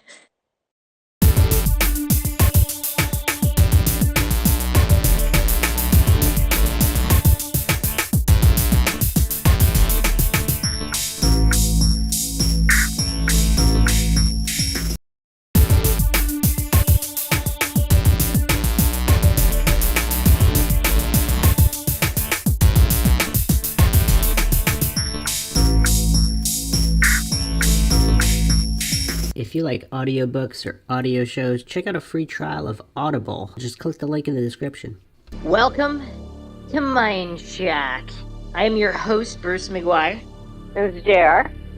And I'm here with government agent JR, or alleged government agent. He refuses to provide his exact credentials or the exact agency he works for. But I'll leave it up to the listeners to decide if they can figure out which agency, if they can. But we are back with the long-awaited Men in Black Encounters 3, where I have uncovered even more information about the Herbert Hopkins account that we have gone over in the past two Men in Black Encounters episodes. So if you haven't checked those out yet, make sure you listen to them. We go over all different types of Men in Black Encounters, but particularly the Herbert Hopkins account, which is one of the most interesting Men in Black encounters on record.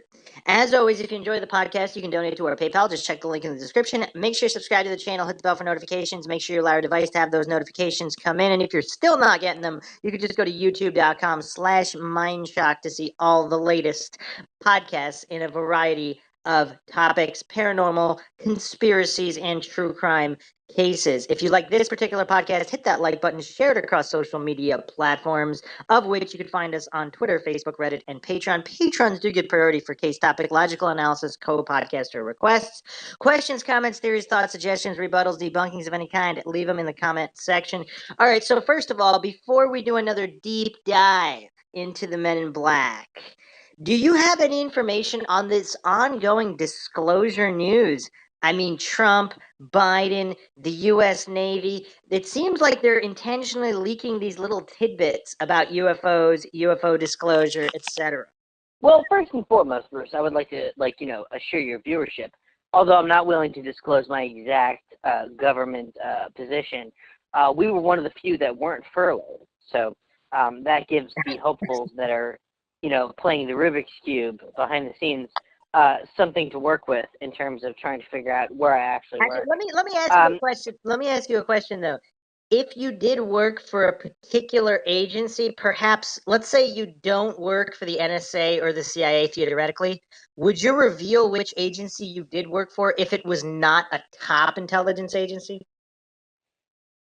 It's not about top intelligence, Bruce. It's about the physical harassment that occurs, you know, public versus private. And, you know, that I think spans through agencies that are not even regarded as classified or anything else. There's a public perception that the private, you know, or private perception that the public sector is somehow owned by the public. And that's not necessarily true. I mean, we're just like, you know, good old-fashioned folk. Here's a question I got. I got an email from a listener who wanted you to answer this question. If you worked for I guess they want you to flat out answer, do you work for a shadow government agency in general? That would mean not the known agencies. And I'm sure you wouldn't want to answer that, but I'm going to ask it anyway. Do you work for one of the known agencies or unknown agencies? Can we phrase it that way? Well, I'll answer it this way. Based on my bank routing information and based on the way I get paid, I work for a known agency. Whether or not that agency is employing me simply because I work for a shadow type entity or have worked for a shadow type entity is another matter. However, in order to be paid everyone else is in the world, or in America rather, I am employed by a known regular agency. That said, that doesn't really mean dick when you work for who I work for. So I won't say that I have never done anything that's just basic, that's just, you know, unclassified. I mean, even, you know, walking the commandant's dogs could be considered classified. So, I mean, you know, but in terms of payroll, I work for a legitimate agency. Have I been asked to take billets that are outside the scope of that agency? Yes. And that's what I'm willing to give to your viewership. All right, fair enough. That was actually probably more of an answer than anybody was expecting. So thank you for that, JR.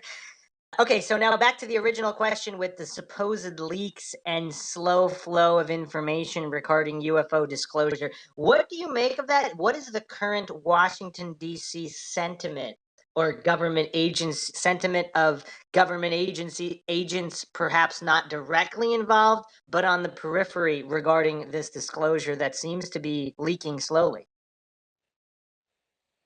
Well, I think that if you really look at the slow leaking of information, it would go all the way back to the, you know, I mean, even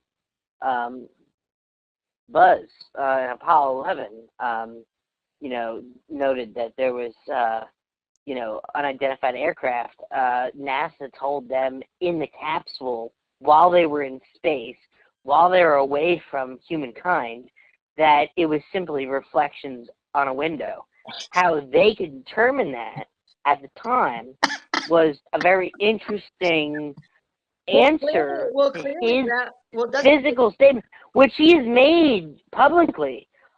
So, you know, government, if you've ever worked for the government or if you've ever been associated with any agency, whether it's local or municipal or county or state or federal, you know that information trickles upwards. It never trickles downwards. So you might come across something that's just like, wow, what the hell is this? But, you know, you just kind of like do your job because you're a GSX whatever, and you just kind of pass it up the line. And I want to be clear to your viewership that, you know, the presidential staff and the executive branch of government isn't necessarily like the end-all be-all. I mean, in terms of elections, because the public has the ability to elect the executive branch of government, yes, it feels like they're the top dog. But in terms of the military filtering and the research, filtering and the chemistry filtering and all these biosciences that exist, there's a lot of filtering that may occur before the executive branch ever gets some sort of final dossier that's placed on the president's desk every morning. So even though he's responsible for talking about everything, he might not even know what the fuck is really going on. He just has to make it like point A to point B in front of the media in the press room. Okay, so regarding the Apollo comment, so do you believe they actually went into space? I mean, for all the MindShock listeners, we actually did a podcast. We have a podcast series on the Apollo missions and whether or not they were a hoax, and if they Well, were. I believe that they touched physical space in terms of they transcended beyond the ionosphere. Whether they landed on the moon and they did all this other stuff, or whether there's a space force according to Trump and all this other stuff, Okay, that could be called into Hold on. physical question. So, But third-party entities, third-party commercial enterprises have also entered into the area beyond the ionosphere. So by ionosphere, translate that for the flat earthers who are listening. Do you mean the firmament? Or in your belief, there is no firmament, or is the firmament something like the ionosphere? Well, the flat earthers, I have a problem with some of their scientific evidence. I mean, some of it is actually pretty interesting, but I will say that in terms of like overall, I believe that people let's put it this way, Bruce.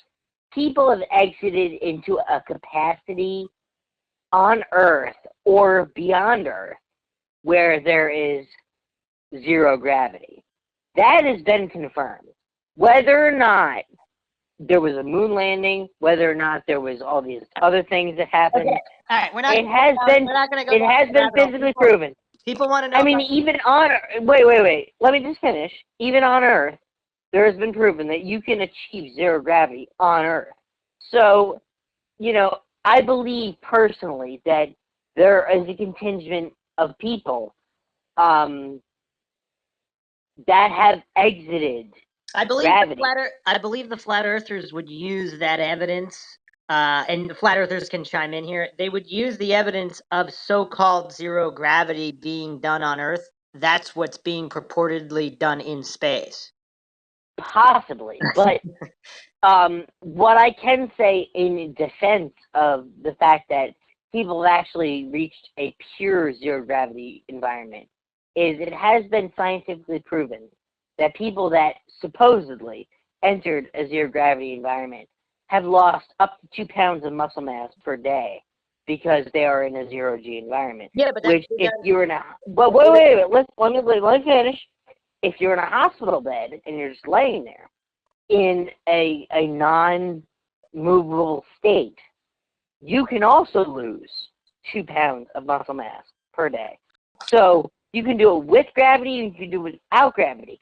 My question to the flat earthers is, if we're shooting people into a capsule and they're, it's been shown that, they've been exercising, how are they still losing that muscle mass per day? I believe the flat earther response would be they weren't shot in the capsule. So all of that's being filmed in some kind of controlled environment, and they would use that evidence that zero gravity simulation would cause a loss in muscle mass. But I believe their theory is that's all happening on Earth, not out in space. So anyway, this isn't possible. This but isn't a flat. I mean, when you think about like the basics of logic, I mean, it comes back to when you're a first grader and you really start to learn about money, and you learn about the value of money. You don't actually understand. Wait. Let me just finish this, Bruce. I understand we're not going to go on long-winded tangents here, but I just want to answer your question for the viewers, fully. When you're in a situation such as a first grader and you're taught the value of money, you're taught, the dollars and cents, And things such as, Bitcoin and other things. If you can't teach it to a first grader, I would not invest in it. A first grader is actually a very good investment tool because it's very raw. So if they say, "Oh, I like this" or "I like that," I would actually go with that personally. But that said, in terms of if we apply that to physics, yes, the flat earthers still have their domain. However, at a certain point, the Earth, unless you're willing to concede that the Earth is the only existence that exists, I believe that's their whole point. which is mathematically deficient. We're not gonna get okay, Jr. We could have you on again for a flat Earth math podcast where we can go over all these in a logical fashion. The people are here for the Men in Black encounters, so I found an interesting review here. It's currently posted on pelicanist.blogspot.com. I'm not sure if this is the original place where this article was found, but I'm going to read from this to jog everybody's memory. If you have seen the previous Men in Black Encounter podcast, but not in a while, this was on the Pelicanist. This was published February 2009. The sad truth behind an MIB story. Fortean author Mike Dash has tipped me off about an interesting development to one of the most famous MIB cases in the UFO literature, the case of Dr. Herbert Hopkins from Maine. Hopkins had been the consultant hypnotist who had performed the hypnotic regression for this 1975 abduction case in Maine involving recalled memories of strange mushroom-headed entities. Mike Dash continues the story in his indispensable book, Borderlands. And I believe Maxwell Powers, who was on the podcast with us previously, he asked about the regression case that Hopkins was covering because that was theoretically connected to the Men in Black visit. And at the time, there was very little information, and there's still very little information about it, but I was able to dig this up.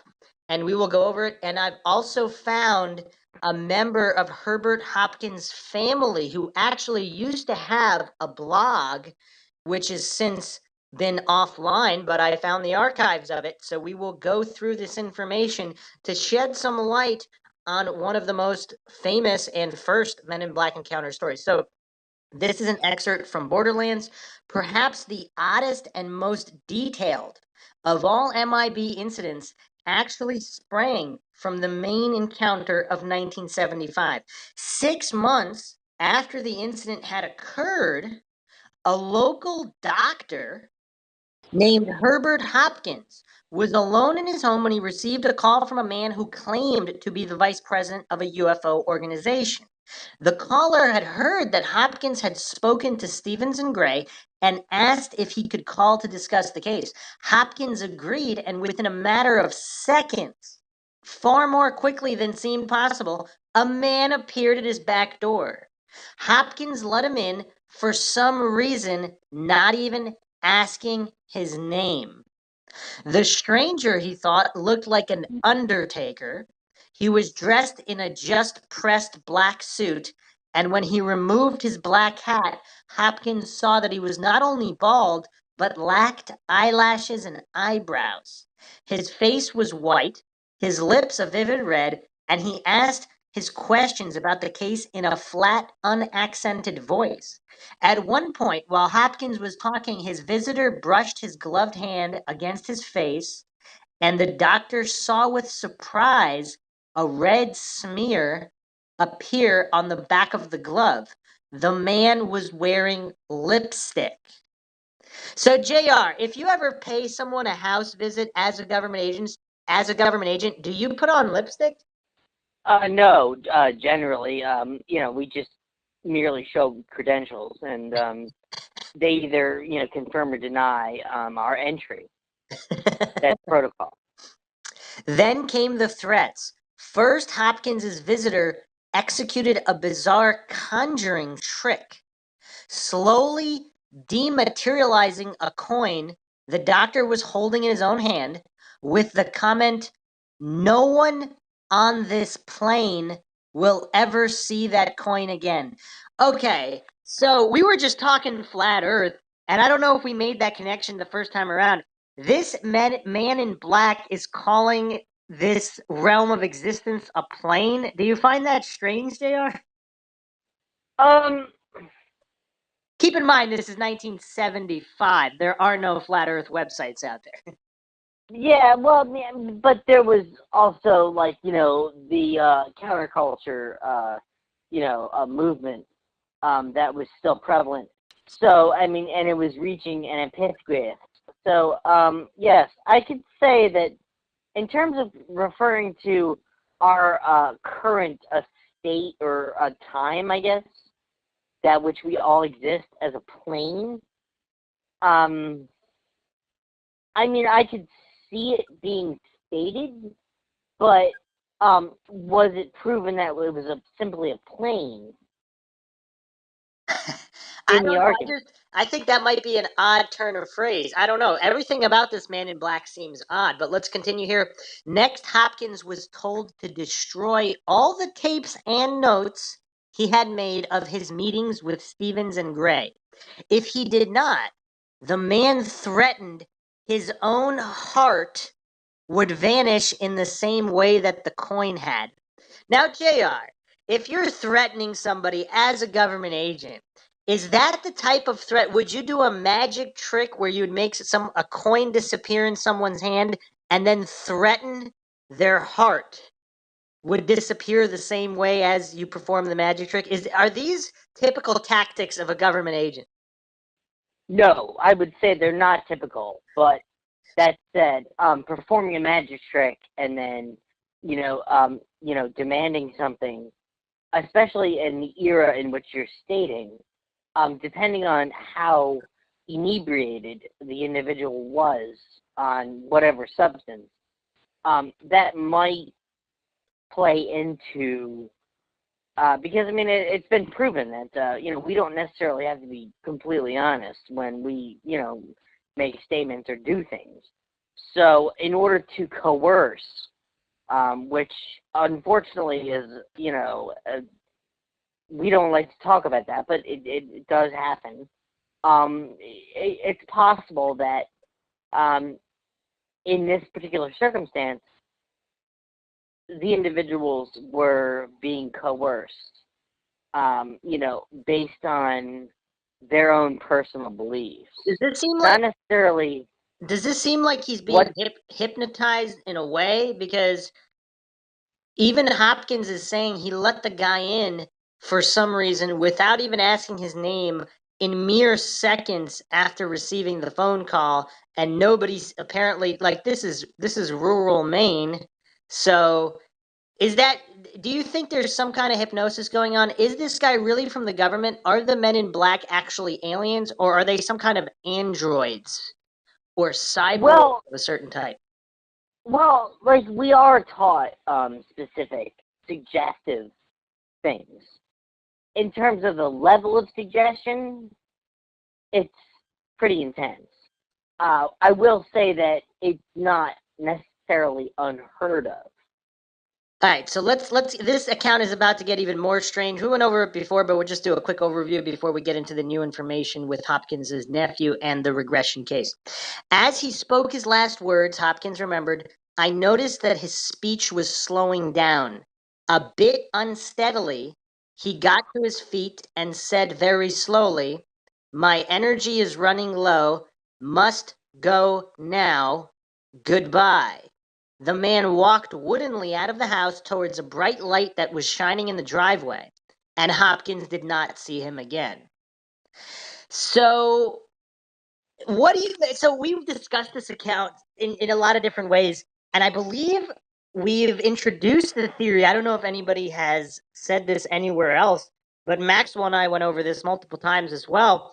Was this some kind of a human drone sent by some other intelligence an otherworldly intelligence or interdimensional intelligence, extraterrestrial, ultra-terrestrial, whatever you want to call it, some kind of a non-human intelligence, set this man in black. That's why it's so weird, because that's their closest approximation to how some kind of government agent would behave. That's why it's off, because he's not actually a government agent, but it's some kind of an intelligence replicating what they believe a government agent would act like for whatever purpose. I mean, it might just be for fun and games, or it might be because they really are trying to suppress some kind of I knowledge. wouldn't say that it's for fun and games, Bruce. I would say that, you know, there are two physical things that, could be considered here.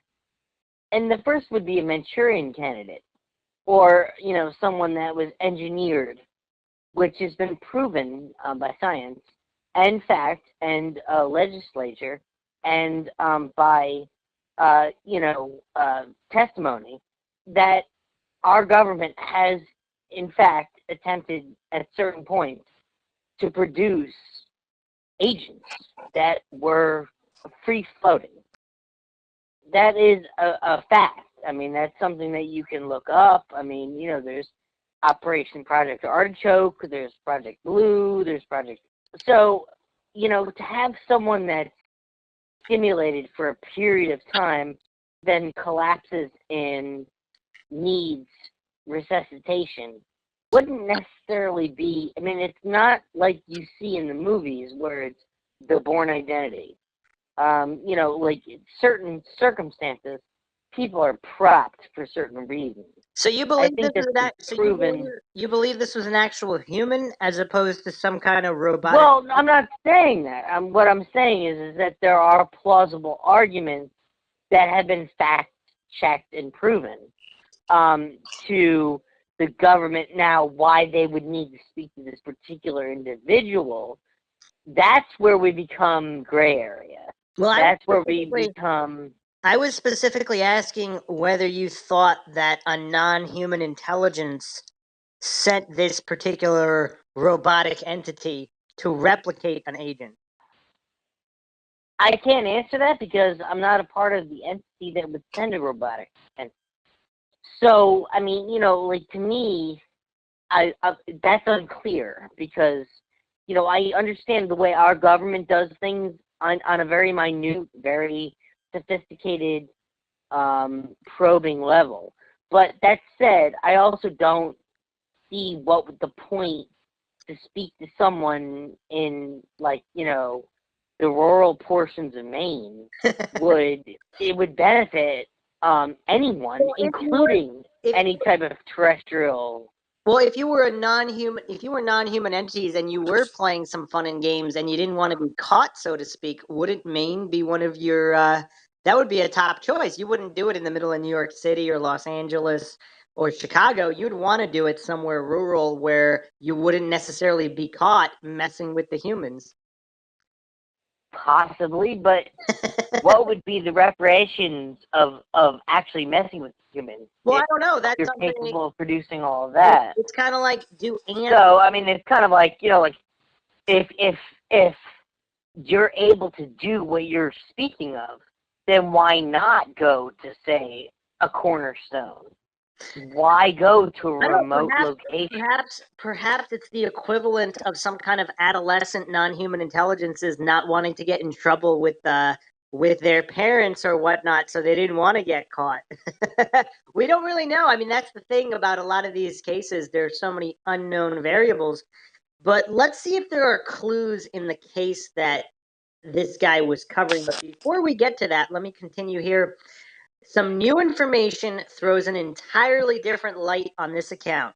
An internet blog by Hopkins' nephew, also called Herbert Hopkins, reports that, quote, my uncle was unfortunately a fantasy-prone individual, craved the center of attention and limelight on a base level. He sometimes just made things up, no matter how hyperbolic, to top everybody else.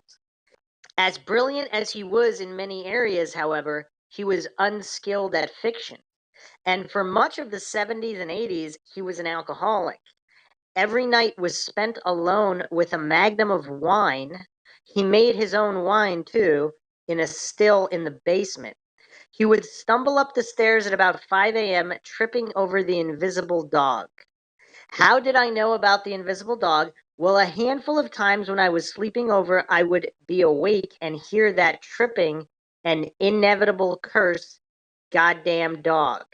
The real dog, incidentally, was next to me on the bed, staring out at the hall, wondering what the hell the thud had been. End quote. The bottom line for this particular Men in Black tale is unfortunately pretty mundane. This mysterious being in black, inspired by cheap fiction and alcohol, probably less of malicious intent and more from some sad need for attention, was alas a simple lie, one that needs to be corrected for those into serious research in the area. You can read the full account here on howardhopkins.blogspot.com. It's no longer active, however.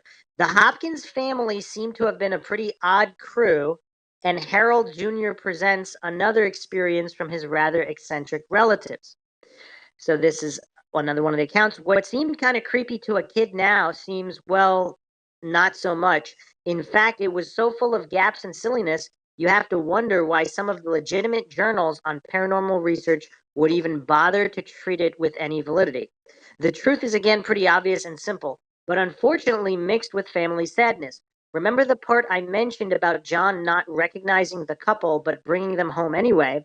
At the time, we kids weren't privy to what went on there, but later John told me. John and Maureen were swingers. Is that term even still used? It was fairly common for other couples to be coming and going about that place.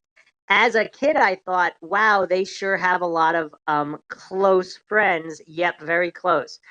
So they might have brought home an alien or two. Not such a big surprise.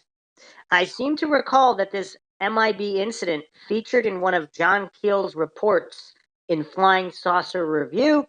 It also appeared in dramatized form in a remarkable play called All Along the Watchtowers, performed at the Institute of Contemporary Arts in London. There is a view of it somewhere in the crumbling back copies of Magonia.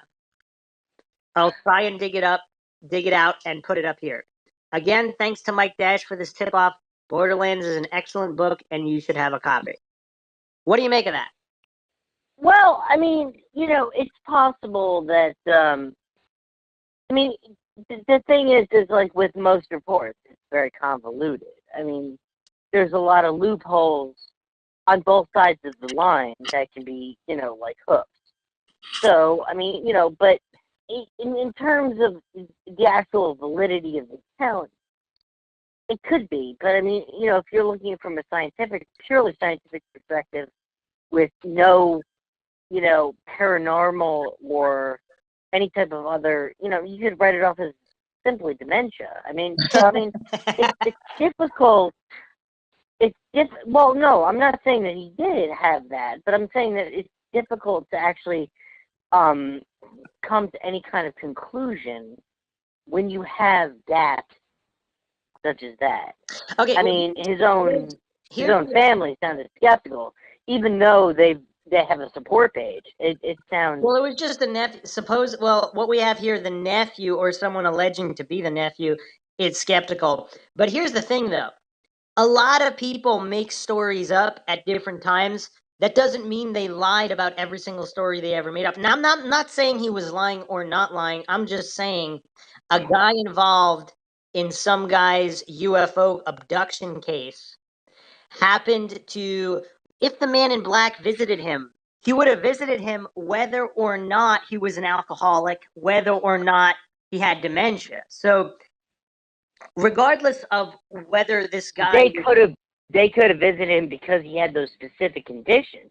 Yeah, but that's my next point too. I've discussed this with Maxwell in the past too.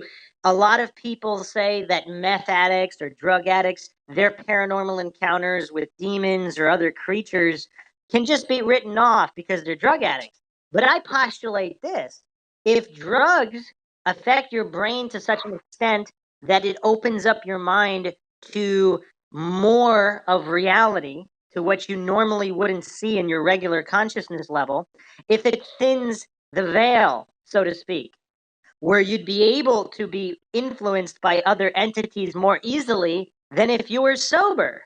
In which case, does the meth use disprove or prove or increase the likelihood of their experience? So yes, the men in black might have targeted him specifically because he had some slight issues. That if the men in black were sent by some kind of higher forms of intelligence, they might have been thinking ahead and they didn't want him to spill the beans. So if they knew about his alcoholism or whatever, his spinning of tall tales, or even not, they might not think anybody would believe him, which is quite valid, of course. But either way, this is obviously a biased account. Now, it might be biased in the direction of this nephew knows more than we do, and he is telling the truth, or he has a particular bias that he views his uncle as a spinner of tall tales, so he wouldn't take him seriously no matter what. So even if the account was real, he would never think it was real. And then regarding the swingers argument, that's an interesting point. But again, does that make it more or less likely? Because if the men in black or this higher intelligence knew that they entertained swingers in their home, was that what necessitated the woman in black agent? Because if they were posing as men in black and they knew they were swingers, they couldn't have a man and a man, not in the 70s or whatever. So they had to create the woman in black in order to blend in with the other swingers. So that was their undercover gig. So does that increase or decrease the likelihood of these cases being legitimate? A lot of cognitive dissonant coincidence theorists would just dismiss all of that, and it's easier to say, oh, that guy drank a lot. Well, a lot of people drink a lot. Does being an alcoholic somehow put you on a magic list where the men in black would never visit you? It's really strange how all these logical fallacies are employed by the cognitive dissonant to dismiss cases. Now, again, I'm not saying this case is legitimate in any way. I'm just saying using logical fallacies to dismiss them wouldn't be logical or scientific. Let's examine some of these comments here. Some people believe Howard lied to promote his own work, although apparently he wasn't really that famous. He could have continued, he could have made a follow up visit, he could have really capitalized it. It appears he didn't. So, what? I'll say this, Bruce. I mean, like, let me just interject. I mean, like, yes, science, you know, I think that's where people fall short is, we watch too much television where science is the answer to everything now. I think that we're becoming a much more agnostic culture. Whether or not you believe in a religion or whatnot, that's your own personal beliefs. I'll say things like, there's human spontaneous combustion, okay? It's been identified that a lot of individuals that suffer from spontaneous human combustion are gross alcoholics that smoke cigarettes. So it could be, hey, like the match hit my leg and I've got so much alcohol in me that I just suddenly combust. However, science doesn't have an answer for that particular condition. So, to preface it or to put a stamp on something and say, oh, well, it's this, I think is wrong. We have to identify with the fact that this gentleman really did believe that he was abducted, really did believe that he actually experienced these things. And you have to treat it from almost a psychiatry standpoint where, medications may not be the answer. He could have legitimately done this. I mean, man has been in the jungle for what? 5, 6, 7,000 years? So to say in the terms of millions of years that have transpired in terms of the Earth's existence that this is not possible, I feel would be technically irrational based on the laws of physical mathematics, which we all hold credence to. Are you saying you're not a new Earth creationist? I'm saying that I'm willing to accept the fact that there are things that cannot be explained. And That's a in fair point. terms of Let me finish going through these comments regarding the write-up I just went over. What Howard Hopkins fails to understand is that there are people who have encountered these beings, and the description given by Herbert Hopkins fits exactly. So Howard Hopkins may be one after the limelight himself. The drinking may be due to the encounter. Frightening indeed. So yeah, that is a good point, because a lot of these Men in Black encounters, particularly 70s, the 80s, the ones we went over, there was no internet or social media, so a lot of their accounts, if they made them up in very similar fashions, which is quite interesting. Here's another commentator. yeah, Here's another well, go ahead. No, you can give your statement. Well, I'm just saying that, you know, like, we're talking about the Men in Black in terms of the American government, and our government has only existed for 300 years. You know, like, there are other cultures out there that have existed for, you know, like 4,000 to 5,000 years, and they have their own variations of the same type of precept in terms of the MIB. So, you know, we're grasping at straws here, trying to figure out, you know, is this a government conspiracy? Whereas, is this a people versus world versus space conspiracy? Or interdimensional conspiracy. Or interdimensional. Yeah. Yeah. There's a lot of options on the table here. Yeah. All right. So here's another account. I encountered one around 2009 during a trip to Atlantic City. We were staying at a creepy inn. My boyfriend likes a bargain. We were at the bar one night, and I suddenly noticed a strange man sitting at the bar to my right. I was at the front, he was at the side right. I thought, well, I hadn't seen him when I'd looked away, and he must have sat there quietly because I hadn't noticed. However, he was a very weird-looking person. He had a hat pulled down very low on his head and a pair of large eyeglasses. His skin was terribly pale, and his mouth looked crumpled in. I kind of smiled, and he didn't change his expression or position. I couldn't tell if he was looking at me or not. The bar girls never approached him to take his drink order.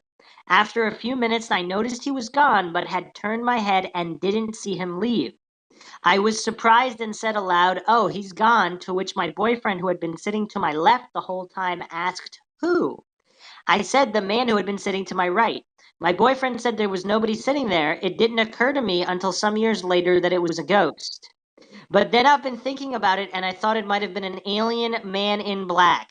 I've seen a lot of ghosts, as I am a medium with over 30 years experience, doing it before it became popular and everybody thought they were a medium. I've seen a lot as real as you, and I bet this guy did not look normal. I also recall such a weird feeling at this inn, so creepy. I even said to boyfriend that I thought there were aliens there for real, even before that experience. I just got the creeps from the place. I also think it was some kind of awful crime-ridden drug mafia type place, just weird as can be. So and this comment was posted in 2017 regarding a 2009 trip to Atlantic City. So do you think we need to do an episode on the ghosts of Men in Black? Well, I'm sure we probably do, Bruce. But I mean, I will say one thing. You know, like, in a circumstance like that, it's very difficult to take the story seriously from, you know, the bearer of the American people because of certain situations. One, she stated she was staying at a cheap inn.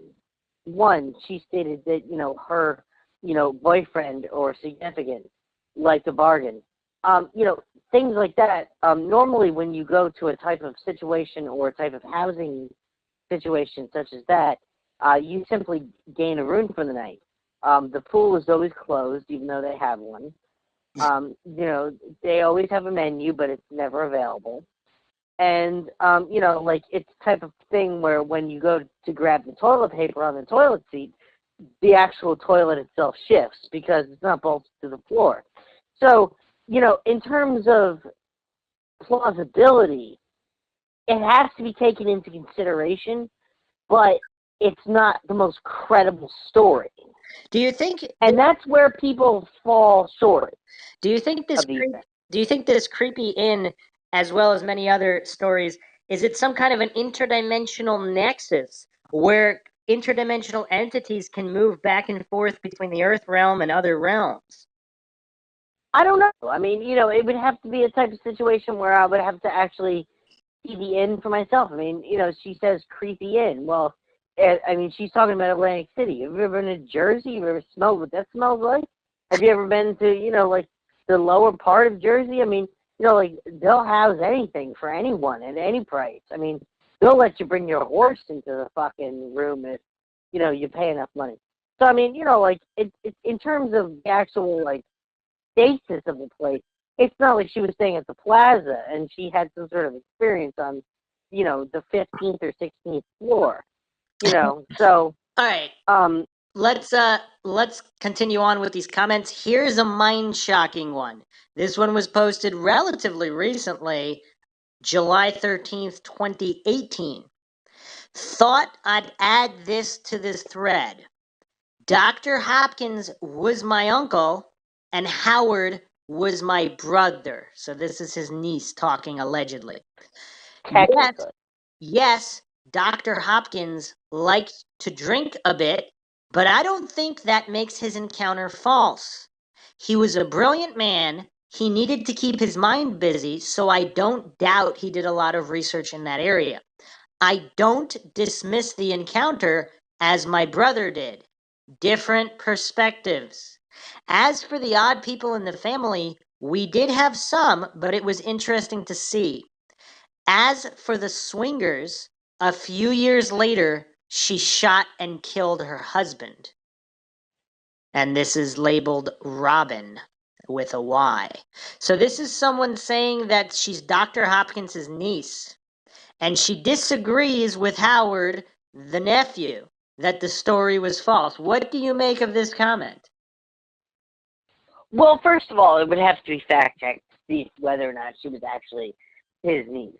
But, I mean, moreover than not, in terms of, she's willing to believe the fact that, he wasn't just a simple drunk, who made up stories, at the edge of a pub.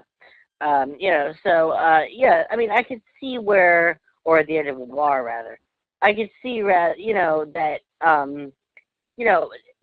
there's a certain amount of identifiability, there's a certain amount of kinship, but, I mean, again, her statement doesn't necessarily prove or disprove anything. It's simply just a statement made by, made on behalf of an individual, regarding, his physical state at the point. So, I mean, it's evidence, but I wouldn't call it, concrete pounding, if that's what you know. So Howard Hopkins, the nephew, apparently died in 2012 at age 50. And he was a main author of more than 70 horror stories, westerns, and the series The Chloe Files.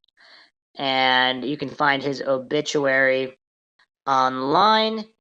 Well, gee, Bruce, I mean, at least an Amazon link to his work as well.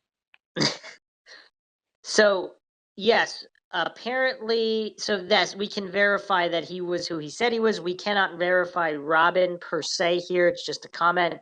I mean, again, everybody's biased to a certain extent. Now we're going to get into more craziness. So we are going to go into the encounter that Hopkins was covering before he was contacted allegedly by the Men in Black. So this is from UFOinsight.com, The Disturbing Alien Encounter of David Stevens. And this was written by Marcus Loth, published August 29th, 2018. Alien abduction claims steadily increased throughout the United States in the 1970s. And while it was still several years away before abductees were regularly appearing on the sofas and comfy chairs of tongue-in-cheek daytime chat shows around America, some remarkable incidents were beginning to surface. One of them occurred in October 1975 with the account of two young men from the upper northeast of the U.S., Maine, perhaps more famous as the setting of many a Stephen King novel. Although there were two witnesses to this bizarre encounter, only one of them, David Stevens, would be willing to talk publicly about the ordeal, and was also the only one who would undergo hypnotic regression in order to reveal the full extent of the apparent otherworldly events. Following extensive sessions, including separate interviews with members of his family by several leading doctors, it was determined repeatedly that Stevens was very much telling the truth. An object as big as a football field. It was coming up on 3 a.m. in the early hours of October 27th, 1975, when 22-year-old David Stevens and his friend Glenn Gray were driving along a quiet road in the countryside just outside Oxford, Maine. Theirs was the only vehicle on the road, their lone headlights cutting through the thick darkness of night in front of them. That was until a brightly lit UFO as big as a football field filled their sights.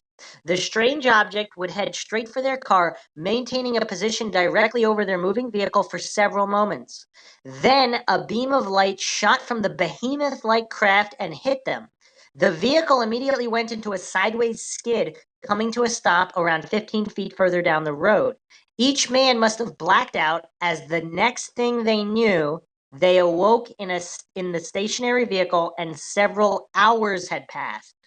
They returned home confused, both aware that something very much out of the ordinary had just happened to them.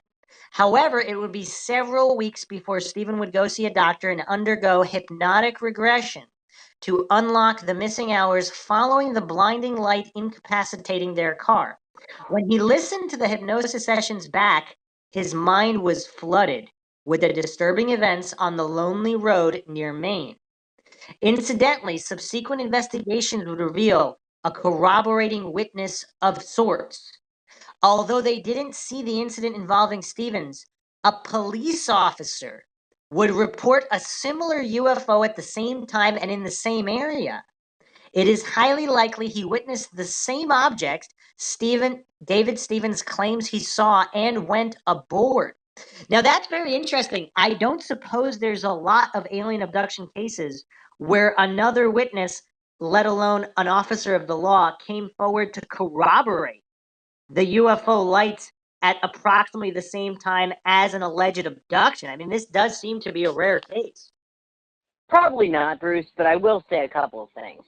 The first and foremost thing is that if aliens really wanted to abduct, why did they pick remote locations of the United States of America specifically? Well, The second thing is, the second thing I would point out is, what makes people think that this is not the United States government directly? Okay, so regarding your first point, there actually are UFO abductions reported in like New York City, Los Angeles, some big cities. It does happen. It's just much more rare. But for the most part, it's kind of like what we discussed earlier. Like let's say you're an innocent researcher and you want to chip animals. It's just a lot easier to do it in the remote wilderness because there'll be less people asking questions, less people in the way. But why are these people specifically chosen when they specifically research particular angles? I mean, if I was a researcher and I was doing an experiment, and let's just use like a dozen mice as an example, why would I pick all of the mice researching just me? Why wouldn't I pick other mice that didn't have any interest in the paranormal to begin with? But pick those? But a lot of these people being abducted had no interest in the paranormal. We're not talking about Herbert Hopkins here. We're talking about the guy that Herbert Hopkins was treating. Well, but he was associated after the fact. Because Herbert Hopkins is the doctor he went to see. Where I found the case because Maxwell brought up he wanted to know more about the case that prompted the MIB to contact Herbert Hopkins. So now we're looking at the David Stevens account, and it wasn't just him. So he had a passenger with him who I guess was so scarred he didn't want to talk about it, but he was willing to talk, and we're going over the account here. Regarding your second point, it is very possible, and we discussed this in the past, that the U.S. government is behind the alien abductions. It's some giant experiment. and some kind of MK Ultra type experiment. Or they're interdimensional entities, who knows? Again, this is MINDSHOCK. The only thing we know for sure is that we don't know anything for sure. All right, let's finish this account. Taken to The only thing we know for sure is that we're listening to MINDSHOCK. Well, we're not even sure about that, are we? What if this is a hallucination? It depends, Bruce. All right, taken to the back roads. Although the men had seemingly blocked them out of their minds, the strange events appeared to begin before they spotted the huge, brightly lit object. Around 2:30 a.m., while heading towards Lake Thompson, their car suddenly came under some outside control. The pair would find themselves on the back road to Oxford. However, the car appeared to be elevated off the road. Stevens would recall the pair went around a curve and suddenly saw these colored lights in front of them. They were only visible for a few seconds before two big bright lights filled all points of their vision. The next memory Stevens has is of looking down on the car from the window of a strange room. Then he noticed the strange creature enter the room. He would describe the strange being as around 4.5 feet tall, with extremely pale skin. Perhaps strangest of all was the mushroom shape of its head. There were two eyes without eyebrows, and in place of a nose were two dots. Around his body was a sheet or robe. And keep in mind, this is the 70s. So this is before the mainstream media jumped all over UFO encounters like in the 80s, 90s, 2000s, which is interesting. So he might have made this description without knowing that it was a typical description of a gray alien. All right. A message sounded inside his head to not be afraid, suggesting to investigators telepathic communication. The creature then guided Stevens to a different room in which there were several other figures the same as the first. The room had a distinct medical type feel to it, including what appeared to be an operating table on which he was told to get on. Once there, samples of his blood were taken. When he was asked to undress, instead of complying, he took his chance and lashed out, hitting one of the creatures. All right, so again, we have another anomaly in this case that's quite different. Most alien abduction cases result in people claiming to be paralyzed of some nature or just some kind of very powerful telepathic communication where they just complied because they were in a way psychologically telepathically coerced to do so in a way, or just hypnotized to such an extent that they just felt there was no danger and there was no need to resist. Examination, although the action on Stevens's part did cause the creatures to back away from the table slightly, they merely persisted that he would not be harmed and asked him to undress for examination. Eventually, the surreal nature of the experience already weakening any resolve he might have, Stevens did as they requested. The next thing he knew, a large device with an arm like an X-ray machine was moving over him. As the device was moved over the entirety of his body, a distinct clicking sound rang out. They would retrieve samples of his hair and even of fingernail clippings. Those would go into some kind of strange-looking tubes. He was then asked to redress, which he did, immediately realizing he was suddenly in another room, again looking out of a window. Then his memory appeared to fast forward once more as he was suddenly back in the driver's seat of his car with Glenn in the passenger seat beside him. Both were just coming to, and the vehicle was still in the middle of the lonely road in its sideways position. Even more unnerving, however, the large craft remained over them. Stevens quickly started the engine and pulled away from the scene. They would go as far as the town of Poland when the strange object finally disappeared from sight. A short time later, they turned the car around to head back towards Oxford. Not long after doing so, the car once again came under the control of an external force. The pair would find themselves on a dark lane overlooking Trip Pond. That was when the engine cut out and a large craft appeared in front of them. This is really bizarre. This is unlike any other abduction case that I've heard of. I mean, obviously there are people that have had recurring alien abductions, but how many times has something happened like this in the scope of one night? Their vehicle is taken under some control, levitating, then they're abducted. They're returned to the vehicle, but the craft doesn't leave. It just kind of hangs out. They drive somewhere else away, but then they turn around, I guess, to go back home, and then they come under control again, and then there's another craft. The second sighting, the mothership. The craft was no more than 300 feet from the roof of the car. As they looked in awe at the unbelievable display above them, each also noticed two smaller crafts emerge from the water. So now we have USOs, unidentified submerged objects. They would rise high before diving towards the water again. They would repeat this several times before they, along with the main craft hovering over the crippled car, shot into the air and disappeared. The encounter had lasted around 20 minutes. By the time they restarted the car and set off to Stevens' parents' home, the sky above them was beginning to lighten. A look at the clock revealed it to be after 7 a.m. So that is quite some time. So they came up, it said that this whole ordeal started at approximately 3 a.m. or before 3 a.m. Now it's 7 a.m. The two young men went straight to bed after arriving home, determined to keep the encounter to themselves, lest everyone think we were nuts. However, shortly after arriving back, both began to feel extremely ill. Stevens would recall how they felt like we were in a daze and a feeling as though he couldn't walk, see straight, or hardly talk.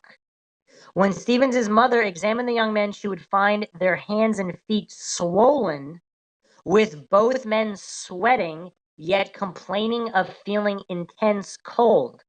Despite them doubling their layers, I couldn't keep them warm enough, she would recall.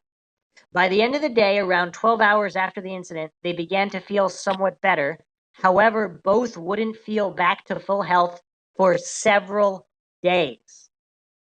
Investigations and flashbacks. Although the pair were intent on keeping their sighting to themselves initially, their sudden mystery illness changed their thinking. At around 5 p.m. on the day of the incident, Eldon Bartlett, the deputy sheriff of Oxford County, would visit the pair, who would speak of their encounter to him. He would recall how the two young men's fear was evident and how both of them appeared nervous and anxious. The following evening, on October 28th, another visitor would arrive at the Stevens family home. Brent Raines, a Maine resident working for the Center of UFO Studies in Chicago, wished to speak with the two witnesses after hearing of the sighting through connections in the county sheriff's office. So again, note, they didn't go to the media. It was the sheriff and sheriff leaks or whatever, people calling the sheriff to find out about it. He would note the same nervousness as Bartlett, although their actions were far more normal in his opinion, given the almost certainty that something did happen that was unusual.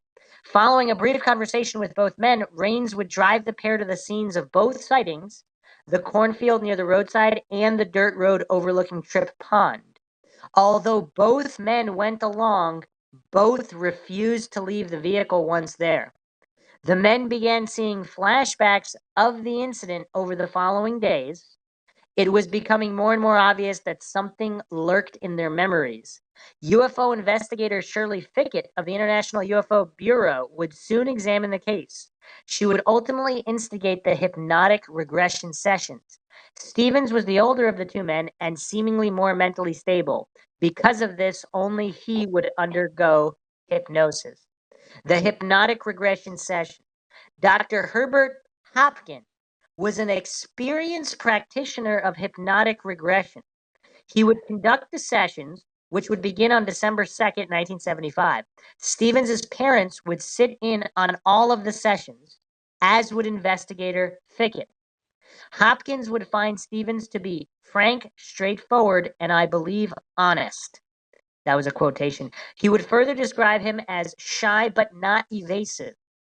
Interestingly, certain questions would fail to bring forth answers from Stevens, even though Hopkins would ask the questions clearly several times. Hopkins would later state his belief that Stevens, quote, was inhibited by some means by these creatures, so he wouldn't reveal everything that went on. It took a deep level of hypnosis to get anything out of him, end quote. This last details an interesting point. UFO investigator Daryl Sims, who also uses hypnotic regression in his work, entertained the notion that such entities were aware of the retrieval of information through such means almost 2 decades later while investigating an apparent mass abduction in Houston, Texas in 1992. And we'll definitely have to do a dedicated podcast on that case because, Yeah, by the way, have you heard of Daryl Sims? Supposedly he's an ex-CIA officer as well as a UFO researcher. I'm not going to talk about divorce. All right. What is perhaps most interesting is Hopkins's changing perspective. He was adept at the use of hypnotic regression. This was his first time, though, working with a person claiming alien abduction. He would state that he believed Stevens's version of events. Furthermore, that the sessions had completely changed his mind on the issue. After having no interest in the subject originally, he was now convinced they exist. He would offer further that UFOs must be of extraterrestrial origin because of the nature of the creatures he described. It's a weird story and it hangs together. Further endorsement of the claims that would come from Dr. Bernard Schwartz several months after the incident in January 1976. He would question both Stevens and members of his family intensely and would conclude that, quote, David is telling the truth. It is a weird story and it hangs together, end quote. Schwartz would go on to highlight how many similar cases awaited discovery in respected scientific journals across the country. Furthermore, many others in the medical profession should look to take an interest in this and other cases like it, as if to hammer home how little the men had to gain from the encounter. Both would lose their jobs, and they were the target of ridicule for many in the local community. Stevens would cope with the encounter by wanting to get to the bottom of it. His younger friend, Glenn Gray, on the other hand, would react in the complete opposite way. He wouldn't speak to anyone about the incident, certainly not the media. He simply wished to forget about the entire episode. Incidentally, Stevens would suffer from a feeling of, quote, UFOs watching or following him, end quote, for a considerable time following the incident. He would also found he would tire a lot quicker than before. Furthermore, he would experience rushes of having a tremendous appetite for no apparent reason. While the case of David Stevens is most certainly one of the most intriguing and widely accepted to be credible, it was while working on this case that the claims of Herbert Hopkins of a mysterious member of the Men in Black visiting him surfaced in September 1976. So this is very curious because apparently Herbert Hopkins was not a believer. And then after these regression sessions, he became a believer. What do you make of that? Well, I mean, it's difficult to say. I mean, like when you're faced with, multiple different situations from multiple different people, it becomes hard to dispute. It's kind of like, am I wrong? Am I thinking clearly? But when there are other people, it gives unique perspective. So this is an anonymous commenter from the Pelicanist blog spot that we went over earlier. I suspect his lies went beyond the Men in Black and he had an influence on David Stevens. I say this because I knew David Stevens personally for years. Despite Hopkins claiming David was a clean-living guy, David told me himself he and his roommate not only abused whatever drugs they could get their hands on, but they were high the night this occurred. He has not believed this actually happened to him since approximately 1980. Another item of interest, anyone that lived in Oxford prior to the 90s will tell you, if you didn't have a pile of money to throw at a satellite dish, you were basically stuck watching WCSH6. No cable, lots of mountains. On a great night, you might get 3 stations. 7 days before David Stevens' abduction, the Betty and Barney Hill TV movie, The UFO Incident, aired on NBC. WCSH6 is an NBC station. If David had the TV on that evening, odds are he watched that movie. That mixed with the drugs led to encounter, and Hopkins milked it for attention. So, and this comment was made on February 2nd, 2019. An anonymous commenter who said he knew David Stevens personally. So, if they knew him personally, I'm assuming they lived in the area since they're talking about the TV station. So they don't know about the police officer who corroborated the UFO lights. They don't know that they lost their jobs and were heavily ridiculed. So how is that milking it for all it was worth? They didn't appear, they didn't do the media rounds or anything like that. So this commentator is either lying or someone who maybe did know David Stevens and knew he was a drug user or whatever. But a lot of people use drugs, especially in the 70s, right? So what does that really prove? Well, Bruce, I mean, like, it could be also that he had encountered so many real cases that, like, a false case, it might seem like a real case. I mean, that happens. Well, here's the other thing, too. If David Stevens was working at the time the Betty and Barney Hill TV movie was on, and he didn't see the movie, that would be interesting as well, because this guy is assuming he did. He's also stating that he stopped believing it actually happened in approximately 1980. So years later, he all of a sudden stopped believing it happened. I don't know. I don't know. That comment seems very, very strange. Or perhaps if this is a friend of David Stevens who also did a lot of drugs, he doesn't have a clear recollection either. There's just a couple more points in on the nephew's blog that I wanted to go over. This was the blog that is currently offline. He posted on January 13th, 2008, The Truth About a Man in Black. I got a phone call the other day from an interviewer for an internet show dealing with the unusual occurrences and the supernatural. The person I spoke with was interested in a member of my family who'd passed away a couple years back and a certain experience that relative had reported. I hadn't thought about the story in ages, but it was an interesting conversation and dispelled something that had probably gone on for too long. My uncle's name was Dr. Herbert Hopkins. Most of you will say, huh, and rightly so.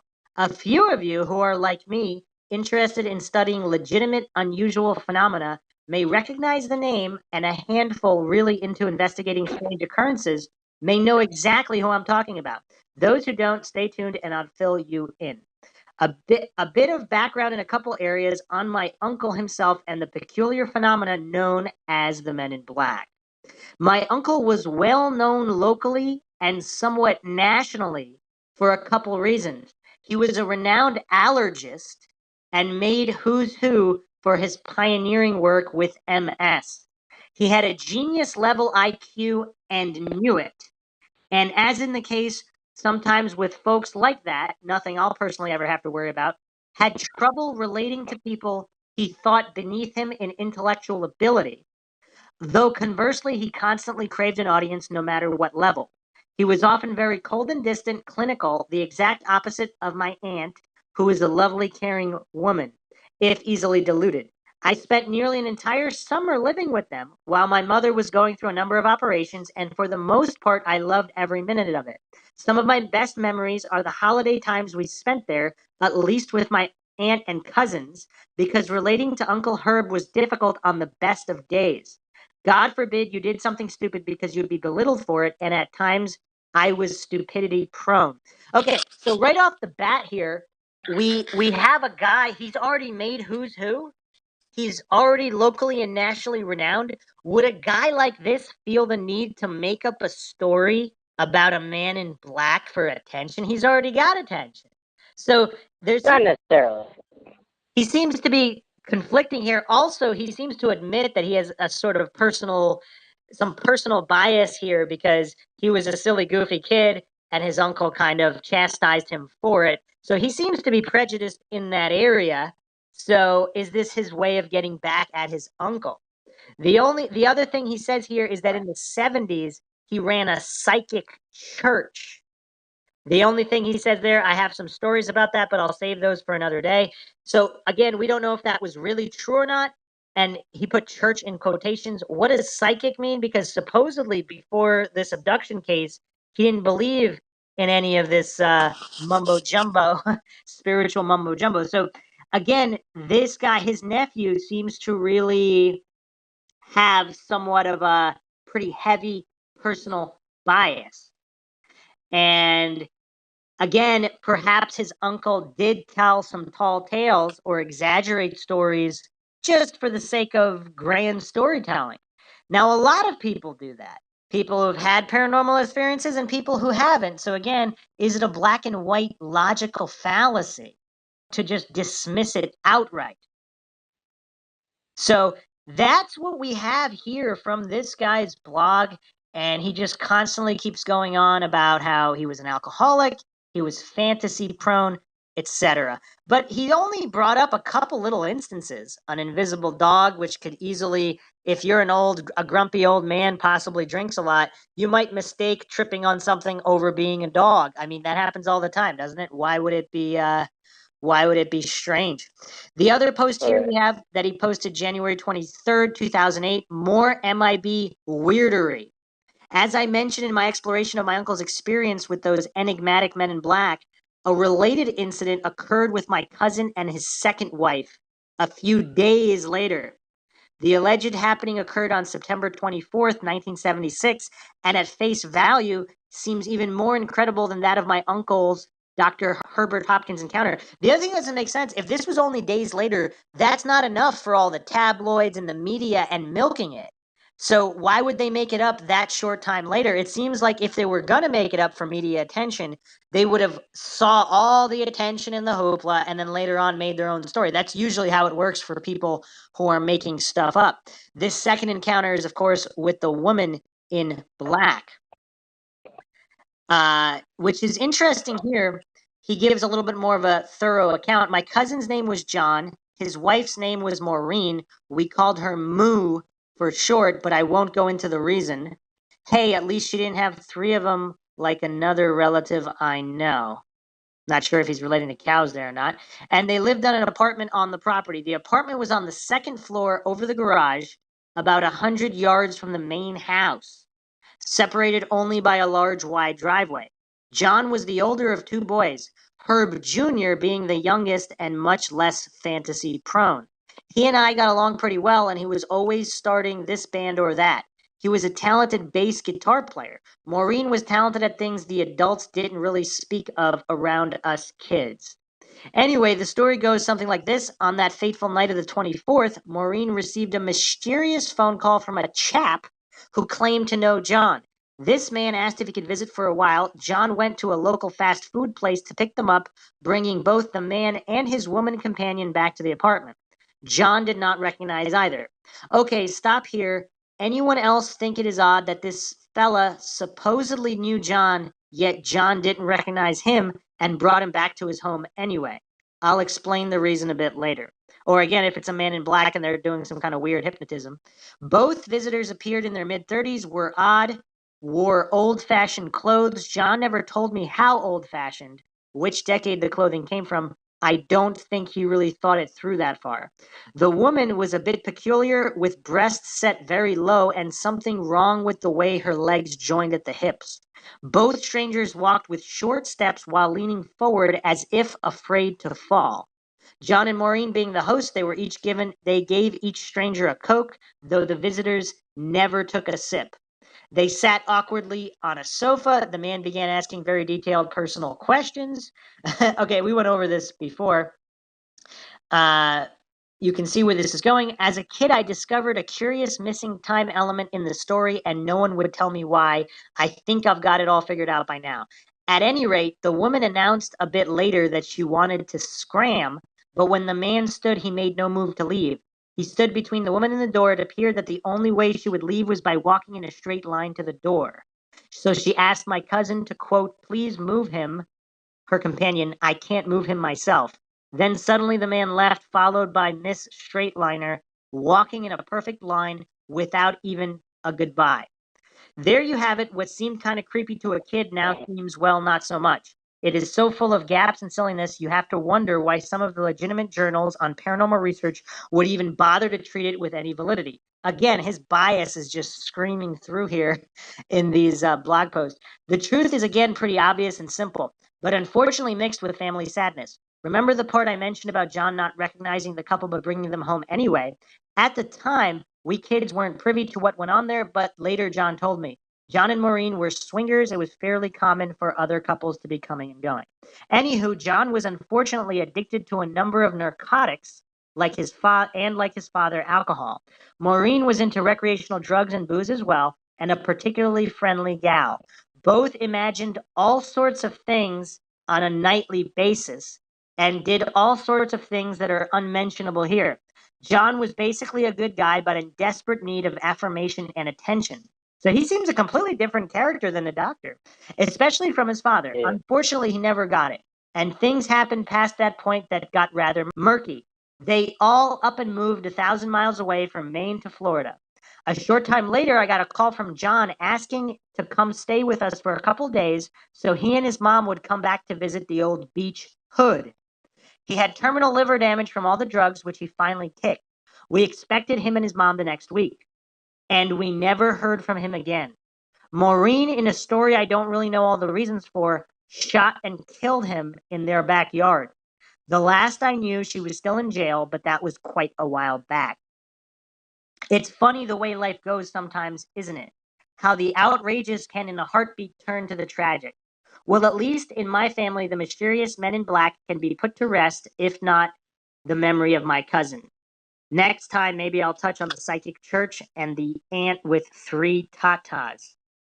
All right, so again, this guy seems to have some incredible biases, and just in basic psychology, I'm sure you know this, I'm sure a lot of the listeners know this.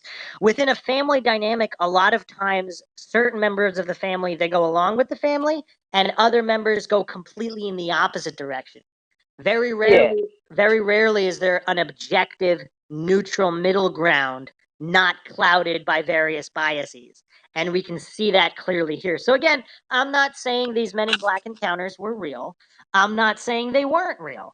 I'm saying it's difficult to know, but it stands to reason that if some higher intelligences did send these Men in Black, and these accounts do eerily mirror other Men in Black accounts.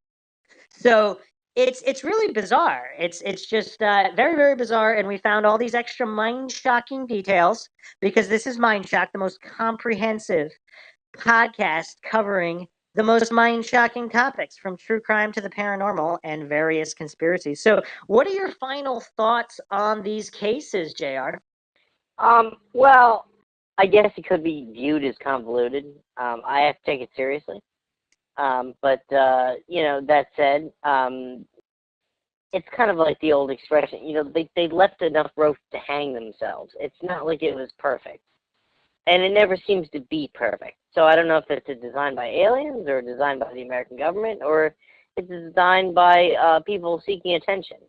So, it's difficult because there's no clear cut, or, if our government has clear cut, they're obviously hiding it from us.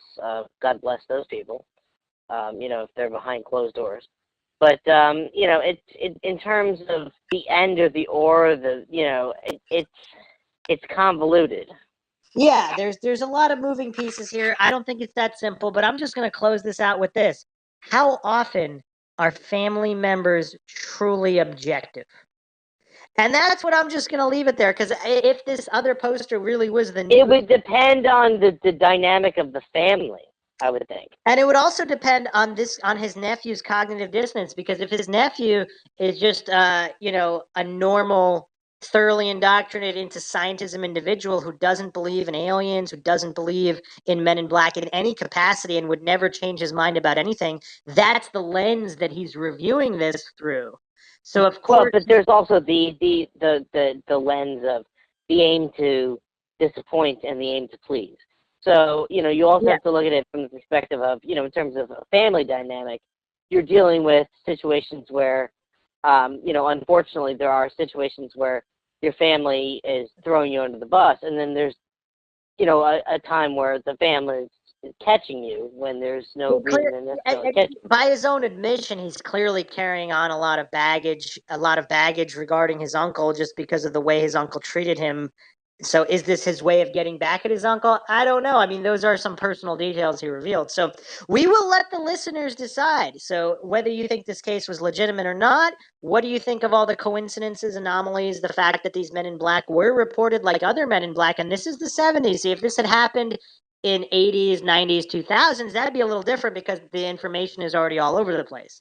Back then, I mean, it's a little bit more interesting and intriguing that they were described as such. As always, if you enjoy the MindShock podcast, you can donate to our PayPal. Just check the link in the description. You could also become a patron. And obviously, patrons help us get more and more mind-shocking content out to you guys at a faster frequency. Patrons get priority for case topic, logical analysis requests. You could also be a guest on the podcast depending on your tier. You could also check us out Twitter, Facebook, and Reddit. Questions, comments, thoughts, theories, suggestions, rebuttals, debunkings of any kind, leave them in the comment section. If you like this particular podcast, hit that like button and share it across social media platforms. And make sure you subscribe to the channel, hit the bell for notifications, make sure your device allows those notifications to come through. And you could also just go to youtube.com/mindshock to check out all of the mind-shocking content in comprehensive fashion and logical analysis unlike any other podcast out there. This is Bruce McGuire signing off. And JR tapping out. We'll catch you guys next time.